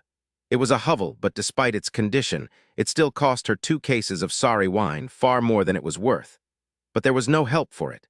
She couldn't leave Dalen alone, untrained as he was. Something could happen, anything could go wrong, and she had to be near at hand just in case. Entering the tiny lodging, she was suddenly overwhelmed by emotion and exhaustion. It happened every time she was alone with nothing to occupy her, nothing but thoughts of Wulf. Staring out the grimy window at the club below, Sapphire wondered what he was doing. Did he ache for her as she did for him? Did he feel as hollow inside? And she wondered again whether she'd made a mistake if she should have returned to him despite everything. It was late when Dalen stumbled from the club with Gordmere, both men slightly tipsy from too much drink. They parted ways at the pedestrian strip, and she exited the small lodging by way of the elevator. She deliberately fell behind to be certain Dalen wasn't followed. When she was sure he was safe from prying eyes, she followed him up to their hotel room. Like nearly everything in Tallen, their lodging was designed to look modern, with sleek lines, metallic and stone accents, and neutral colors. She hated it, wondering why the Tallenites admired such lifeless surroundings when their planet as a whole was so warm and vibrant. She found Dalen lounging on the beige chaise in the small living area, waiting for her. He reeked of perfume, and his dazed smile told her that he'd had a good time with the club's staff. Sapphire was happy for him. In choosing to travel with her, he had left everything he knew and loved, and she'd been horrid company, snappish 1 minute and crying the next. As she sank onto the seat next to him, he grinned at her with boyish charm. "I think you'll be pleased with tonight's events, mistress. Did he mention anything about Prince Wulfric?" "No," she groaned. "But," Dalen continued, "he did offer me a job." "What?" "I repeated everything you told me to say. I told him how I'd been released from my employment because I was caught pilfering. I mentioned my resentment and lack of work. All of this information was unimpressive and boring to him until I told him that I once worked in the Dashier Palace. Then he began to listen." Sapphire leaned forward. "And he wanted to know more," Dalen yawned. "You told him that you knew Crown Prince Wulfric personally." He nodded. "He was interested in everything I told him." "How interested? Do you think you could talk to him again?" "Even better," Dalen grinned. "He said he'd been hired to capture a figure of great prominence and that recent events had severely reduced his crew. He offered to take me on." She blinked. "He offered to hire you to capture a crown prince? He doesn't even know you." Dalen smiled smugly. "I told you I was very good at making friends." "This is fantastic." She fell back into the cushions of the chaise. There were 100 scenarios she'd considered when it came to dealing with Taran Gordmere, but working for him had not been one of them. It was, however, perfect. "Tell me everything." "He says he must build up his crew before he can take action, and he's been warned that his target is a warrior of great skill. He hesitates to make his move until he's certain he can succeed. This, apparently, will take a few more weeks." She frowned. "Not if he's hiring strangers right off the streets." Dalen laughed. "My work at the palace was quite important to Gordmere. He mentioned it several times. If I hadn't revealed that, he probably wouldn't have offered. I wonder if he intends to go after Wulf in the palace." Sapphire rubbed her temples, her mind struggling to puzzle out all the possible options and finding too many variables. She had to protect Wulf. If anything ever happened to him, she shivered. Nothing was going to happen because she would ensure that he was never in any danger. "When do you see him again?" she asked. "Tomorrow." Dalen's blue eyes lit with obvious anticipation. "You were correct about his gambling addiction, mistress. He also has a weakness for women." She smiled ruefully. "I can smell that on you. I expect that I'm going to spend the next few weeks getting to know him." His smile was wicked, and his rather extravagant lifestyle. She wrinkled her nose. She couldn't stand by doing nothing. She had to be involved in some way, no matter how minor. A thought came to mind, along with a slow grin that spread across her lips. Dalen eyed her warily. "I've started to recognize that look, mistress. It rarely bodes well." "Nonsense," she scoffed. "You'll be pleased to know, Dalen, that you've just acquired a partner." "I'm going to have to do something about him," Sapphire muttered in Dalen's ear, her arm thrown around his neck. Dalen's gaze followed hers, coming to rest on the bulky man who stood next to Gordmere by the club bar. Music thumped loudly as the singer on the stage belted out a popular dance tune. All around them, various patrons swayed to the beat, creating an environment of wild, carefree extravagance. "Such as?" he asked. "I haven't decided yet, but he doesn't like us, and if he continues his complaining, Gordmere might decide we're not worth the effort. Tor Smithson has been with him for years, and we're just strangers." Strengthening their appearance as an amorous couple, she threw her leg over Dalen's. "We have to stay involved long enough to discover who hired Gordmere." "What do you want me to do?" She watched Gordmere catch the eye of a woman, then moved to charm her, leaving Smithson alone. Sliding off the seat, Sapphire pushed to her feet. "Keep Gordmere distracted." Dalen grabbed her arm. "You're going to do it now." Meeting his concerned gaze, she offered a reassuring smile. "It's been 3 weeks and he still hasn't told you anything about who hired him or details about the job. He doesn't trust you yet, and he won't as long as Smithson is filling his head full of doubt. We have to get him out of the way." She stood. "Besides, Smithson's one of the mercs who tortured Wulfric. He deserves what I can give him." Dalen grabbed her wrist. "You're unarmed." "So is he," she pointed out. "Don't worry, I'll be back in half an hour. If I'm not, then you can get worried." "Your reassurances leave much to be desired," he muttered, but he rose from the small booth and made his way over to Gordmere. Sapphire sidled up to the bar and flashed a smile at Smithson. She ordered a glass of Talin brew, a potent liquor that Dalen enjoyed, but she couldn't stomach. "Why don't you go home?" Smithson's tone was harsh. "You've no business being here." She perused him with an assessing side glance, taking in the threat he presented while sizing him up. Her father had always advised her that being prepared was half the battle. "I'd be bored at home," she complained with a pout. Smithson's returning perusal was blatantly disgusted. "That's not my concern, my wallet is." "Your boyfriend looks to you every time he's asked a question. A man who buckles under a woman like that can't be trusted." Sapphire looked over her shoulder. Dalen was talking animatedly with Taran Gordmere, who faced away from her. The bartender set the brew she'd ordered on the counter, and she moved quickly while the time was still right. "Why don't you show me out?" "You're leaving?" He studied her suspiciously. "Just like that?" "Sure," she shrugged. "I don't want to cause any trouble." "We need the money, you know." "Walk yourself out," he said coldly. She sighed. "Fine, I'll stay. I can never hail a public transport by myself," and Smithson grabbed her elbow and hauled her toward the exit. "What about Dalen's drink?" she whined, stumbling along behind him. "I'll give it to him when I get back." She hid her smile. "Okay." The instant the doors slid closed behind them, Sapphire moved. Surprise was all she had, so she used it, rotating Smithson's arm with all of her weight, gritting her teeth when she heard the bone break. His howl of pain was deafening. She lifted her foot and kicked him in the rear, shoving him away from the door where they might be overheard. The entrance to the club was in an alley off the main thoroughfare, which made time a precious commodity. She was moments away from discovery, if that. Smithson dropped and kicked in a sideways swipe, knocking her feet out from under her. Sapphire fell forward, landing on top of him. Before she could react, his good arm was around her neck, squeezing. Gasping and clawing, Sapphire fought to ease the pressure on her trachea. The mercenary was too strong. Spots drifted before her eyes, then blackness closed in. Seconds away from unconsciousness, she yanked his broken arm. As his agonized roar echoed through the dimly lit alley, she scrambled free. Time. She was running out of it. Stumbling to her feet, she sucked air into burning lungs, her neck throbbing from his brutal grip. Smithson snarled, rolling and somehow coming up onto his knees. "I'm going to kill you." As he reached for his boot, she spotted the dagger hilt he sought. His gaze locked with hers, filled with bloodlust and an inherent evil that chilled her to the bone. This man hunted humans for a living and tortured the helpless for the sick thrill it gave him. He'd almost succeeded in killing the man she loved. "I'm relieved you said that." Sapphire steeled herself for the grim task ahead. "Killing a man in cold blood isn't my style." He lunged for her, the wicked blade coming to glowing life in his hand. She kicked. Good fortune and a lot of skill ensured that her foot hit his wrist, sending the hilt spinning into the air above them. She leaped and caught the weapon. With a diagonal slash, she severed his head. His torso hit the ground with a thud. But self-defense I can handle. Chapter 17, Katie Erickson is here, Your Highness. Wulf looked away from the data screen as the captain strode into the room. "Did you see her with your own eyes?" The captain nodded. "How does she look? Thinner, tired?" "Stubborn woman," Wulf groused, but he was nearly dizzy with relief.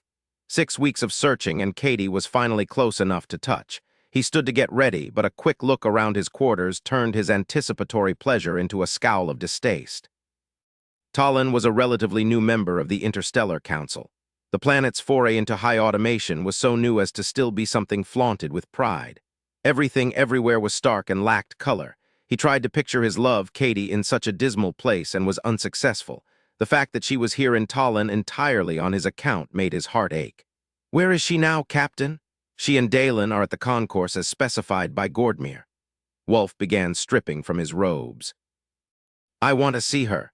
Your Highness, I don't recommend that you come with me. What if you're seen? It could ruin everything. It's taken me weeks to reach this point. I'll keep a low profile and stay out of your way. Forgive me, but it's impossible for you to keep a low profile," Wulf grinned. "It's not so difficult when you're around, Captain. You have a way of drawing attention." A hint of a smile teased the corner of the captain's dark lips. "As you command, Your Highness, I'll remove her from the conversation. If I succeed, I suggest you and the mistress depart the area and allow me to manage the rest. Taking her away won't bother me in the slightest, I assure you." Within minutes, they were on their way to the concourse. Sapphire leaned over Dalen and spoke softly in his ear. She murmured. She arched her back, her shoulder brushing against his arm. Her hand reached across his chest. The fingers of her other hand rested on his thigh. He groaned and turned his head, burying his face in her neck. "Mistress," he panted, "is all of this really necessary? He must believe we're a couple. He's grown terribly suspicious since Smithson was killed." "Why, yes, but—" His hand flew to her wrist and stilled her hand. I'm only a man and you are a well-trained partner. There's only so much I can take. Looking over her shoulder at the occupants of the small lounge in the Deep Space 10 concourse, Sapphire noted the slender blonde man who entered. She moved over Dalen quickly, sitting on his thighs and wrapping her arms around his neck. He's coming back, she nuzzled his throat. You know what to do. I can't think when you're doing that. Haggle with him a little on the price for your services, she whispered. It's taken us weeks to get to this point. You don't want to seem too eager, and whatever you do, make sure you find out who hired him to capture. A deep voice rumbled behind her. Get the woman out of here. Sapphire stilled. She turned slowly, struggling to hide her surprise. She failed miserably, her mouth falling open at the sight of Clark, who stood next to Gordmere as if they were old friends. We've no need of her services for this conversation. His dark gaze raked her insolently. She blinked. Have you never seen a real man before? Clark asked scornfully, gripping her elbow and yanking her away from Dalen. He hauled her close, crushing her against his massive chest. When you tire of your pretty boy, come see me. He bent her over his arm and touched her earlobe gently. Go to the exit, he growled, then he pulled her up and shoved her toward the door. Sapphire stumbled away, glancing over her shoulder in amazement. What the hell was going on? Distracted, she ran directly into a rock-hard chest and was pulled out of the lounge into the crowded terminal beyond. What, Katie? She felt faint. Her gaze followed the golden hand that held her wrist and traveled up the muscular arm with lightning speed. She stopped for a split second on the handsome lips that were presently pursed in anger, then her wide eyes met Wulf's furious ones. Tears welled at the stark relief and love that shined in the emerald depths. With a whimper of pleasure, Sapphire leaped at him, locking her legs around his lean waist and taking his mouth. He absorbed the impact easily and turned, pressing her into the wall of the corridor, his kiss intense under hers. Her heart raced. She'd longed for him, so badly. Every night his memory would not be denied, demanding she dream of him. I've missed you, she gasped into his mouth. Wulf pressed his hips into her, revealing the depth of his desire. You and Dalen, a harsh, edgy noise vibrated in his chest. It's nothing. She arched into him, her blood raging. He kissed the vulnerable point where her neck met her shoulder. His touch was rough, barely controlled. You were kissing him, close to him. I'll tear him apart. No. She murmured, pinned to the wall by his overwrought and powerfully aroused body. She was burning, on fire for him and his passion for her. It was all for you. I don't care what your reason was. You're mine. Yes, you belong to me. His hand at her waist wrapped in her hair, pulling her head back to expose her throat. He touched and kissed along the tender skin, his other hand coming up to hold her close. If my life depended on it, you will not ever touch another man. Jealous fool. Sapphire laughed, filled with joy to be in his arms. She held him with her thighs, but it wasn't necessary. His strong body kept her firmly in place. I would do anything for you. I love you. You will be the end of me. Wulf pressed his forehead to hers. You'll drive me insane, Wulf. Her hands soothed the taut length of his back, understanding how he felt. She'd experienced the same when she'd sent the woman to him. There is only you. Never again, he muttered against her cheek. Never touch another man again. I can't bear it. Pulling back from the wall, he carried her swiftly away. We have to get out of here. Dalen, I can't leave him behind. The captain will take care of him. Right now, you need to take care of me. Sapphire leaned back in his embrace, his strong thighs flexing beneath hers as he strode easily through the crowds, his sheer commanding presence causing commuters to weave out of their path. What are you doing here? She asked, breathless from his bold possessiveness. A black brow arched. Coming after you. His face looked paler, his lips sterner, but he remained by far the handsomest man she'd ever seen. Only for him had she ever felt such a wealth of emotion. It was addicting, overpowering, intoxicating. Wulf, you take my breath away. His chest expanded with a harshly indrawn breath. Tightening his arms around her, he quickened his pace. You have no idea how much I've missed you. You're so darn beautiful. As many times as I've pictured you in my mind, it never did you justice. Sapphire smiled. I look like heck. You look like heaven. He pressed his lips to her temple and kept them there. His voice dropped. I'll mend my ways. I'll change. I can make you happy. Her arms encircled his neck. I can't go through this again. You shouldn't have come. I couldn't stay away. I've never been able to. I love you. Tears slipped free, wetting both of their faces. Wulf, hush. Wait until we're alone. I have something to ask you. Pulling back, Sapphire looked into his face. His features were so austere and intent, but his eyes were smoldering. She flushed. I know what you want. His mouth curved in a sexy smile. You don't know everything, but you can if you just give me time to get out of here. She spent the short taxi ride back to Wolf's lodgings tucked against the warm strength of his chest. His hands gently touched her arms, his mouth pressed kisses along her face and neck. They said nothing, both longing for the moment when they could be alone. When the transport arrived at the hotel, they leaped out and hurried to his rooms. Wulf led her directly into his suite. The outer foyer was similar to the rest of the city, metallic with silver paint on the walls and polished cement floors. Sapphire still found the barrenness of the decor jarring. Sari and Dashier had long ago re-embraced the beauty of the tactile. The need to celebrate what was human was what made warriors so revered and partners so prized. "This way," he directed. She moved with him into the bedchamber beyond. Her breath caught at the sight that greeted them. Multicolored rugs decorated the floors, rich velvet counterpanes littered the bed along with an array of jewel-toned pillows. The glaring lights remained off, the room lit with a profusion of flickering candles. "It's beautiful," she breathed. Wulf came up behind her, wrapping his powerful arms around her waist. "Only because you're here."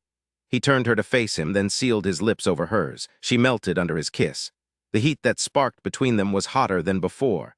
The passion ignited every nerve ending in her body, traveling from her lips to her toes. Dizzy with longing, Sapphire pulled away to catch her breath and was arrested by the sight of him. He was flushed, his mouth moist and parted, his breathing labored. But it was his gaze, fierce and determined, that most moved her. His effect on her was potent, aging like a fine vintage, becoming stronger the longer she knew him. "I'm going to spend time with you now." Wulf's tone was a sensuous whisper. He held her close. "Then we're going to talk about our future together, and you're not leaving this room until I say what I have to say. Understand?" Shaking, she kissed him passionately. It was astonishing, really, that this magnificent man loved her enough to pursue her. "I adore you." She felt him shudder. Her words released something primal. Wulf's hands were rough as his fingers curled into her gown and rent the fragile garment in two. Sapphire was as desperate as he, struggling to feel the warmth of his flesh beneath her hands, to know this was not another dream. She paused when she saw the gold chain carrying her guardian's chip around his neck. She plucked it away from his skin with her fingertips. He held her by the waist as she examined it. "We found it at Breeden's. I've kept it close ever since." Her fingers caressed the warm metal. "I missed this tangible reminder of you." He tugged off the remnants of her clothing and pressed her back into the bed. "You'll have no more need for reminders. For the rest of your life, I'm going to spend every free moment with you." She sank with a sigh into the rich velvet coverlets, the luxurious material no match for the silken texture of Wulf's skin. He covered her body with his own. She couldn't get enough. Her mouth pressed moist, open-mouthed kisses along the top of his shoulder. She touched and held him close. Her hands caressed, her nails scratched. Her legs wrapped around his hips and held him to her. She wanted to be close to him. "Hurry," she urged. Wulf laughed. "I've been dreaming of this for weeks. Let me savor it." Later. With a sound of pleasure, he drew closer to her. "So close, Katie." He kissed her deeply, holding her close. A low groan of pleasure rumbled up in his throat. "I've wanted you so badly, I thought I'd go mad without you." "I love you," she purred as he held her tightly. "I've dreamed of you, needed you so much." His head dropped next to hers, his breathing harsh and ragged. He pulled back, then drew her close. When she arched into him, rushing him, spurring him on, he moved with her, his body close to hers with great skill. His mouth lowered to her, touching her intimately. Helpless sounds of pleasure poured from her. It had been so long, too long. The feel of him was exquisite, so strong and firm, moving between her thighs with latent power. "Yes, you feel so good." He mumbled something that sounded arrogant, then shifted his mouth to her other side. Sapphire held him close, needing him to be where she was, lost in the moment, desperate for release, hopelessly in love. She loved that he was so self-possessed, loved that she was necessary and important enough to him, that she was his one and only vulnerability. He took control, rising above her, holding her legs to better connect with her. She held him close, overwhelmed by the passionate intimacy. He took her fiercely then, his body moving quickly, holding her tightly. Fast and hard, close and connected, Wulf deliberately drove her beyond sanity. The sight of him was stirring. His handsome face contorted in a grimace of pleasure because he was connected to her in the most intimate way possible.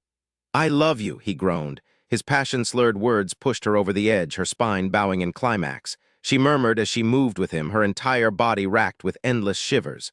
"More," he snarled. The close contact with him was relentless. "Come again." "No." She moaned, certain another climax would overwhelm her. Wulf reached between them, touching her with deftly skilled strokes. Her next climax came even more powerfully than before. As she writhed beneath him, she felt him change. He shouted her name, clutching her to his shuddering body, love words and praise tumbling from his lips as he held her close. Gasping, Wulf twisted over, pulled her to drape over him without separating from her. His strong arms held her tightly to him as their breathing slowed. He kissed the top of her head. "I want a handfast with you, Katie." She lifted her head and met his gaze, astonished. "Handfast? We can make it work. We love each other, Katie. I never expected it or even wanted it, but it's happened, and I'm not sorry." "Handfast," she repeated. "I've been doing some research. In the first years after Dashier established sovereignty, the monarch and his family were in great danger. To stabilize the throne, preserving lineage was a priority that took precedence over ceremony. If a member of the royal family wished to marry, they couldn't always wait to do it properly. Not in times of war and treachery." She nodded. "I understand." Wulf caught her hand and held it over his heart. The tradition of the handfast was established an informal yet binding agreement as strong as a marriage. It doesn't require the blessing of the king the way a formal joining would. It only requires that both parties be willing. "Wulf," she bit her lower lip, "you would circumvent your father in something so important?" His grip on her hand tightened. "He would still have the last word. If he never gives his blessing, the binding would become a morganatic marriage. You'd be my consort, not my queen, and our children could never attain the throne." "Our children?" Longing pierced her chest with such force she shivered with it. Her eyes and throat burned. She would lose all that she had now, but gain something so precious she hardly dared to dream of it. Marriage, a family, with Wulf.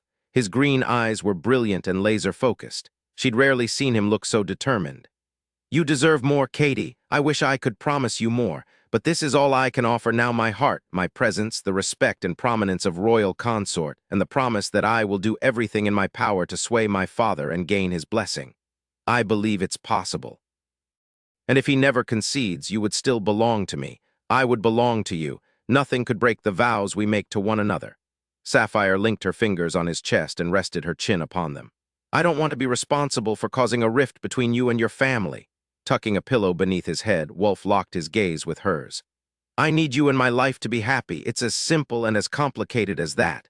I can deal with anything as long as you're mine, as long as you love me back." Tears fell. "My father, if there was another war. I've made overtures to the King of Sari," he said swiftly, "and he has agreed to meet with me to discuss the possibility of ceasefire agreements and new treaties. I won't say there will never be another war, but I swear to do my best to prevent one. It's impossible." "It isn't."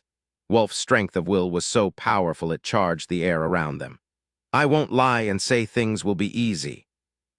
I can't promise you a happy ending where everything is wonderful and our families coexist peacefully. I can only promise to love you, to make time for you and cherish you. I'll never give you cause to regret the sacrifices you'll make to be with me.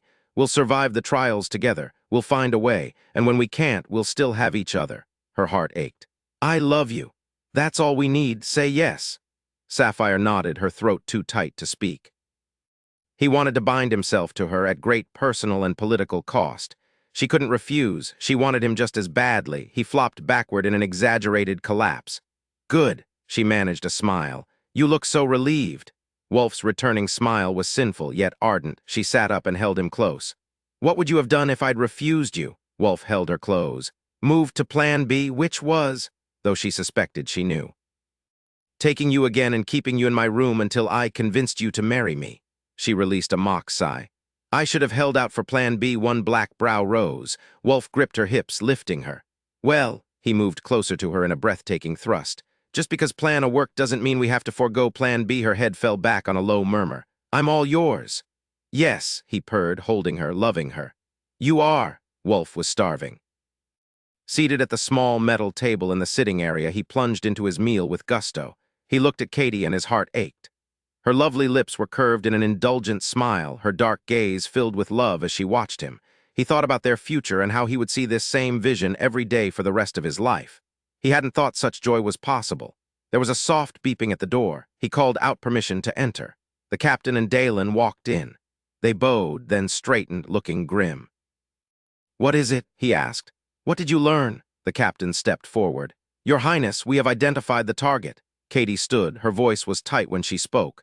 The prince is in danger, isn't he? Wulf rose and went to her, drawing her into his arms. The captain shook his head. Gordmere was hired to capture you. Chapter 18, I'm the target. Wulf looked down into Katie's pale face and his gut knotted. He held her tighter, his gaze moving between Dalen and the captain. It's extremely fortunate that you left the terminal before the courier from Sari arrived, the captain continued. Gordmere was given a disc with video footage of his target, whom he knows only as Katie Erickson. When he views the data, he'll realize Dalen's partner and Katie Erickson are one and the same. I don't understand, she frowned. They were after Prince Wulfric before. That was a different assignment, which was interrupted when Gordmere was captured by Sarian troops. Smithson exchanged His Highness for Gordmere, forfeiting that bounty. Who hired him? I don't know. That information is something Gordmere guards very carefully. I believe he's the only one of the group who ever knows where the money is coming from. So someone out there still wants Prince Wulfric? Katie asked. Dalen nodded. Gordmere intends to use the credits he earns with your capture to finish that previous job. How many buyers are there? Wulf asked. Is it one person after both Katie and I? Why would anyone want me? She queried. I'm not important.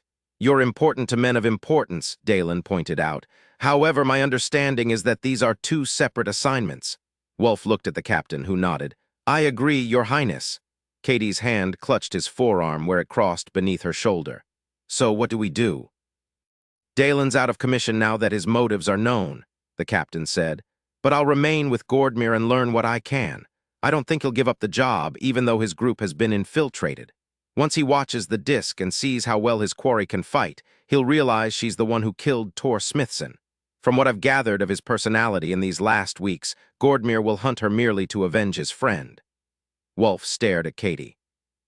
Forthrightness in her returning gaze answered his unspoken question. He reeled at the knowledge that she'd killed a man for him. The man who'd tortured him until he prayed for death. Pride swiftly overcame his shock. He would kill for her, die for her, do anything necessary to keep her safe.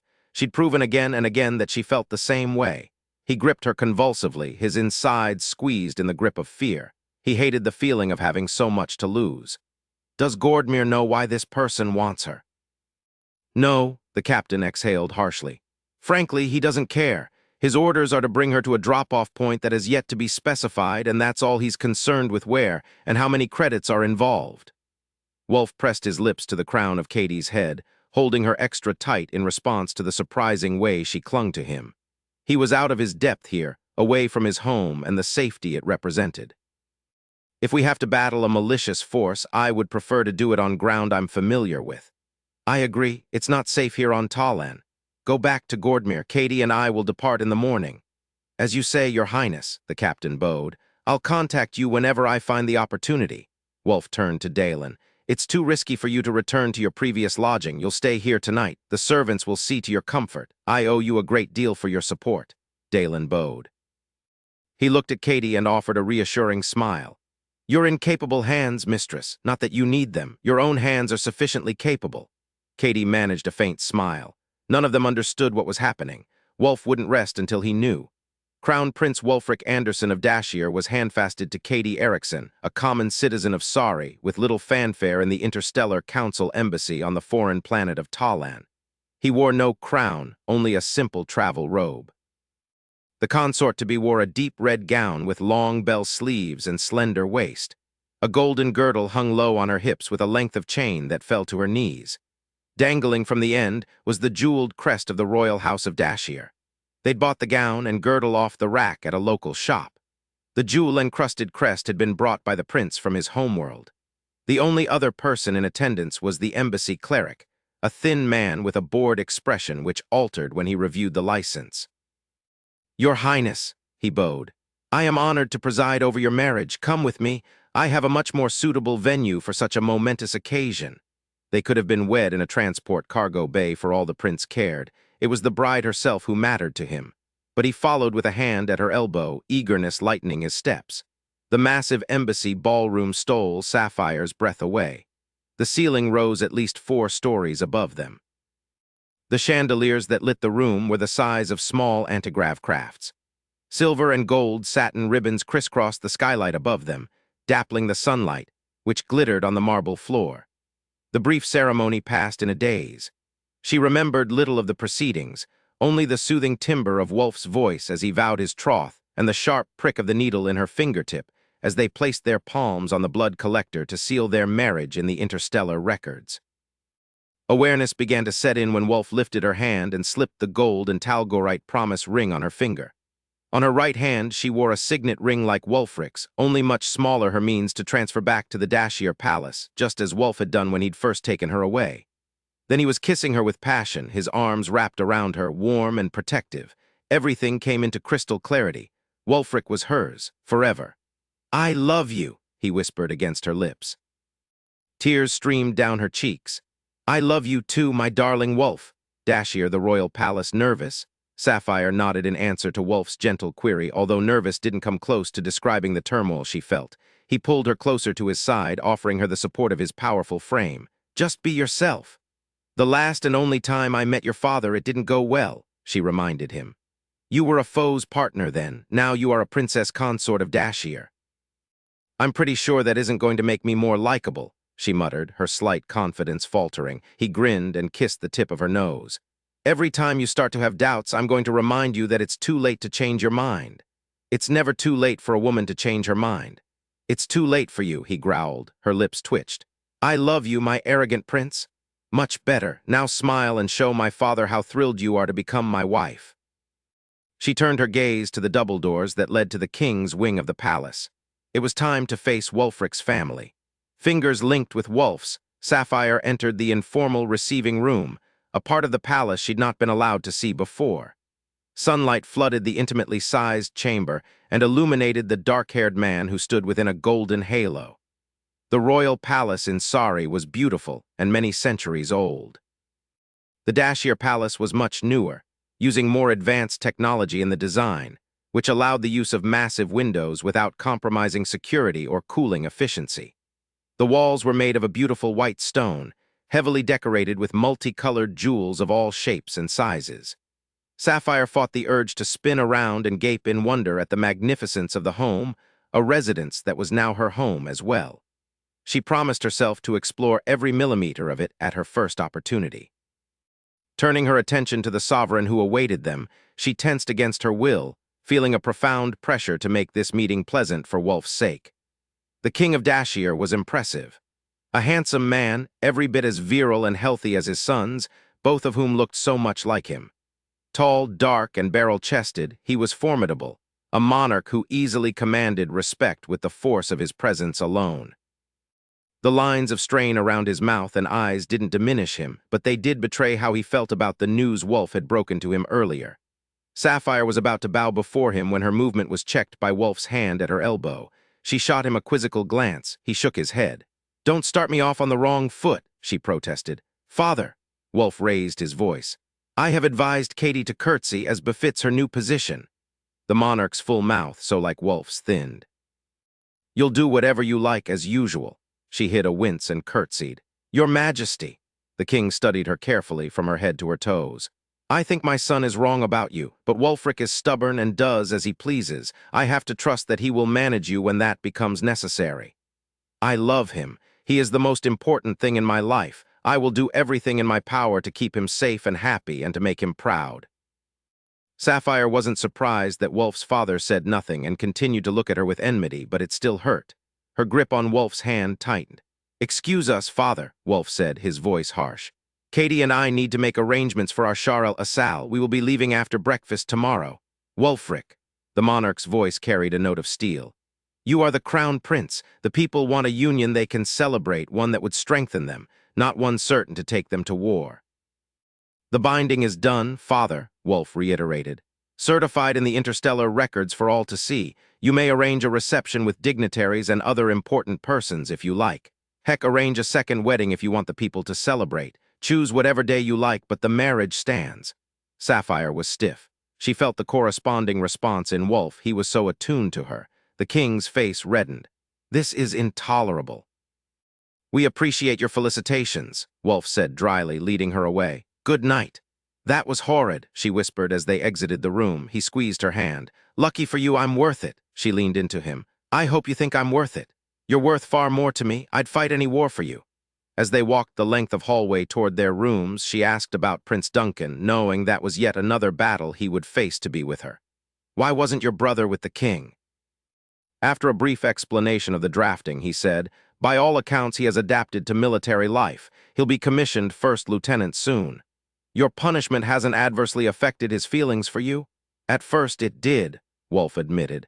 "Basic training is difficult, and he was singled out by my order for the harshest assignments. Now he says he appreciates my decision. Will he resent me?" Sapphire had her own resentments to overcome and doubted her ability to do so, even for Wulf's sake. She'd found no redeeming qualities in the young prince. "No more than you do him, I imagine." His fingertips caressed the center of her palm. "He understood when I sent him away how important you are. Everyone will afford you the respect you deserve, or they will answer to me. I assure you no one is eager to try my patience. Duncan especially." Later that night, Sapphire slid from their bed and padded over to the massive windows overlooking the capital below. She stood there, shadowed in darkness, and wondered if she was up to the task she'd accepted by agreeing to become a royal consort. She dreamed of the happiness inherent in claiming Wulfric as hers and hers alone, but she'd naively considered him only as a man, not as a monarch. She saw him as her love, but the rest of the world revered him as a fierce crown prince, a warrior whose skills were legendary. She was a match for the man. Was she equal to the king he would become? "I love you," Wulf murmured, his warm arms wrapping around her from behind. Wondering not for the first time how a man of his size could move so silently, she leaned into him and asked, "And love conquers all?" "You're darn right it does. You can't change your mind now. You made it clear that I couldn't have you as anything other than my wife. I made the commitment, now it's your turn." "You don't have to sound so disgruntled about it," she protested. "Disgruntled? Katie, I knew that night in Acton that I was going to propose to you. If your father hadn't interceded, we could have been spared a lot of suffering. After 6 weeks of struggle, I have a right to be disgruntled with you." He tugged her away from the window. "Come back to bed. I can't sleep when you're not next to me, and we have a busy day tomorrow." "Ah, yes, you're going on a honeymoon tomorrow," she teased, following him. "I'm taking you to my favorite place in the universe. I'm going to lay blankets on the sand and be with you under the stars. I'm going to hold your beautiful body until you can't move, can't think of anything but me and how much I love you, and how much you love me back." She smiled. "Do I have to wait until tomorrow?" Wulf swept her off her feet and carried her back to bed. Chapter 19, they raced across the desert with reckless abandon. As the skipsbat skimmed the desert dunes at high velocity, Katie clung tightly to Wulf's waist and laughed with joy. The cooling wind whipped through their hair and the setting sun glimmered off the shifting sand. Their hearts light, they hurtled through the air to the spot where he'd promised to take her. This oasis had always been Wulf's favorite place, his retreat where he rested when winding down. After tonight, it would be their place, their shared escape from the problems of the world, a refuge for their love when the demands of their lives became too great. Guardsmen were all around them, flying alongside in various antigrav crafts. Ahead, the oasis was encircled with soldiers, the scene already set to his specified design. But all would keep their distance, allowing Katie and him the illusion that they were utterly alone. Just the two of them in a world of their own. As he heard her delighted laughter, Wulf sped up, anxious to hold her and revel in the fact that she was finally his. The sand undulated gently in the firm breeze. He loved their planet and his beautiful country almost as much as he loved the woman destined to share both with him. They crested the next rise, and he heard her exclaim in wonder. He smiled. Their destination stretched out before them, an oasis kilometers wide with a rare spring-fed pond in the center and lush greenery all around, a verdant haven in the midst of the sweltering desert. A white tent fluttered in the zephyr, shielding their food and bedding inside. Wulf slowed to a halt and released the handlebars to cup her hands, now resting on his thighs. "What do you think?" "It's gorgeous," she breathed. "Oh, Wulf, I think it's my favorite spot in the universe, too." He twisted around to look at her. Her cheeks were flushed from the ride, her dark eyes shining with happiness and love, her lips moist and parted in a beautiful smile. Wulf slid off the bike and caught her to him, spinning her around in his delight at being alone with her. She threw her head back, laughing, and he laughed too, knowing he was grinning like a besotted youth and feeling as carefree as one. For tonight, at least, there would be no danger, no tension, no work. Tonight, there was only Katie. He knew she was hurt that there had been no reception, no joyful family dinner. She'd had to tell her parents about her marriage after the fact, an announcement that had been met with tears and distress. But he was determined to make her forget all the unpleasantness, to make her so happy that such things were mere inconveniences in a life otherwise filled with his love for her. Wulf set her down, and they ran to the pond, tearing off their clothes and diving into the sun-warmed water in unison. Katie laughed like a mischievous water nymph while she splashed him. He dove under the surface to catch her about the waist. The talgorite that adorned her jewelry glittered in the water, and unable to help himself, he took her smiling mouth, drawing her close when she welcomed him. Katie embraced him, and he groaned, madly in love with her. Her legs came up, wrapping around his waist, and he moved closer to her. Her mouth parted from his, and she touched along his jaw, murmuring hot, emotional words. He knew from her tone and her touch that she wanted to be in control, and he was helpless to deny her. "Carry me to the shore," she whispered in her throaty voice. He did as she asked, moving with swift strides. Wulf laid her gently atop the profusion of blankets, then lowered his body over hers. She caught him close and rolled, taking him with her until she was on top. She straddled his hips, smiling. "My prince," she cooed, her fingers caressing his chest and drifting across his nipples. "How I love your body and the pleasure it brings me." "Katie," he groaned. She challenged him daily, and he loved it, wanting her attention to remain focused on him forever. The enjoyment she received from his presence was as valuable to him as the pleasure he found in hers. She lowered herself until her face pressed against his chest. She moved, adjusting until they were aligned. "See how ready I am for you?" she whispered against his mouth. "How you affect me just looking at you." Her lips left his as she shifted, bringing them closer together. His eyes slid closed on a ragged groan as emotion burned through him with potent force. He shuddered, his love for her and their recent vows making the moment all the more devastating. "Watch me," she rose, using her weight to anchor her. "Watch me, Katie," as he watched her with heavy-lidded eyes, his fingers flexed restlessly. "You're overwhelming me." She lifted her hips, her gaze locking on his face. He rose up onto his elbows, and his eyes followed hers. Katie moaned his name before drawing closer again. "You feel so good." "Which?" The sensation of connection so deep inside her was driving him mad.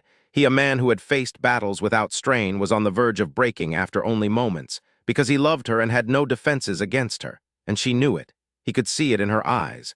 Wulf gritted his teeth, his fists clutching the blankets.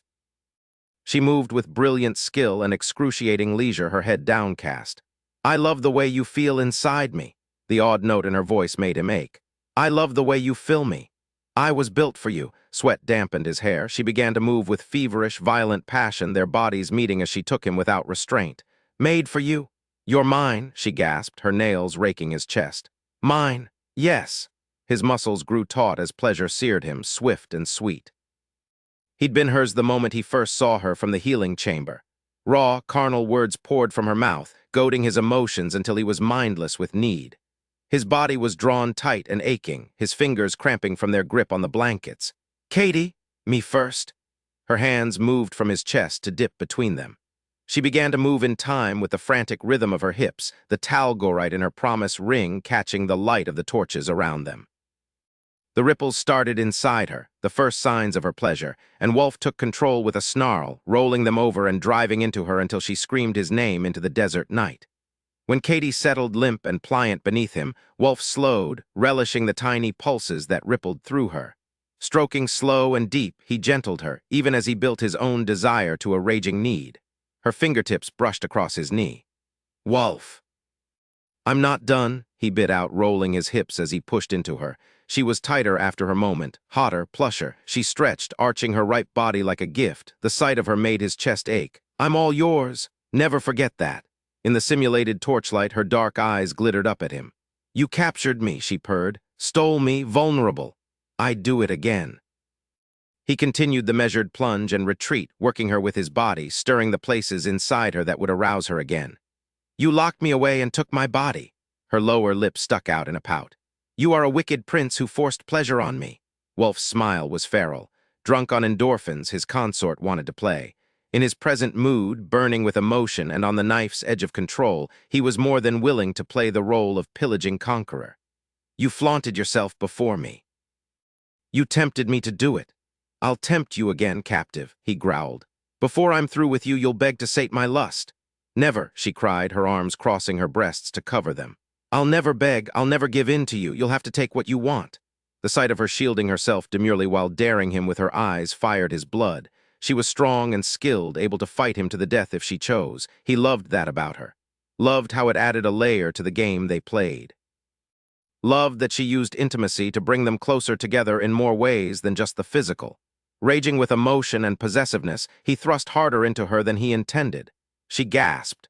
Please, she begged, digging her heels into the earth and pushing back from him. She slipped free of his embrace and his lungs heaved. Katie! Wulf fought the primal urge to fall on his mate and hold her until the churning need inside him quieted. Did I hurt you? Her dark gaze was riveted on his body, gleaming from her climax and straining upward. He was so hard, the ropey veins stood out in harsh relief, throbbing. It was brutal even to his eyes, and he just rammed into her without finesse. She rolled over and began to crawl away from him, her beautifully pink form a nearly irresistible lure. Looking over her shoulder, she winked. A reassurance and a blatant challenge to come and get her. With a growl, he lunged for her. Katie slipped away in a rush of satin limbs. He caught her ankle and she squealed, a sound that would have been more effective if she hadn't been laughing, too. You need to be taught a lesson in subservience, he said gruffly, tugging her back. I am the master, your sole purpose is to keep me sated. But you're never sated. Wulf climbed over her, his chest to her back. He nipped her earlobe. Try harder. Cheek pressed to hers, he caught her hips and hefted them, angling her to take him again.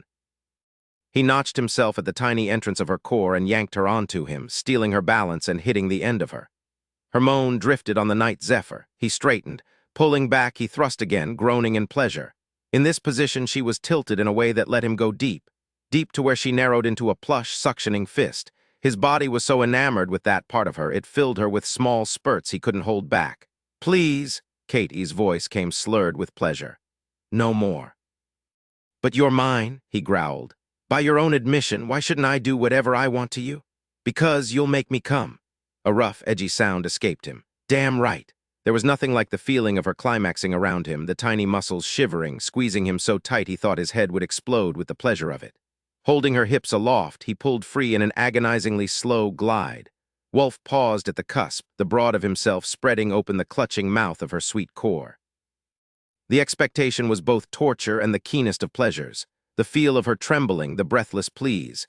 Katie pushed back with her hands, trying to reclaim him. Although she was strong, he held her at bay, his lust tempered by admiration for the power of her body. There was nothing about her that he didn't love to distraction. Biting back a groan, he thrust into her. Her cheek was on the blanket, her eyes closed, her hands fisted beside her shoulders, too far away. His hands slid up her flanks and pushed beneath her breasts. She wriggled her ass against his loins and complained, Don't stop.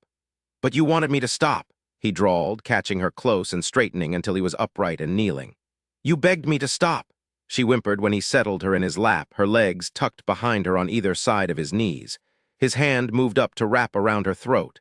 The other slid between them, his fingers splaying around where they were joined. He mantled her, covering her from behind while the lushness of her front and the carnality of his claiming were bared to the night sky. Wulf pictured how they must look her ripe courtesan's body dominated by his larger warrior's frame. His skin so much darker and hair roughened. Her legs spread to show how her snug little hole stretched tremulously around the thick, heavy cock shoved deep inside her. Katie reached behind her and cupped the back of his head, her fingers threading through his hair. Leaning back, her mouth sought his, and he gave her the kiss she wanted, his tongue gliding into her mouth while his fingertips teased her tender core. Wulf, she breathed into his mouth, undulating against him in an effort to find the friction she needed. Have mercy. He nudged into her, the crest of himself stroking the spot inside her that caused her to tremble. As he worked her body from head to toe, she began to writhe. His focus was on making her insensate with desire, creating a scorching need in her that only he could quench. No mercy, Katie. His voice was hoarse from the effort he exerted to stave off his rising orgasm. I want all of you, everything. You have it, you always have. Are you sure? He rolled his hips, stirring into the thick juices that bathed him. Show me. She whimpered, grinding onto him, but having no leverage. He knew what he was doing to her, what it meant to her to have no control at all. For Katie, pleasure had always been work, something that took concentration and focus. After that first night in her bed, he determined to strip her control every time he had her, to take her beyond reason until only sensation and he existed. Intimacy was a means to that end, a journey, not the destination. Their connection to each other was the eye of the storm they'd face. It had to be stronger than blood, more valuable than water, and rooted deeper than skin. "Do you know how you feel to me?" He murmured darkly, his lips to her ear. "How slick and tight, how hot. You burn me, Katie, destroy me. When I saw you from the healing chamber rubbing against the glass, your eyes eating me alive, I pictured you like this. Hungry, helpless, mine, all mine. Why yours? I wanted to live for you, so I could give you what you were asking for, so I could feel you pressed against me without the glass between us." Panting, she offered kiss-swollen lips to him. "Nothing between us. I needed to feel your hands on me, healing me, carisum, my love." Katie, with his tongue in her mouth, his body in hers, and his fingers deftly rubbing between them, she climaxed with a broken cry, quaking violently, sobbing, milking him with rippling pulses. He growled in pure male satisfaction, his arms tightening around her. Lightning tore down his spine and fisted his balls. Semen churned and boiled until it shot along his aching erection and erupted in a ferocious flood. He turned his head and set his teeth to her shoulder, groaning against her skin as the orgasm tore through him, ripped from a place inside him that she had created. A place that she replenished until it overflowed and drowned him. Wulf took her down, blanketing her, pumping fast and shallow. Her knees slipped out from under her, and he followed, rutting in her with a primitive need to mark her, mate with her, join with her. His fingers linked with hers. He stretched her arms over her head so that he covered her from fingertip to toe. The sand gave way beneath her, cushioning her as he fucked her like an animal, wild in his need. Katie was right there with him, coming and coming, moaning his name with every plunge into her. "Katie!" As the fisted grip of his climax eased, Wulf felt the bite of her ring band digging into his finger. She belonged to him. "Mine," she gasped, as if she'd read his mind. "You're mine, too." He nuzzled his sweat-slicked forehead against her temple. "Yours," he vowed, "always." Beyond the golden circle of torchlight, the black of the desert night swallowed the world, creating a tiny paradise for the two sated lovers on the shore. Wulf's fingertips drew patterns on the bare flesh of Sapphire's thigh. "What are you thinking? That it's a good thing you pursued me because the intimacy is unbelievable." She giggled when he growled and tugged her beneath him. "You bonded with me for the intimacy." Blinking innocently, she asked, "That's not a good reason." Wulf nipped her bottom lip with a love bite. "If only it was that simple, then I'd have some hope that it would burn itself out, become more bearable. Promise me that it'll never burn out. I've made several promises to you and I intend to keep every one of them, including that one. I love you too damn much. Even if it were halved, it would still be excessive." She brushed back a stray lock of raven hair from his forehead. "You promised to care for me." He arched a brow. "Don't I? You haven't fed me since lunch." Her mouth made a moo. "Then you drained me with your ravenous lovemaking." The second dark brow rose to join the first. "My ravenous lovemaking, if I remember correctly, I was the one who was ravished first tonight." She tapped her chin, feigning deep thought. "I don't remember that." He pinned her down and tickled her. He wouldn't cease even when tears streamed from her eyes, and she pleaded with him to stop. "Remember now?" "Wulf," she gasped. "Let me go, I'll do anything." He paused. "Anything?" She nodded, knowing she'd love whatever he came up with. "I can't resist that," he said, freeing her with a wicked smile. She scrambled to her feet. "Horrid husband abusing me to get your way." He reclined on the blankets and tucked his hands beneath his head. Deepening his voice, he said, "Wife, fetch some food." Her hands went to her hips, and he laughed. "Please," he added with a wink. For that arrogant comment, Sapphire swayed her bare hips seductively as she moved away, tossing him a mock glare over her shoulder before she entered the white tent. Inside, she gathered sealed biopacks of provisions and a large flagon of wine. She'd taken a few steps out of the tent before she realized they were no longer alone. Wulf caught up one of the blankets and crossed over to her, covering her nude body. She noted that he made no effort to hide his own state of undress.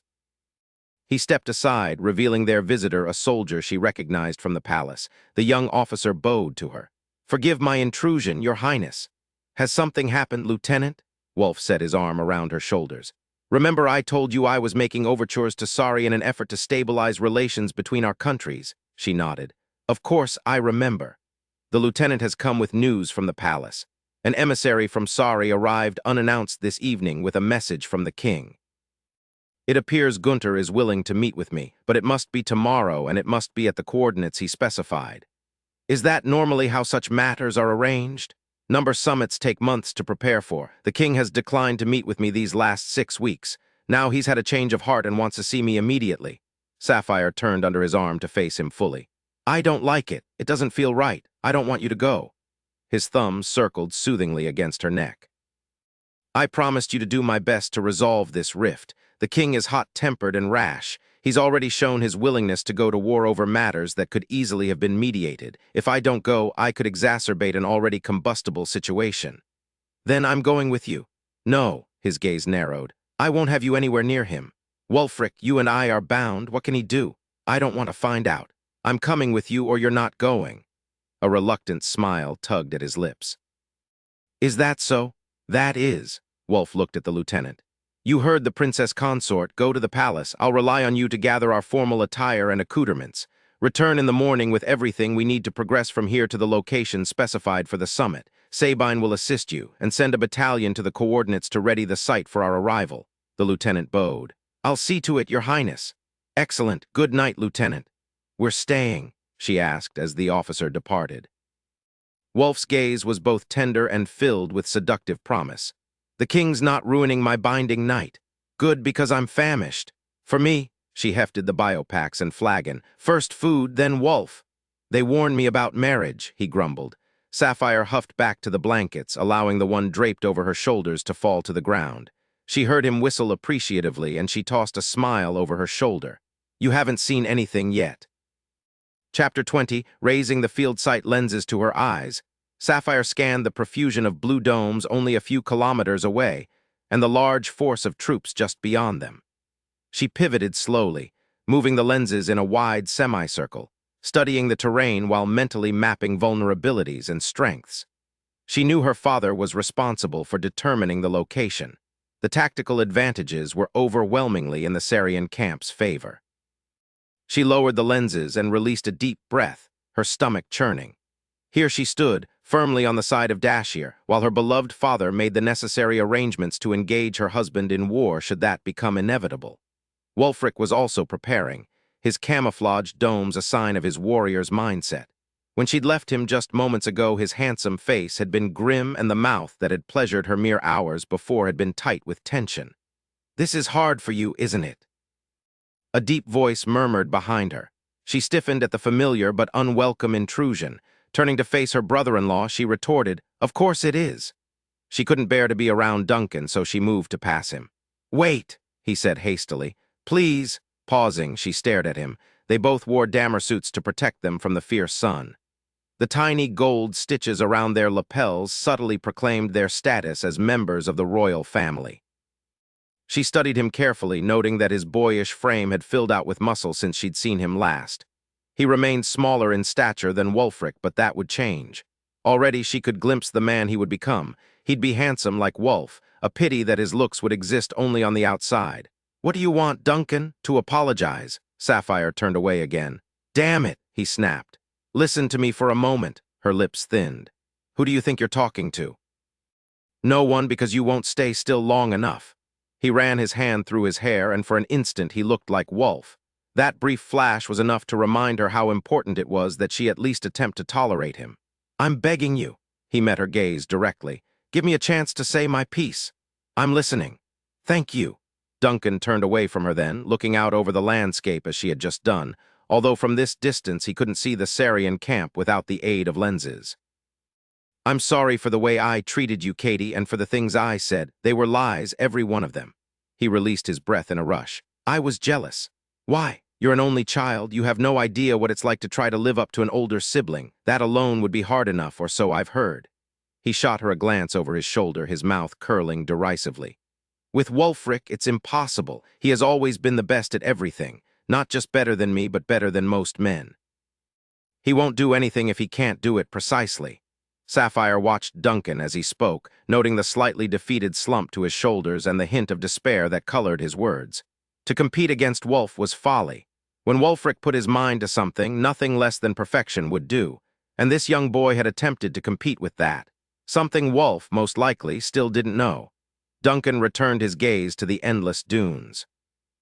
From the time my brother was a young man, younger even than me, it was obvious to everyone that he was born to rule. Our father is too hard-headed and rash to be an effective monarch. He gladly passed responsibility over to Wulfric. From that day on, Dashier was everything to my brother. He had no time for anything else. No time for you, she amended. The young prince barked out a derisive laugh that did nothing to hide his pain. Wulfric is only a decade my senior, but he's always seemed like more of a father to me. I wanted him to teach me how to be more confident, more talented with a glaive, more appealing to women, damn it, more like him. But he never had the energy when his day was over. He crossed his arms over his chest. Until you came along. He kicked the sand. Suddenly he talked of nothing but you, your aptitude for stratagems, your intelligence, your fighting skills. He was so damn proud of you, like he'd never been of me. When his day was over, he seemed more energized than when he'd started and eager to get to you, not me. Duncan looked at her over his shoulder. I hated you for being the one he cared about. Then he chose you over me and sent me away, and I hated him too. Wulf loves you. Surely you know that.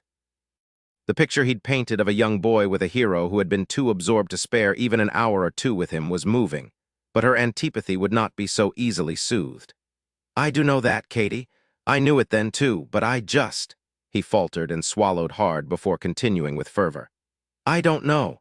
I just wished he'd eat dinner with me at times, search me out like he did you and talk with me for hours. I took my frustration with him out on you, and I'm truly sorry for that. My behavior was unforgivable, but I must ask you for forgiveness anyway. I love my brother. I want him to be happy, and you make him happy. You abused me, Duncan. You deliberately set out to wound me in every way possible. You tried to destroy me. That isn't something I can forgive offhandedly. I know. His dark green eyes were open and earnest beneath his furrowed brow. But if you'll allow me, I'd like to attempt to repair the damage I've done, for Wulf's sake as well as ours. Why now? She asked bluntly. What's changed? We're family. We'll be living and working together for the rest of our lives. Sapphire rubbed the space between her brows, fighting the tension headache that was quickly forming. It was still difficult to grasp the thought that she and this petulant boy were related now, but the fact remained that they were, and Wulf loved him. There was a huge gulf of anger and animosity between them. The distance between her and the royal family weighed heavily on Wulf, and she knew that if she could mend the rift, it would bring him peace. We'll start over, she conceded. Forgiveness is earned with me, Duncan, not just handed over in exchange for a few words of regret. I'll earn it, he promised. Sapphire nodded. Then I'll give you a chance. You're not going with me, Katie, that's final. Wulf watched his wife's chin lift in the stubborn cant he adored. He smiled. Katie would never be tamed. It was one of many reasons why he loved her so much. You think this is amusing? She turned away, her hands clenching into fists. You won't find it funny when you sleep alone. His grin faded. Now that was a threat he'd be doing away with immediately. Don't push me, Katie. I have sound reasons for insisting you stay behind. Perhaps I have sound reasons for sleeping in my own dome. Wulf tugged her into his embrace. He stared into her beautiful upturned face with its clever brown eyes and lushly carnal mouth. A mouth that did things to his body that enslaved him. He meant to berate her and teach her a lesson. He meant to firmly establish that he would lead and she would follow. Instead, he kissed her senseless. He kissed her until she went limp in his arms, kissed her until her curvy body melted into his, kissed her until her fists unclenched and her fingers entwined in his hair, holding him close. He kissed her until his body ached with it, until he couldn't think or remember what they'd been arguing about. When he'd accomplished all that, he pulled away and nuzzled his nose against hers. I need you here in case something goes wrong. You'll know what to do to protect the camp and the troops. It would be one less thing to worry about, knowing they were in your capable hands. General Peterson is here for that, she grumbled, her eyes opening slowly. But I'll stay. That was underhanded of you, Wulf. You know I can't think straight or stay mad at you when you kiss me like that. I feel much better myself. Katie attempted to push away, but he held her tight. A frown marred the space between her brows. I don't see why I can't accompany you. Because I don't trust him. He licked her lower lip. Then don't go. I have to. He brushed her hair back from her face. If he's serious and I reject his offer, we may never see a treaty signed in our lifetime. This feud has already continued for generations. I want to spare our children as much of it as possible. The palm of her hand came to rest over his heart. In her expression, he could see her love and worry for him. Despite his nagging uncertainty regarding the meeting ahead, he felt a deep peace that all was well between Katie and himself at last. You think the king still wants me? She asked. Yes. I can't take the risk that his decisions could be affected by his feelings for you. Will you return by this evening?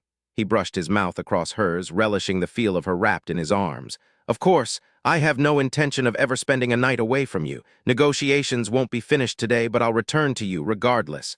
Her lips clung to his, conveying a wealth of feeling. Promise me. Wulf lifted her feet from the ground and deepened the kiss. I promise. Wulf had been gone for hours, and the sun was slowly beginning to set. Sapphire paced the dome, her dinner untouched. You need to eat, Duncan said from his seat at the small dining table. She shot him a quelling glance. You're worrying yourself sick. He attempted to act nonchalant. He failed. Wulfric knows exactly what he's doing. It's not Wulf I'm worried about. She stilled her fevered pacing. I can't shake the feeling that something's off, and I always trust my instincts. I feel it, too. Something isn't right. They didn't care for each other before. Once the Sarian king learns that you're bound to Wulfric, that dislike will worsen. I hate this. She paused, cocking her head. Do you hear that? Hear what? That buzzing. She exited the cool dome to the heated desert outside. The noise grew louder. Spinning, Sapphire scanned 360 degrees, attempting to discern where the sound originated from. The volume rose, and her sense of foreboding increased along with it. Shielding her eyes from the setting sun with her hand, she saw a black cloud rolling in with ominous speed. She sprang into action. Rushing back into the dome, she passed a startled Duncan and pounded her fist on the alarm. The wailing of the siren rent the quiet desert dusk. What's happening? He shouted, freeing his glaive hilt from its holster. We're under attack. She grabbed the dangling facial shield of her dammer suit and covered her nose and mouth before bursting out of the dome to help rouse the troops.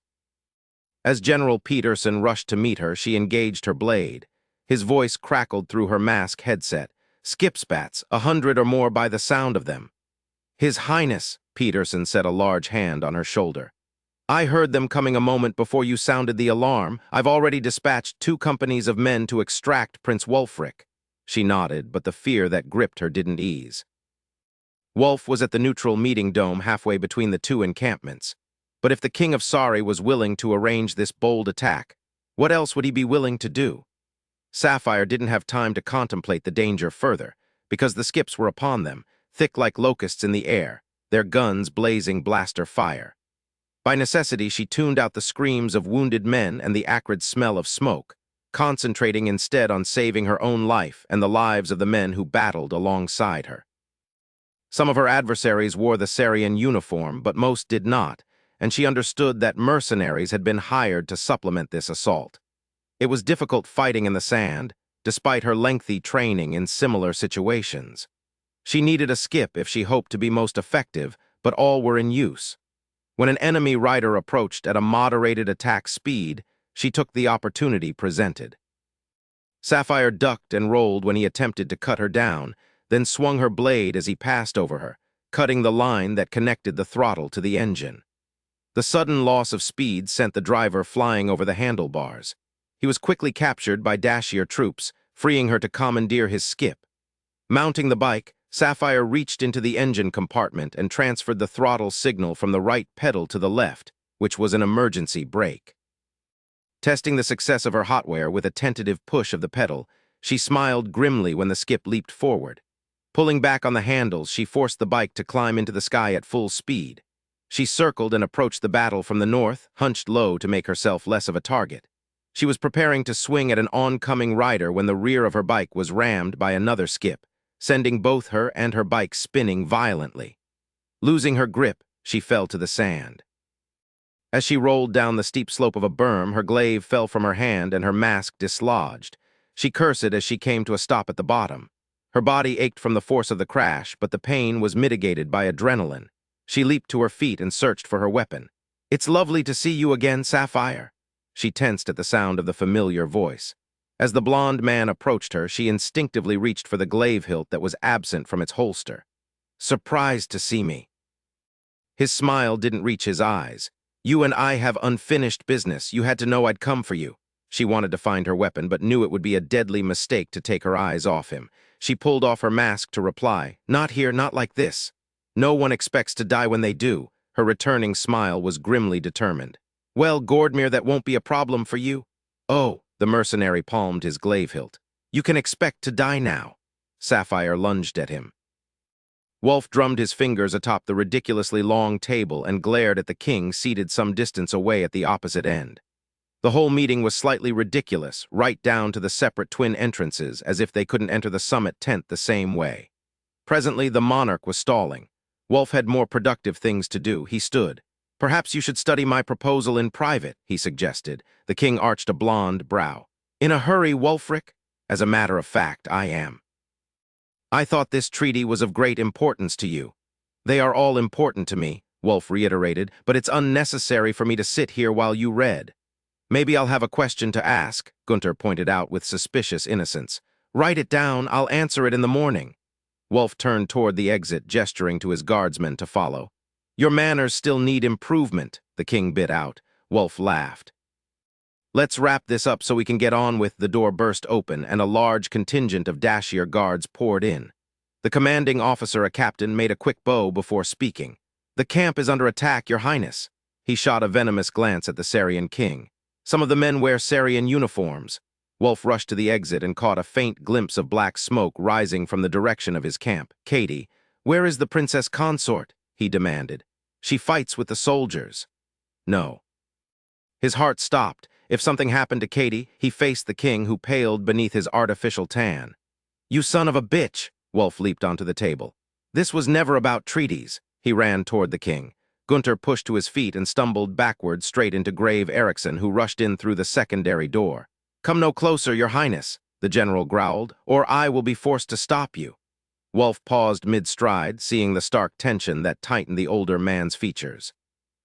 "Go to Katie," Eriksson ordered, his bloodless grip on the king speaking volumes. "Find her, keep her safe." Wulf nodded. Without hesitation, he turned and ran the length of the table to the exit. "Wait!" Gunter shouted after him. "If you give her back to me, I'll sign every treaty." Wulf's stride didn't break, and within moments he was seated on a skip, flying across the rapidly darkening desert toward his wife. Chapter 21, Sapphire fainted to the left when Gordmere parried her lunge with a defensive swipe of his glaive. The sun was dipping behind the dunes at her back. With the biggest source of illumination coming from the light of the mercenary's blade, she could see nothing besides Gordmere, which made searching for her glaive hilt nearly impossible. She had only one advantage, and that was her ability to see him while she could hide in the gathering darkness. "Why prolong the inevitable?" he jeered. She knew better than to reply and reveal her position. If he wanted her dead, he'd have to work for it. Circling him, she secured her mask. The mercenary swung in a circle, using the blade light to locate her. His grin was pure viciousness when their gazes met. He began to press his advantage with a series of wild swings. Twisting and leaping, Sapphire managed to stay in one piece, then she hit the upward curve of the berm behind her and tripped.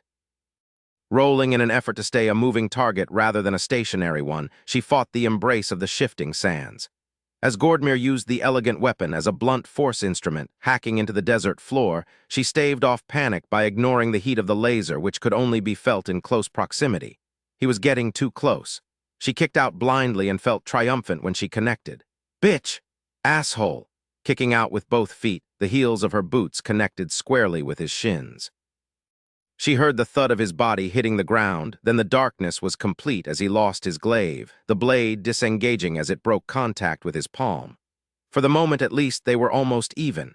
They both lunged in the general direction of the glaive hilt. Gordmere landed almost on top of her. He shoved her face into the sand. She thrashed beneath him, gasping into her mask.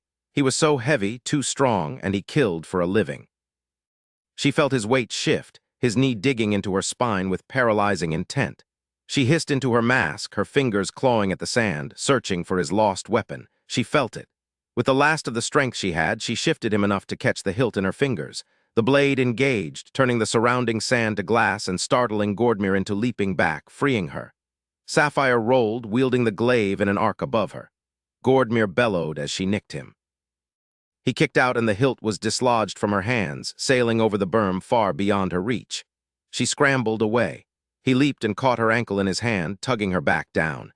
Kicking with her free leg, she fought for freedom. The heel of her boot made repeated and brutal contact with the top of his head and shoulders. Still, he came at her, climbing over her. She writhed to get away, her strength fading in the face of his greater might. If he made it on top of her, she'd never survive it. Her head made contact with something hard, a rock or other protrusion. Gordmere pinned her in place. Reaching up, she dug for the object with nimble fingers, hoping she could use whatever it was as a weapon. If she could bash him in the temple with it, she might knock him out, or kill him. When she managed to thrust her fingers beneath it, she was surprised at what she found, her glaive hilt. Or perhaps it was his and hers had flown over the berm. Either way, it would save her life. She ripped the mask aside. "I wanted to interrogate you first," she gritted out, her hand gripping the hilt. Gordmere straddled her hips and loomed over her, laughing. "Sadly, she engaged the blade. You'll just have to die." In the white glow of the laser, she saw the fear register in his eyes. Then his head was gone, severed by her swinging glaive. His torso swayed for a moment above her. The smell of burnt flesh from the cauterized wound made her stomach roil. She pushed at the body with her hands and it fell backward, tumbling down the side of the berm. Sapphire lay there for a moment, gasping and crying, the grip of fear reluctant to release her. "Mistress!" In the obsidian desert night, Clark was invisible, but she would know his deep voice anywhere. She struggled to a seated position.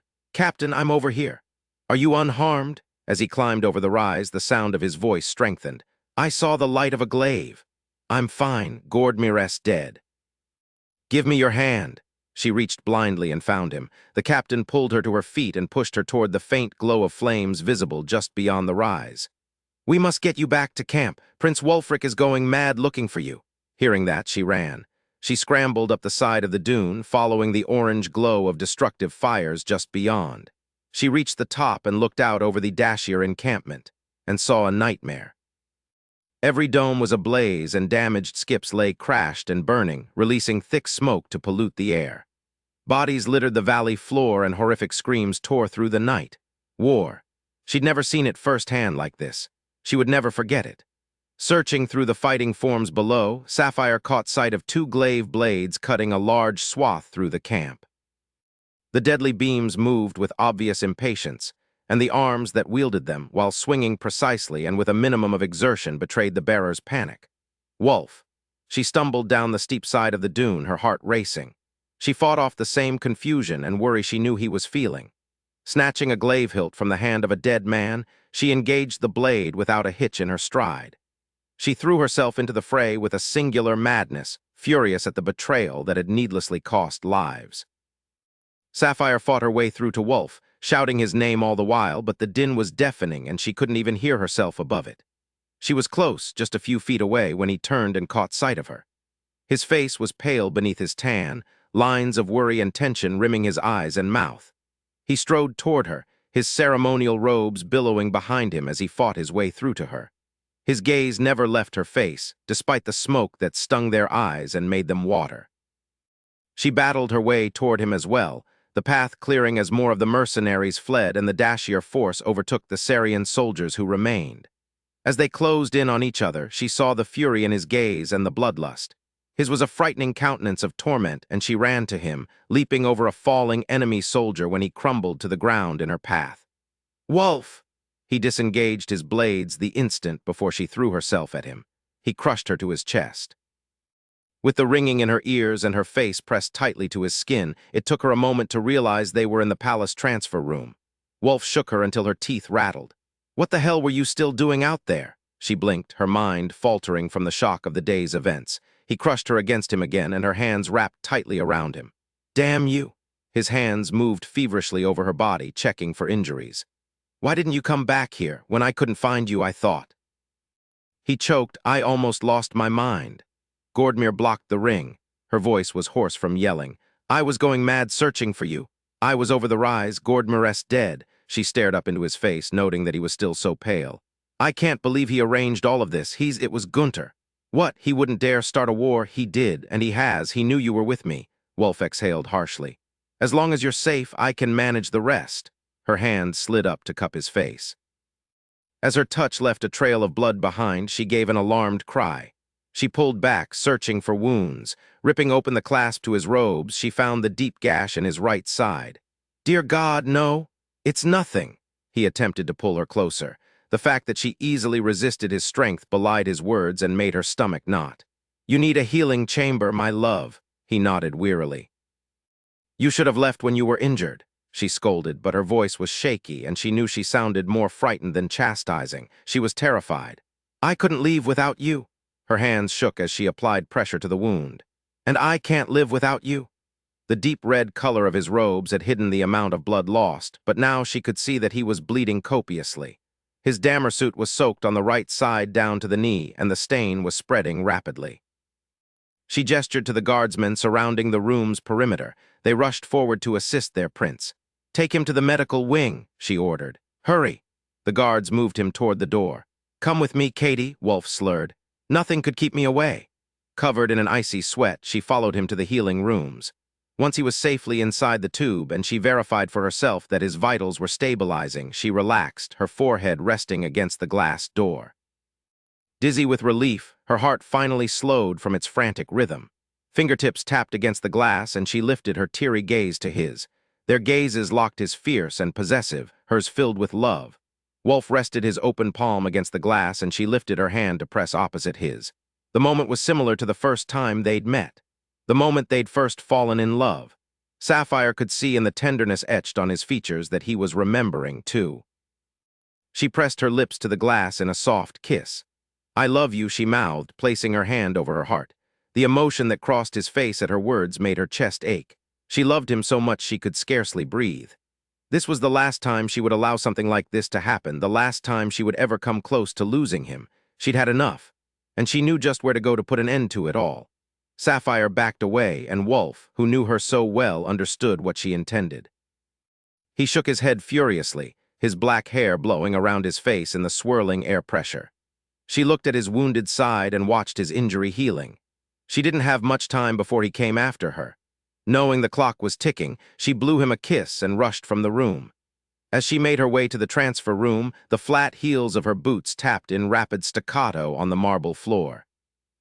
She passed the bowing guards and headed straight to the keypad to type in her desired coordinates and her personal identification code. Stepping onto the pad, she waited the brief 15-second delay she'd programmed, then found herself in her father's office in the Sarian Palace. The Palace Guardian system still accepted her transfers. The last time she'd transferred in, she had been returning from a visit with her mother. She'd been coming home. Now the reason for her presence wasn't so benign. In fact, it was murderous. Crave watched with barely restrained fury as his king paced the length of the massive throne room. Good men had died tonight for this one man's folly. "I cannot believe you sent Wulfric after Sapphire," Gunter raged. "I can't believe you started a war over her. Have you any idea what you've done? The lives that will be lost." The king pivoted, his features contorted with rage. You knew they were together, yet you said nothing to me." "How was I to know that you would do something so damned idiotic?" Crave snapped, his blood thrumming with frustration. Another war, it made him nauseous. "You forget yourself, General. Remember that you are speaking to your king."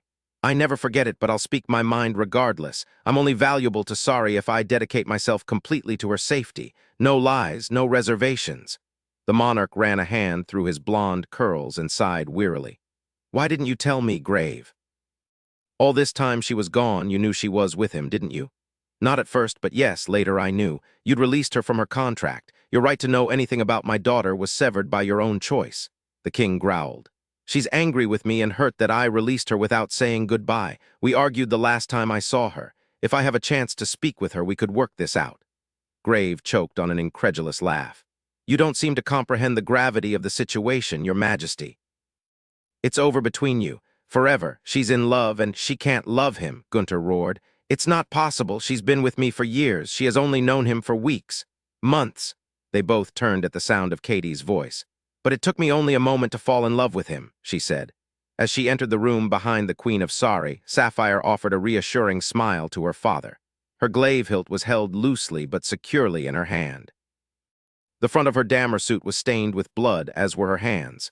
She saw the concern in her father's eyes and shook her head, silently telling him not to worry. "Katie." His tone was wary. "What the hell are you doing?" She lifted her chin. "I'm ending this, Daddy, now." Her narrowed gaze moved to the king. The monarch took a cautious step back. "The Crown Prince of Dashier was gravely injured tonight," she said in a low, dangerous tone. "It won't happen again, leastwise not by your hand, Your Majesty." She shoved the queen forward with the flat of her palm. "Tell him what you did." The queen stumbled, then regained her footing. Shooting an incredulous glance over her shoulder, she pushed her silvery blonde hair out of her face. "I do not answer to the dictates of a metress. You may call me Your Highness." Sapphire's lips curved without humor. On further thought, since you were the one who introduced me to my husband, I give you leave to call me Princess Consort Katie." The king choked. His gaze shifted rapidly from the queen to the general, then back to her. "What are you talking about?" Her father nodded grimly. "Yes, your majesty, she's telling the truth, about both the bonding and the queen's involvement." The king rounded on his queen, his face mottled with fury. "What have you done?" The general hastily stepped between the two. The queen's shoulders went back, and regal hauteur covered her from head to toe. "Did you think I would do nothing and play the martyr forever?" "What the hell are you talking about?" He lunged toward her. Grave intercepted the attack, then continued to restrain the king as he fought to reach his wife. The queen's icy demeanor intensified, lowering the temperature in the room by several degrees. "You're a fool, Gunter." She lifted an imperious hand when he opened his mouth to retort. "Listen to me for once. I had my choice of suitors, rulers from larger, more powerful countries. You may find me lacking, but I assure you other men find me beautiful. I could have been cherished. Instead, I married you because I wanted you." Her brilliant blue gaze raked him from head to toe. "You remain the handsomest man I've ever seen. The thought of sharing your life and your bed filled me with such excitement, I could hardly wait for our wedding night." The king stilled, staring at his wife as if she were a stranger. She laughed, a cold and bitter sound. "You look so surprised. I assumed you hated me." His gaze shifted away. "When I bedded you, you were stiff and frigid. Afterward you cried. Why in hell would either of us wish to repeat the experience? I was a virgin." The queen's fingers clenched rhythmically as if she longed to do violence. "And you lay on the bed and expected me to pleasure you like a concubine. I am a queen and your wife. You should have made concessions for my innocence. In my country, virginity is a prize revered. You detested it." Gunter flushed. He shot a beseeching glance to Sapphire. She crossed her arms and said nothing, did nothing. "Don't look at her." The queen's beautiful face contorted with hate and jealousy. She rounded on Sapphire, hissing pure venom. "I thought the prince would kill you. I was certain of it. How could he resist? You, the lover of his enemy and daughter to Erickson. Instead, he married you, the idiot."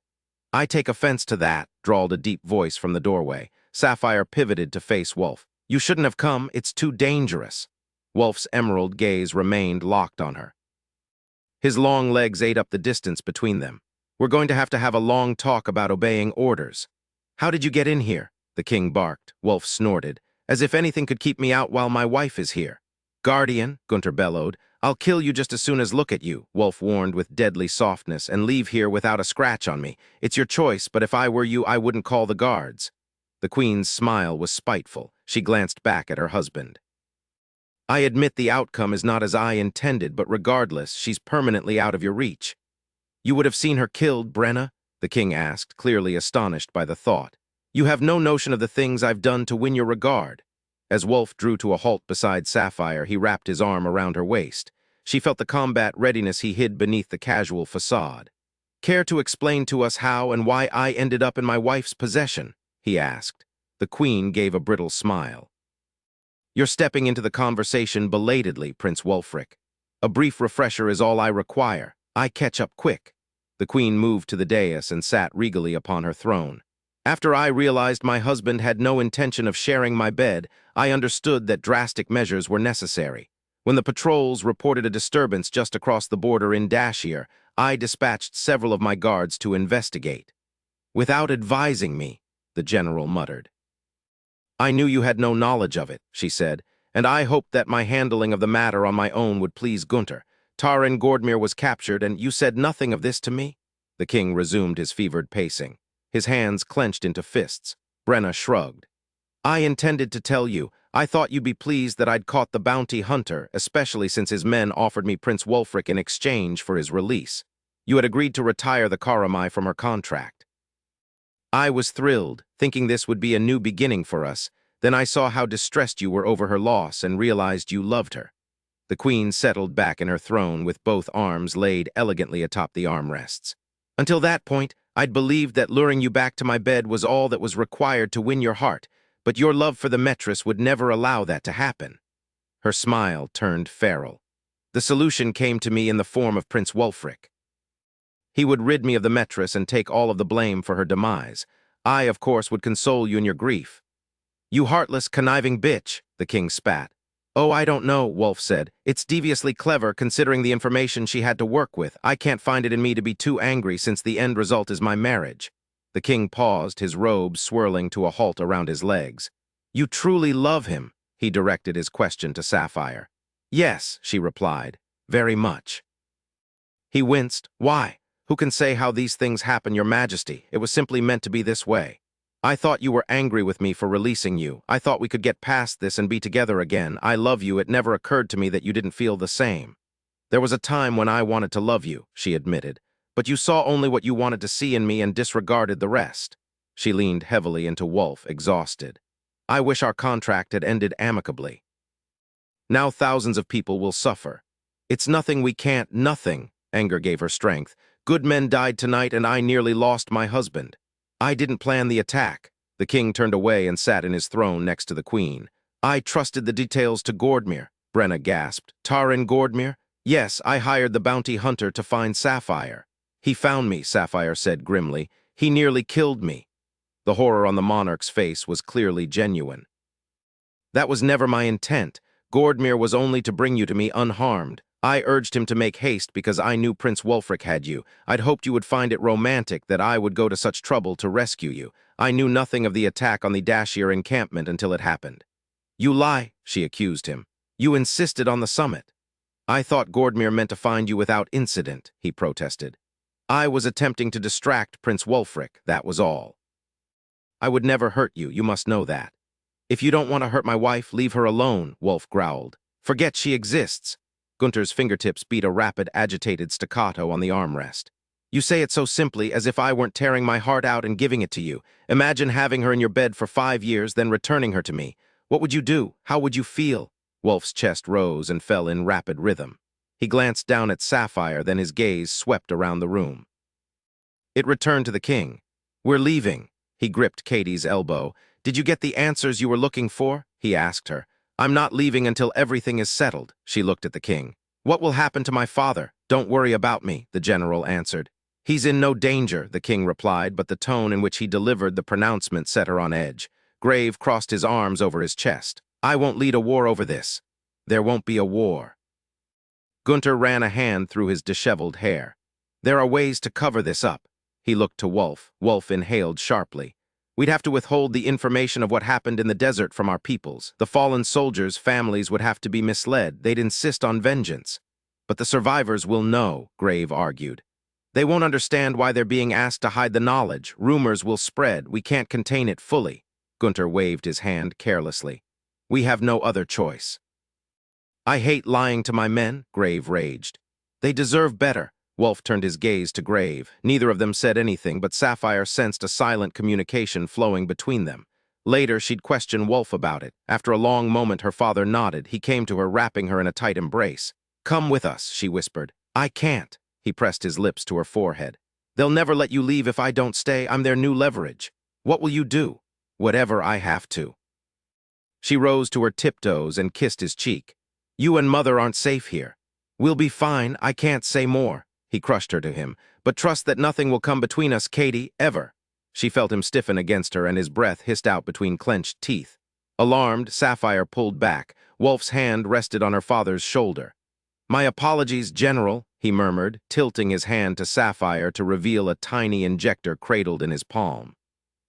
My ring was damaged in the battle and has a sharp edge.